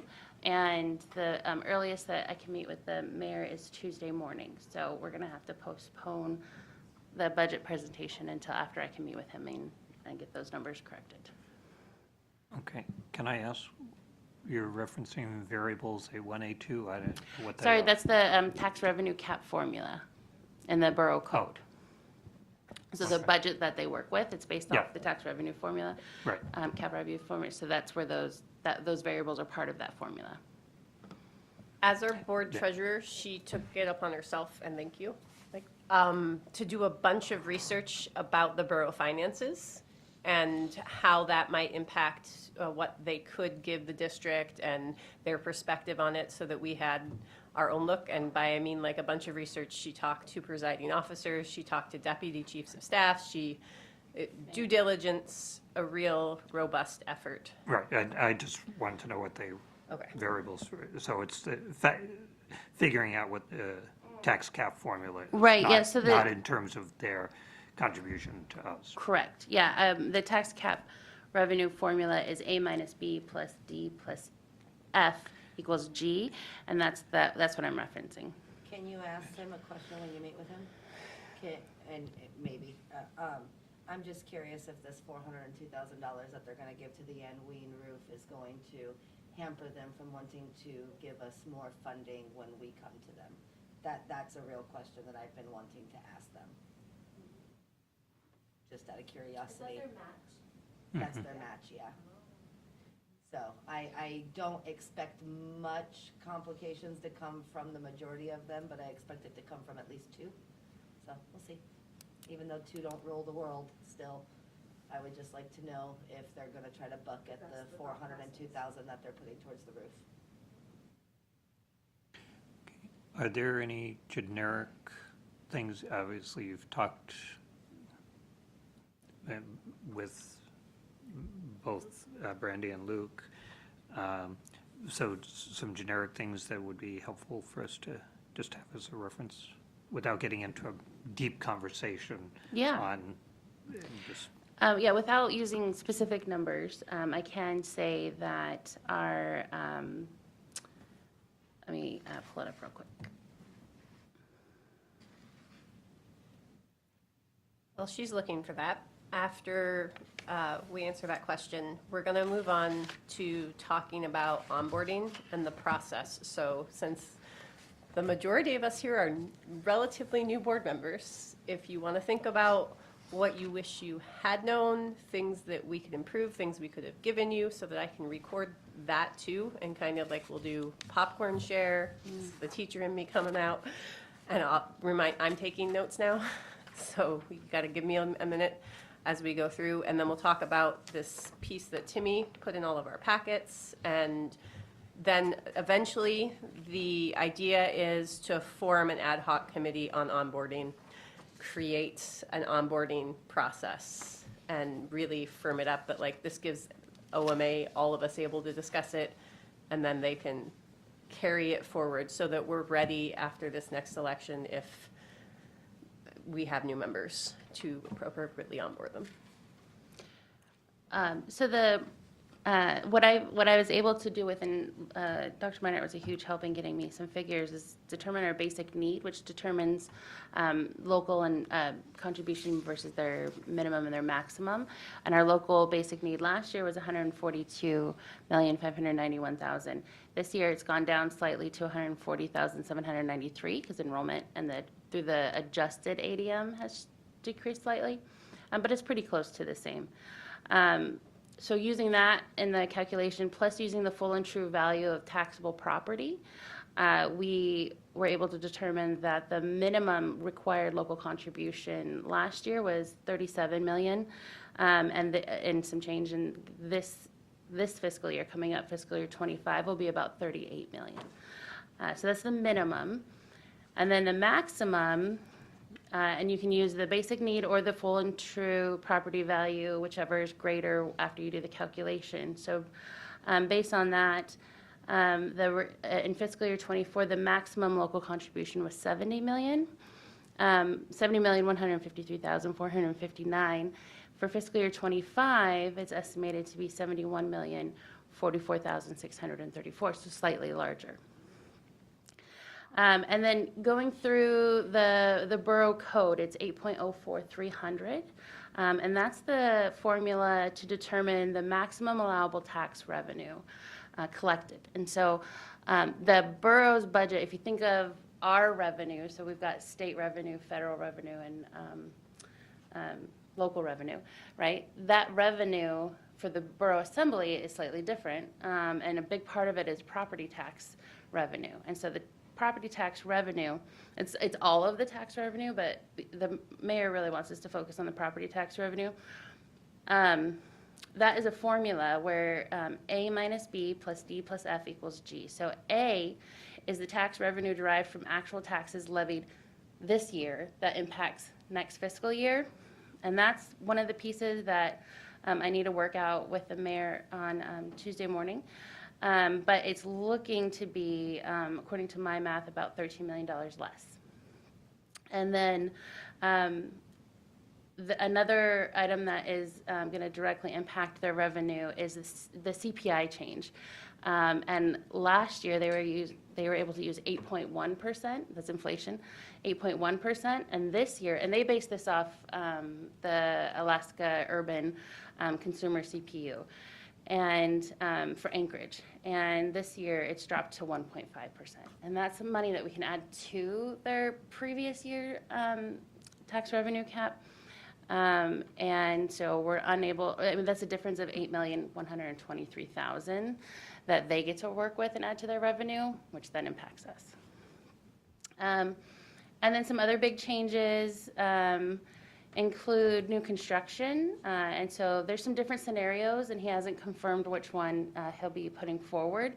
But new construction is a big variable, where last year he was able to add $2.7 million to the budget under new construction, and this year he's thinking about using $1 million to $1.5 million.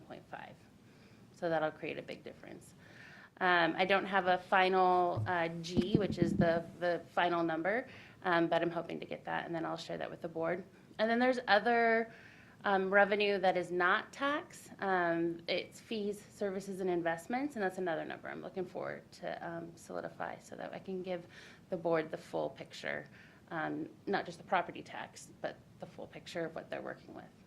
So I think given the variables that we do know, they are going to have a significant decrease in the amount of funding revenue, which we need to be mindful of, I think, going into conversations and working together and partnering, finding compromises. But at the same time, I mean, our max contribution is $71 million. So where do we go from there? And I think Thursday night the mayor presented this and stated that he is putting in for education funding $50 million, which is $5 million less than last year. That was in his presentation. But that's the starting point. So now we need to advocate for more than that, because we can't live on $50 million. But again, $70 million, that might be too hard of a hit. Maybe we can do something gradual and ask for a compromise in the middle at $60 million or around there, and then continue our advocacy to increase it every year and get to where we deserve to be, which is at the max, because that's what other districts in the state get. Thank you. Yeah, Thank you. Excellent job. thanks. So if we're ready, unless there are any other questions, then we can move on to the onboarding discussion. And I am prepped for taking notes. And if you're not, popcorn is like, if you have a big thought first, like let's capture things you thought either worked well in your onboarding or what you think should be happening, because some of you were onboarded by Ms. Tuttle. So like what maybe you had, and some of us like, well, gee, it would have been really nice to have this so that we can write all that down and then we can find the stuff and pull it out. I wrote some that I can share to start us off. If you look at this document, it's what AASB gives, and they tell districts to tailor it to what they want, but it's got just really basic stuff and things that I take for granted, having been a teacher. Like when I say ADC, I think of this building. When other people say ADC, if I say it to other people, they look at me funny. I had multiple people last week ask me where the boardroom was, and these are people who are really savvy and with it, and maybe elected officials. So it's not common knowledge, and making sure that the board members understand where everything is. And this isn't a bad thing to just have about our district somewhere. Board members' contact information. We didn't do it this year, I think, because most of us knew each other, but it was kind of odd last year to ask. But if you want to flip through that, things we think are valuable and can start tasking the administration to start filling out just those basic content information, things we want board members to have. And I'll start off with my few thoughts, since I've already written them. That way nobody else doesn't have to write them down again. Mine were need to finish and formalize our version of the ASD's board members' code of conducts, or like cliff notes of our policies. Give each new member a magnetic name badge for visits. Like Melissa and I got that very end of our first year, and so I was like, that's even a thing. We didn't know.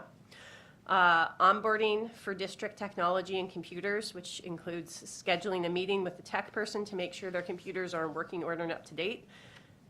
I don't have my district computer because I never went back and get it because mine was broken when I got it and it didn't function, and then I just kept using my own.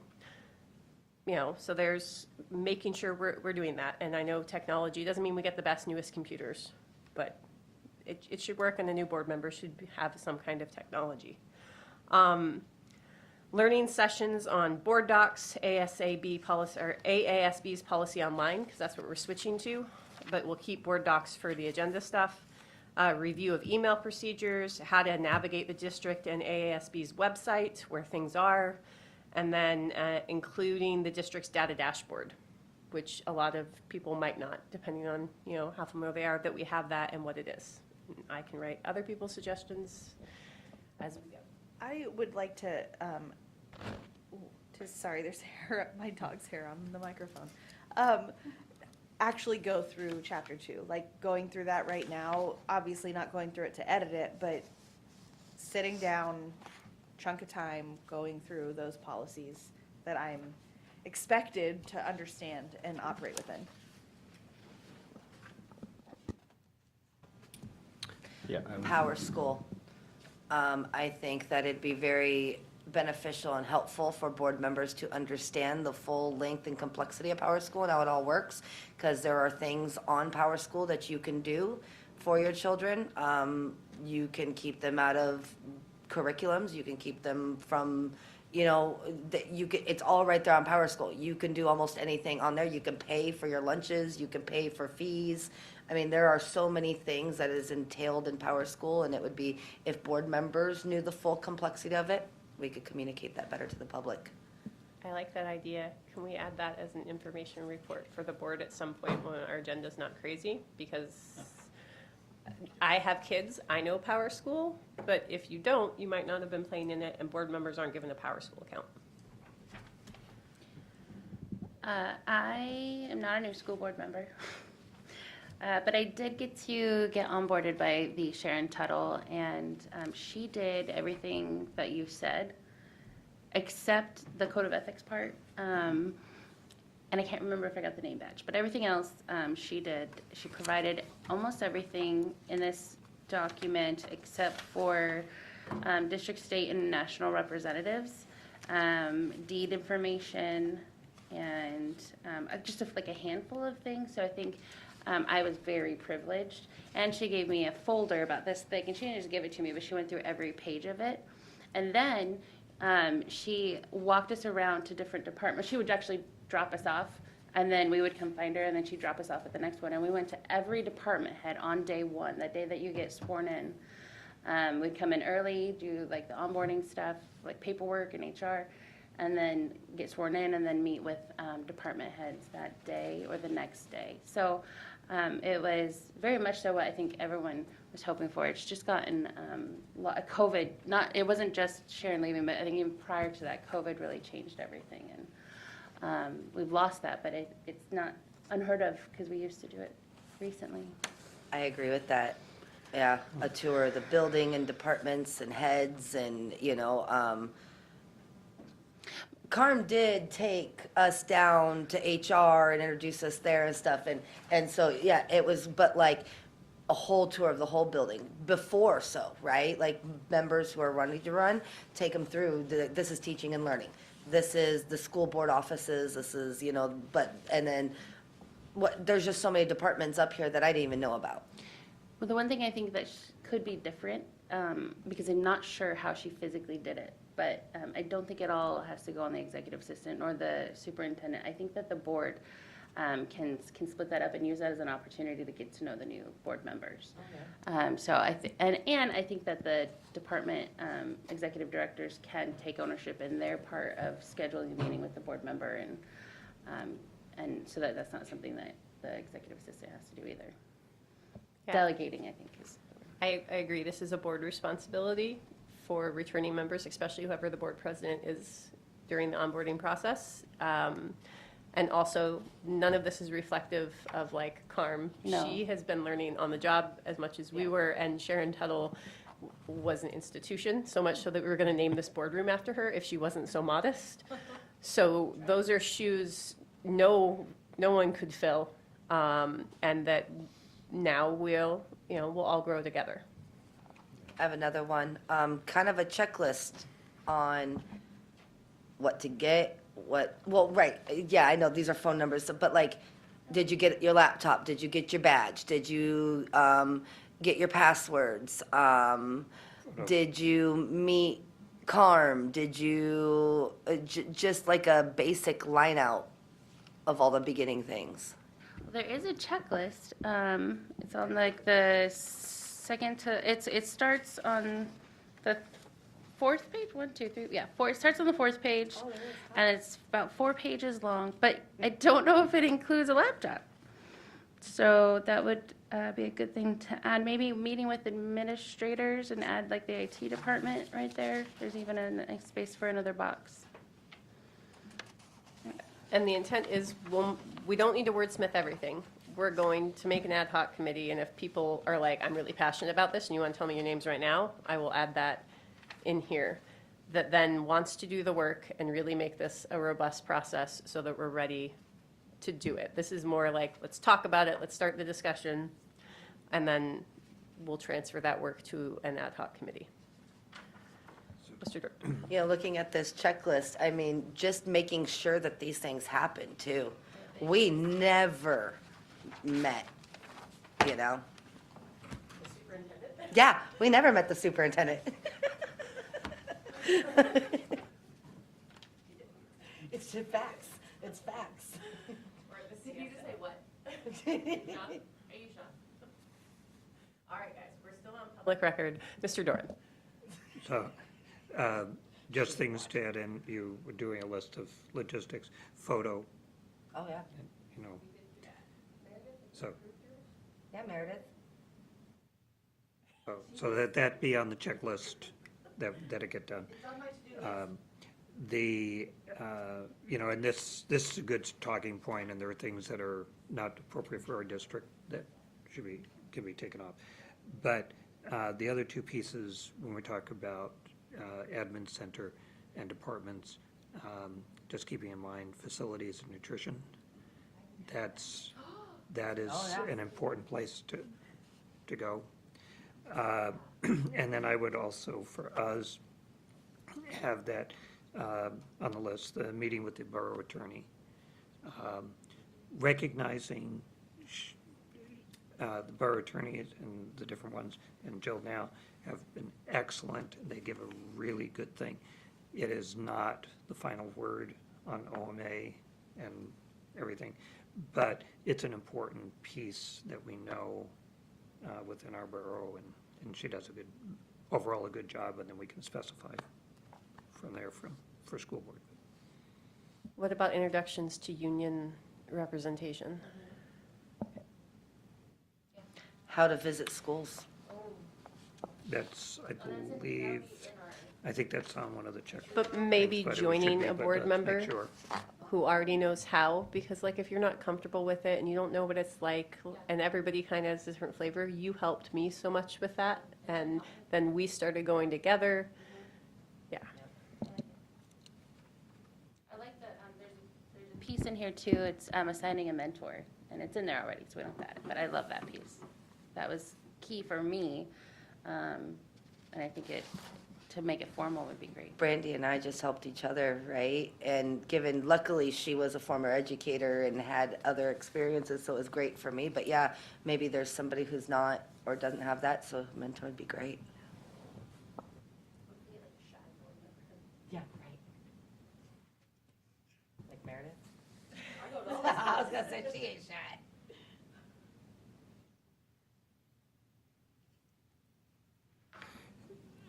Just thinking the union presidents,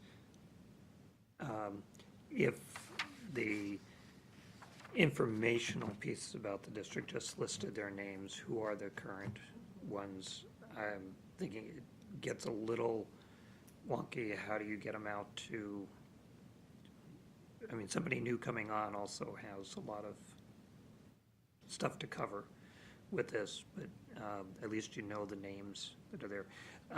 The other thing, just as an onboarding, I would strongly suggest a follow-up that might happen in January or February after you've had a few meetings.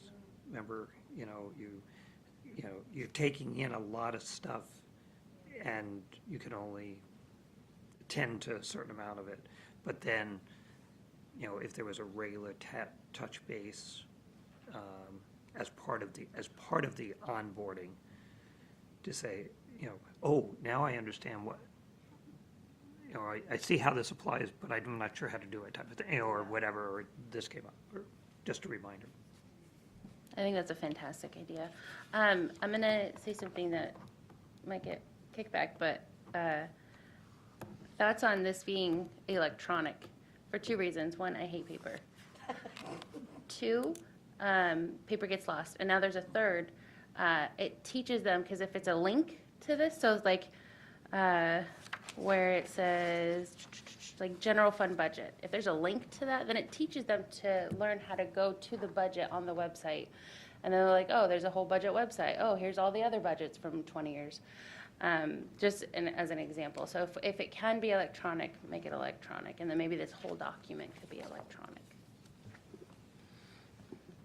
I like that idea of having it be digital. I think if somebody wants it printed, of course, we can print it for them too, and have it be a downloadable PDF so that it's I was available just about to ask cut. that. I'm a dinosaur. I like paper.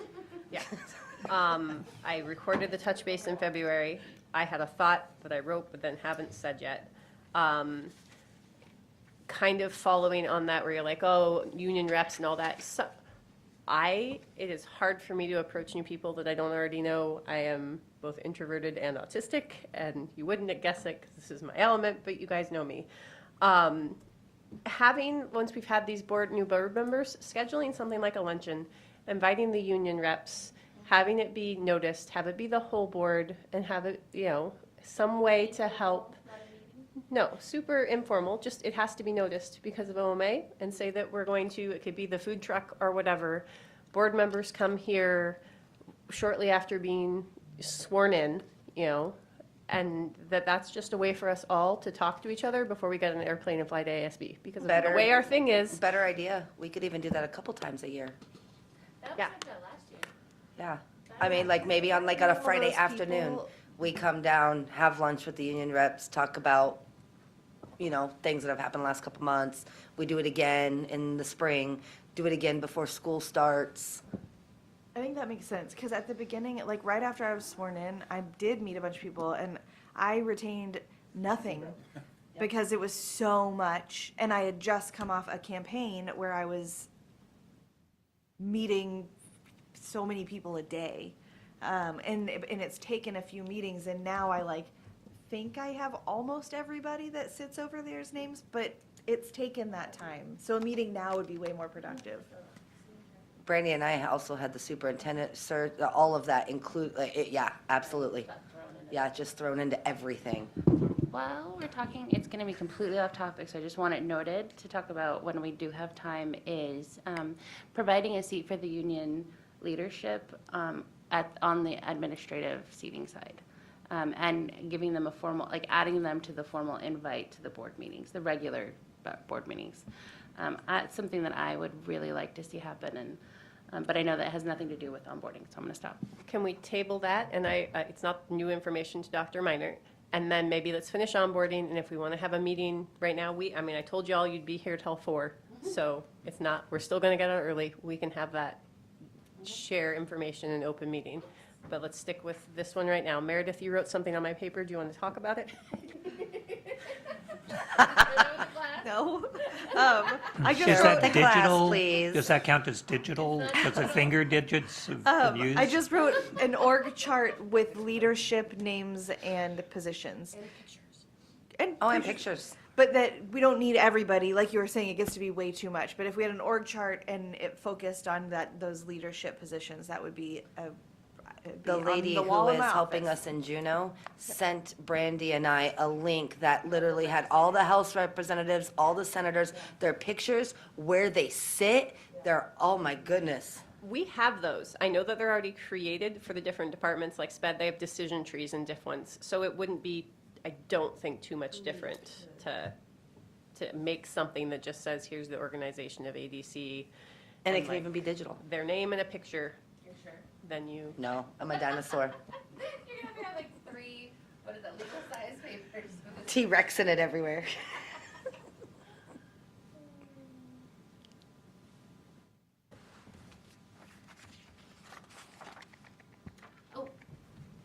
This is kind of onboarding, it's like pre-onboarding. Can we also talk about what we were talking about earlier about doing, so you want to be a school board member session or 2 like Anchorage does, and that we tried last year, but it did not go well. So I would love to talk more about that. Okay, I'm going to jump in right away on it, because I think what the board members who initiated that little gathering, I think it really went well. Right, I know, yeah, it was you and somebody else, the two, right. But I think it really went well. It was a first, and we can build on that and stuff like that. And it was different. I really appreciate that the clerks from the 3 governing bodies locally have their open house for candidates running. And it's a nice compliment to what you put forward last year and Can you happened. talk more about that? We don't know what you're talking about. Okay, well, they're coming back with it. They used to do it pre-COVID. They had an orientation for open house. For anybody who was thinking about being a candidate, what are the positions that are open? What's the process for filing? What that is. What was also nice about that, you had some people who came they were already elected and they came and just were encouraging. You had people who came who were just, I'm kind of playing around with this. In some cases, it was like, oh, this, now I'm really encouraged, and I can do this. For some people, it was, they came and they said, oh, you're running for, maybe deciding whether they were going to run or which seat they would run for, or those types of things, which avoids some confusion when the filing and who's so you have somebody running for every seat type of thing. But it was very well done by the clerks. I think the specific one that we did last year was good. I think, as I heard people afterwards, some who were thinking of running who decided not to run. Yeah, there were some, and or they met somebody and they, oh, that's the person I want to support rather than run. you know. We don't want it to be a discouragement to run, but sometimes it's, you know, I mean, those are factors and considerations.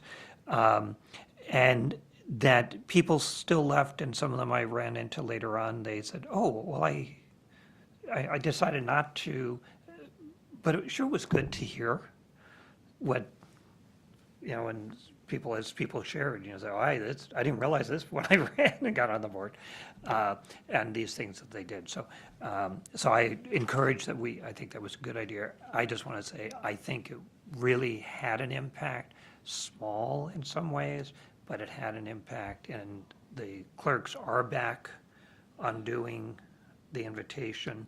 It'll take a while, I think, to rebuild that because it wasn't done for several years. They will work in a good complement to each other, so. I appreciate that. When I say it didn't work out as well, it didn't work out in my vision. My vision wasn't organized. How Anchorage is doing it this year, it's organized, it's pre-thought out, it's presentations, it's just robust. And ours was sitting in a circle with some people that were thinking about running and just talking over each other. And I wanted it more cohesive and thorough and organized. And so I hope that we can take from what we did last year, but actually plan it and put some thought into it. As someone who attended that as a potential candidate, well, I was a candidate by then. I will say that it, you know, I didn't hate it. I think that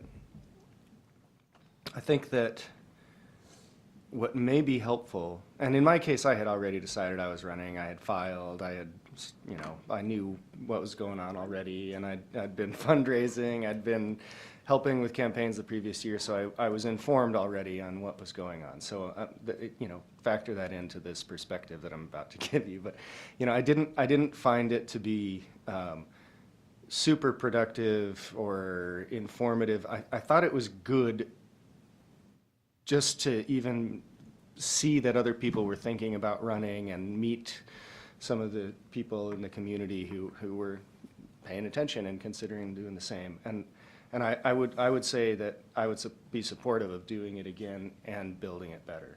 And I think that it would be a great place to do a little bit of pre-onboarding, both to discuss, you know, I mean, what we did at that session was talk about running a campaign mainly. What does it mean to campaign for office? What I think we could do is include some of that, but really I think shift the focus to here's what you're running for, here's what's gonna be in front of you if you should get elected. And that is a really important piece, I think, that that people considering running for office should start to understand early on. I think that AASB's roles and responsibilities should be a big piece of it, because I think that's a lot of misconception when you haven't been on the school board. Before you're on it, you think you have more roles and responsibilities than you do. And so hearing that, and I think that's why Tiffany from AASB probably does a lot of that work with Anchorage for their pre-running sessions, is to present that in a way that helps them make that decision. So I agree. Yeah. And they're doing it online for Anchorage, which I think could be helpful. I think bringing in ASB could be helpful too. Board members can be there to answer some questions, but we will have presumed biases, like who we want to run all of those things, where ASB, it does a great job remaining neutral. So if that's something we think our community needs, it might mean paying a little bit of money to help have, if they do it online, then we're not paying for them to come here and run the discussion, and it makes it something somebody can do from their own home. Could you look into that for us? Can we add that to our agenda, Luke? We've got that agenda up. The other thing I was saying, or that'll be a part of it, is like the time commitment and letting people fully know, like, this is what it looks like. This is how many meetings you should expect. This is our expectations, giving out that list. Like, we expect you to be at all regular board meetings. Here's a calendar. Oh, and by the way, we probably are going to have a work session every Monday, and you need to stay until sometimes 10 o'clock at night. And none of that is optional just because you feel like it. This is the work of the board. I would agree with that, because when I decided I was going to run, when I was having conversations about running, I was told by someone that It's a trap. I was told, you're only required to go to your board meetings twice a month. Everything else is optional. That's what I was told. And I would definitely be in favor of making sure people know that it's more than just the board meetings. And the policy that we Yeah. will eventually update and approve. I think that would be good to share, that, that you do have a limit of how many. And I think building on what we did last year is, we even had confusion on when it started. So planning it out, I don't want to miss the point that we did it last year. And it was because somebody pushed and said, yeah. But I think in terms of community for us, and especially when I look at least my experiences going to the borough clerk's things, I would not be in favor of bringing ASB in to do it. If they have something online and we can point people to, that's great. But I think the value is, it's also people getting the chance to see and perhaps talk with those whom they might serve with. And we're a small enough community yet. I think the informality and, in a sense, is good. Having a little bit more specific of what things we want to say within an hour. Again, respectful of people's times, and perhaps recording it so that somebody who can't make it at that time, they can get that information and stuff. But it also personalizes who board members are and who you might serve with, and or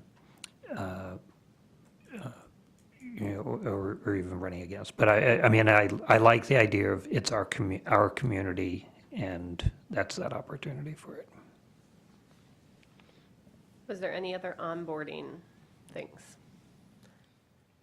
Is there anyone feeling froggy that wants to be on the ad hoc committee for, and I'm going to say it's onboarding and then also the info session, because they're kind of like. I want to say yes, but I'm on 2 right now, so I don't know if I'm being greedy. Okay. If we need somebody, I can add, but if there are others who have better, we have spread the wealth. My take is this doesn't have to happen right away, because we've learned now committees should have a scope, they should have an ending point, all of these things. So let's backtrack and say, when do we want the work of the committee to be done? May 31. For onboarding, definitely May 31. Okay. What were you going to say, Meredith? Time for it to be implemented at the next onboarding.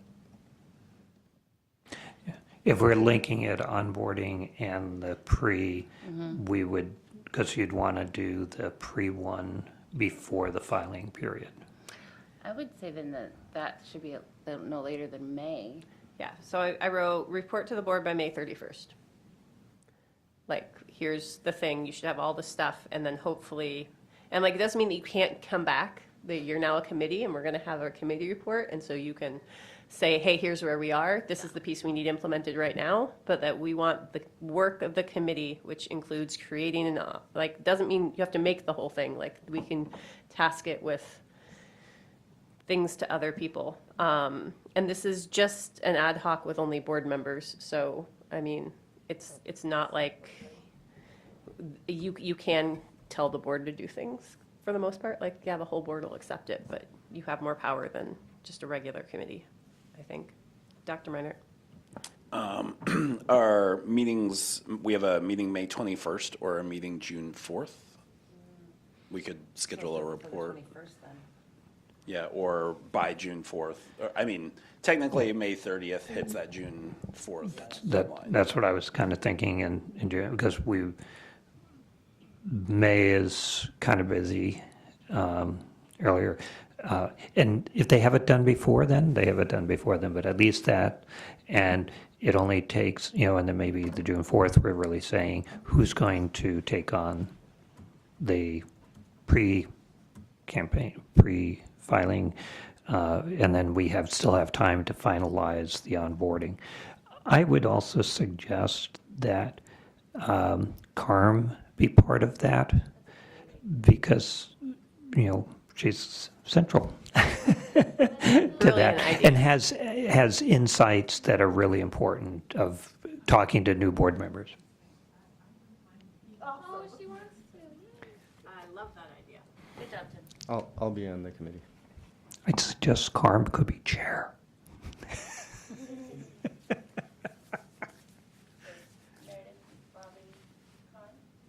I'd like to be on it too, then especially since I'll be the president who's doing the first onboarding, because that won't happen till after, like, I might not be, like, you'll reorganize the board, so maybe not. But if you're interested in being on, Okay. everything, it's irregardless of being president, but you've also got newer experiences coming on, which is important. I'd love to participate as one under Lehman. Look at us doing better at committees already, guys. Books are different, and it has an ending date.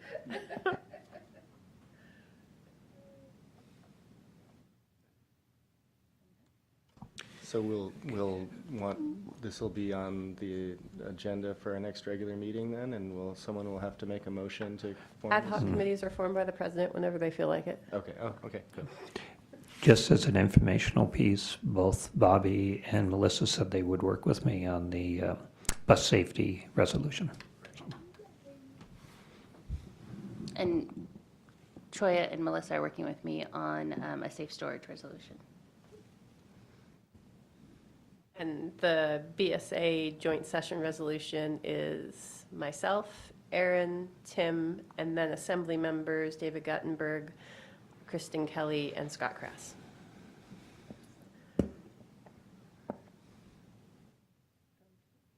Speaking of that one, do we have a date? Okay. We should do that today. Yeah, the work, I can give an update on it, is in process. We have a draft that was worked on by administration that then has now been given to the borough clerk. They put it inside their format because that's what they want, and I don't think we're as prescriptive, so it's going to pass their way. And then they were going to add in their specific information like the district did. And then all of us, we're going to have a Zoom meeting, discuss it, and it will be brought at the 29th. No action can be taken at the 29th, but that will be an opportunity for all members of all bodies to weigh in. And then if the problem is they have to have their stuff, they have different deadlines, so theirs has to be in to their clerk by the 29th.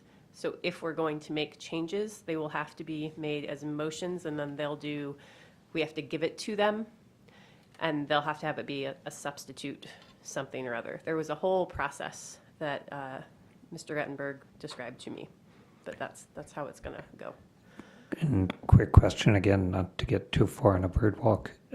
Like I have edits and suggestions, but I haven't put them in yet because I'm not sure which version we're going to kind of mark up. So I think it'll be at that Zoom meeting once we find a time that works for everybody. I know we had floated this Thursday, but that was a crazy day on top of the fact that we might have overread the veto and there, yeah.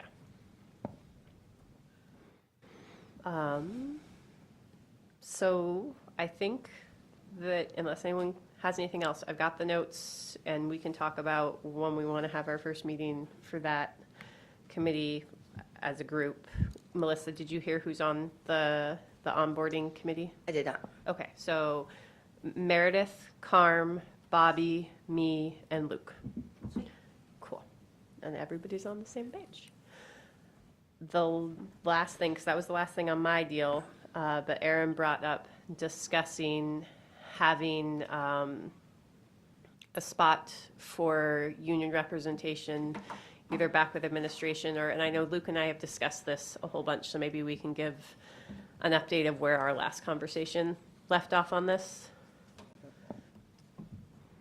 Yeah, I don't know that we had the conversation about physical seating, and so that's a new one to wrap my mind around. And, you know, I don't know that we always have enough room just for our administration that we need at the meeting.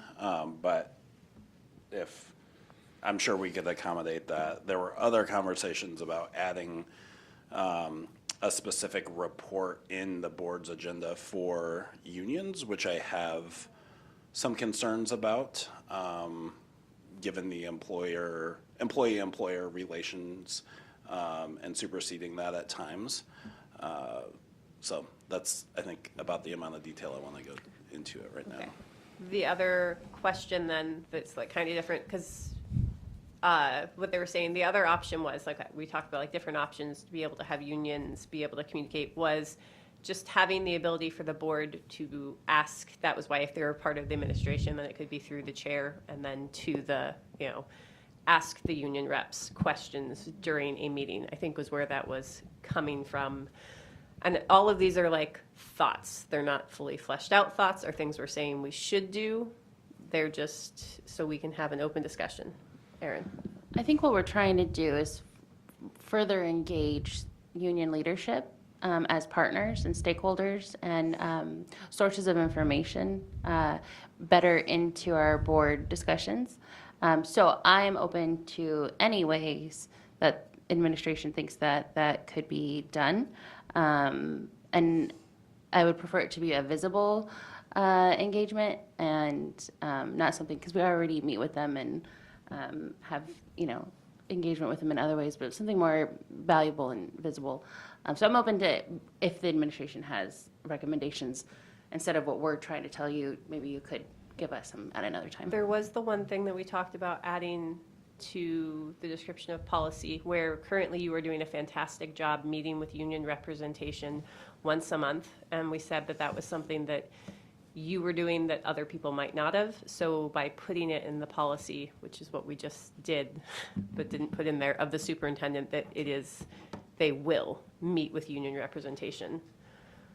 Yeah, and I wanted to be super clear that my partnerships and relationships with the unions is an important part of my leadership and an important part of the success of the school district. And so at minimum, we've reinstituted joint union meetings where several administrators, along with all union heads, meet monthly. I also meet monthly individually with each union, and they meet individually with HR. So there is a lot of communications and partnerships being built with the unions and, the school district. And so I understand and I hear what you're saying in terms of specific kind of things at the board level. I think it would be very problematic if they were available just for questions directly to, because you've charged me with the supervision of staff, and it's administration providing that response to you, which becomes very, very murky with a union relationship, because they are our staff technically still. So leave it at that. Does that? Oh, no, go ahead, Tim. Okay, and I just want to give a reflection as a former association president multiple times. I always appreciated that as an executive board, so I'm talking specifically with FPA, but I know there were some similar things with the other associations. Our executive board met monthly with the superintendent, and that was an important thing. In terms of when I came to a board meeting, I am not administration. I am not with the board.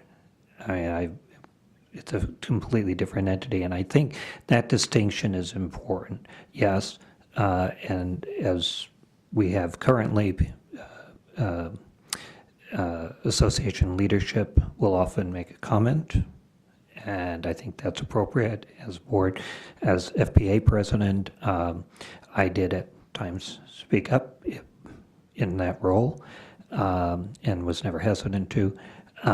But I think we need to be really careful, and along the lines that have been mentioned, as well as from the association's side itself. I did appreciate when some board meetings I came to, it was very full, seating-wise, and the last table had some spots, and sometimes I would sit there, and that was not an issue with the administration or anything. It was like, yeah, fine, you have a place to sit. And it was a good spot to be in as the public engaged with the board. It is a different from both sides, and as an association president, I appreciated the independence from all the entities. And that didn't mean that there were times and a specific topic where association presidents or designee was invited to comment specifically on something, whether it was in a work session or to or even to the board directly. And certainly it was open to the board if they needed more information. I would be certainly hesitant about some of the getting into a Q&A because there may be issues from both sides that could be awkward, whereas an association president, you might not be able to really answer or should and be put on the spot and how it's perceived, whether you answer or not. They may need to go back to their boards. They may go, I think it's complicated. I think the way we have it is good, and to make sure that they know they're appreciated, and I guess it goes back to when we even talked about norms, that we make sure anyone who's testifying is not put on the spot. We're not trying to catch them in anything, and even unintentionally. So I like where we are now. We do need to make sure that communication is, I'm really appreciative of the superintendent, as you use the term reinstituted. In some cases, that has been, I think our communication has gone up, so. I just like to put out a heat of caution. I am not in favor of this. I can't put together in words right now the reasoning. I just heat a caution on it. Definitely something that needs a lot of communication, a lot of discussion, not just with us and the administration, but the public as well. So that's where I'm at. Just very much caution, not something we should jump on right away. I do like, I think it was Luke who said it, maybe a monthly meeting with just them and the board. That would be something I'm in total favor of. I know that we all individually, I meet with them as well, we all individually do that, but maybe as a meeting of a whole, we can bring FEA, ESSA, FPA, FNA, whoever in. Absolutely in favor of that. Just a heat of caution on the seats. Yep, remember, these are just ideas that have been brought up, and because we can't sit and discuss it except in an open meeting like we have now, I appreciate Ms. Marati bringing it up, because it had been things other people had said, and like I said, I'd spoken with Dr. Minert, and we kind of arrived at similar thoughts of okay, well, what are we doing? How do we do it? I know we have meetings, but those conversations haven't always gotten back out to you guys, because we have this long running agenda, and then sometimes the thing moves back up and oh, let's circle back, let's talk about that thing. So no, I would like us to have more open conversations with each other about what we're thinking. Go ahead, Erin. And I hear the caution, and that's why I'm asking for feedback from administration. If there's other ideas, then I am completely open to any other ideas, but appreciate it. Dr. Minert, do you have anything else? Or I think we're good, guys, unless somebody else has something they want to talk about. Mr. Doran. Surprise. I think we've had 2 long, productive days, and the self-evaluation piece we're not addressing today, but I would encourage that we take a look at that. There's a nice little format that we can use as a thing. And I think we can do that at some point within an hour. I don't think, I mean, you could spend all day on it, 2 days, 3 days. I think it can be done, and it would be a good kind of touching base, at least get a baseline for us. And with that in context, I just want to say how pleased I am with how our board continues to grow in working together. And we've seen that growth over multiple years. And we are well on that trajectory now. I think our conversation these 2 days also reflects that. And it's building on the conversations of those who have preceded us. But I think it is worth at some point that we do our self-evaluation as well. And I can say that it's my intent, I think I mentioned that we should schedule it this summer. That way, board members won't have left. It'll still be all of us at that point. But because there's just so much. We've got all the policy work sessions, all the everything. And then Timmy did say that she would suggest, since we haven't done one of these in a long time, that we do have an ASB person help facilitate. One, to make sure that we establish a good process. And then after that, if we're going to start doing it on our own, that can be decided, but it might be helpful to have. I thought she did a phenomenal job helping us. Like, this was the most productive work session I've experienced as a board member. So, yeah. Same. Thank you, Brandy, or Ms. Hardy, for gathering us, for herding us cats, and for making this such a productive weekend. Thank you. All right, with that, we are adjourned.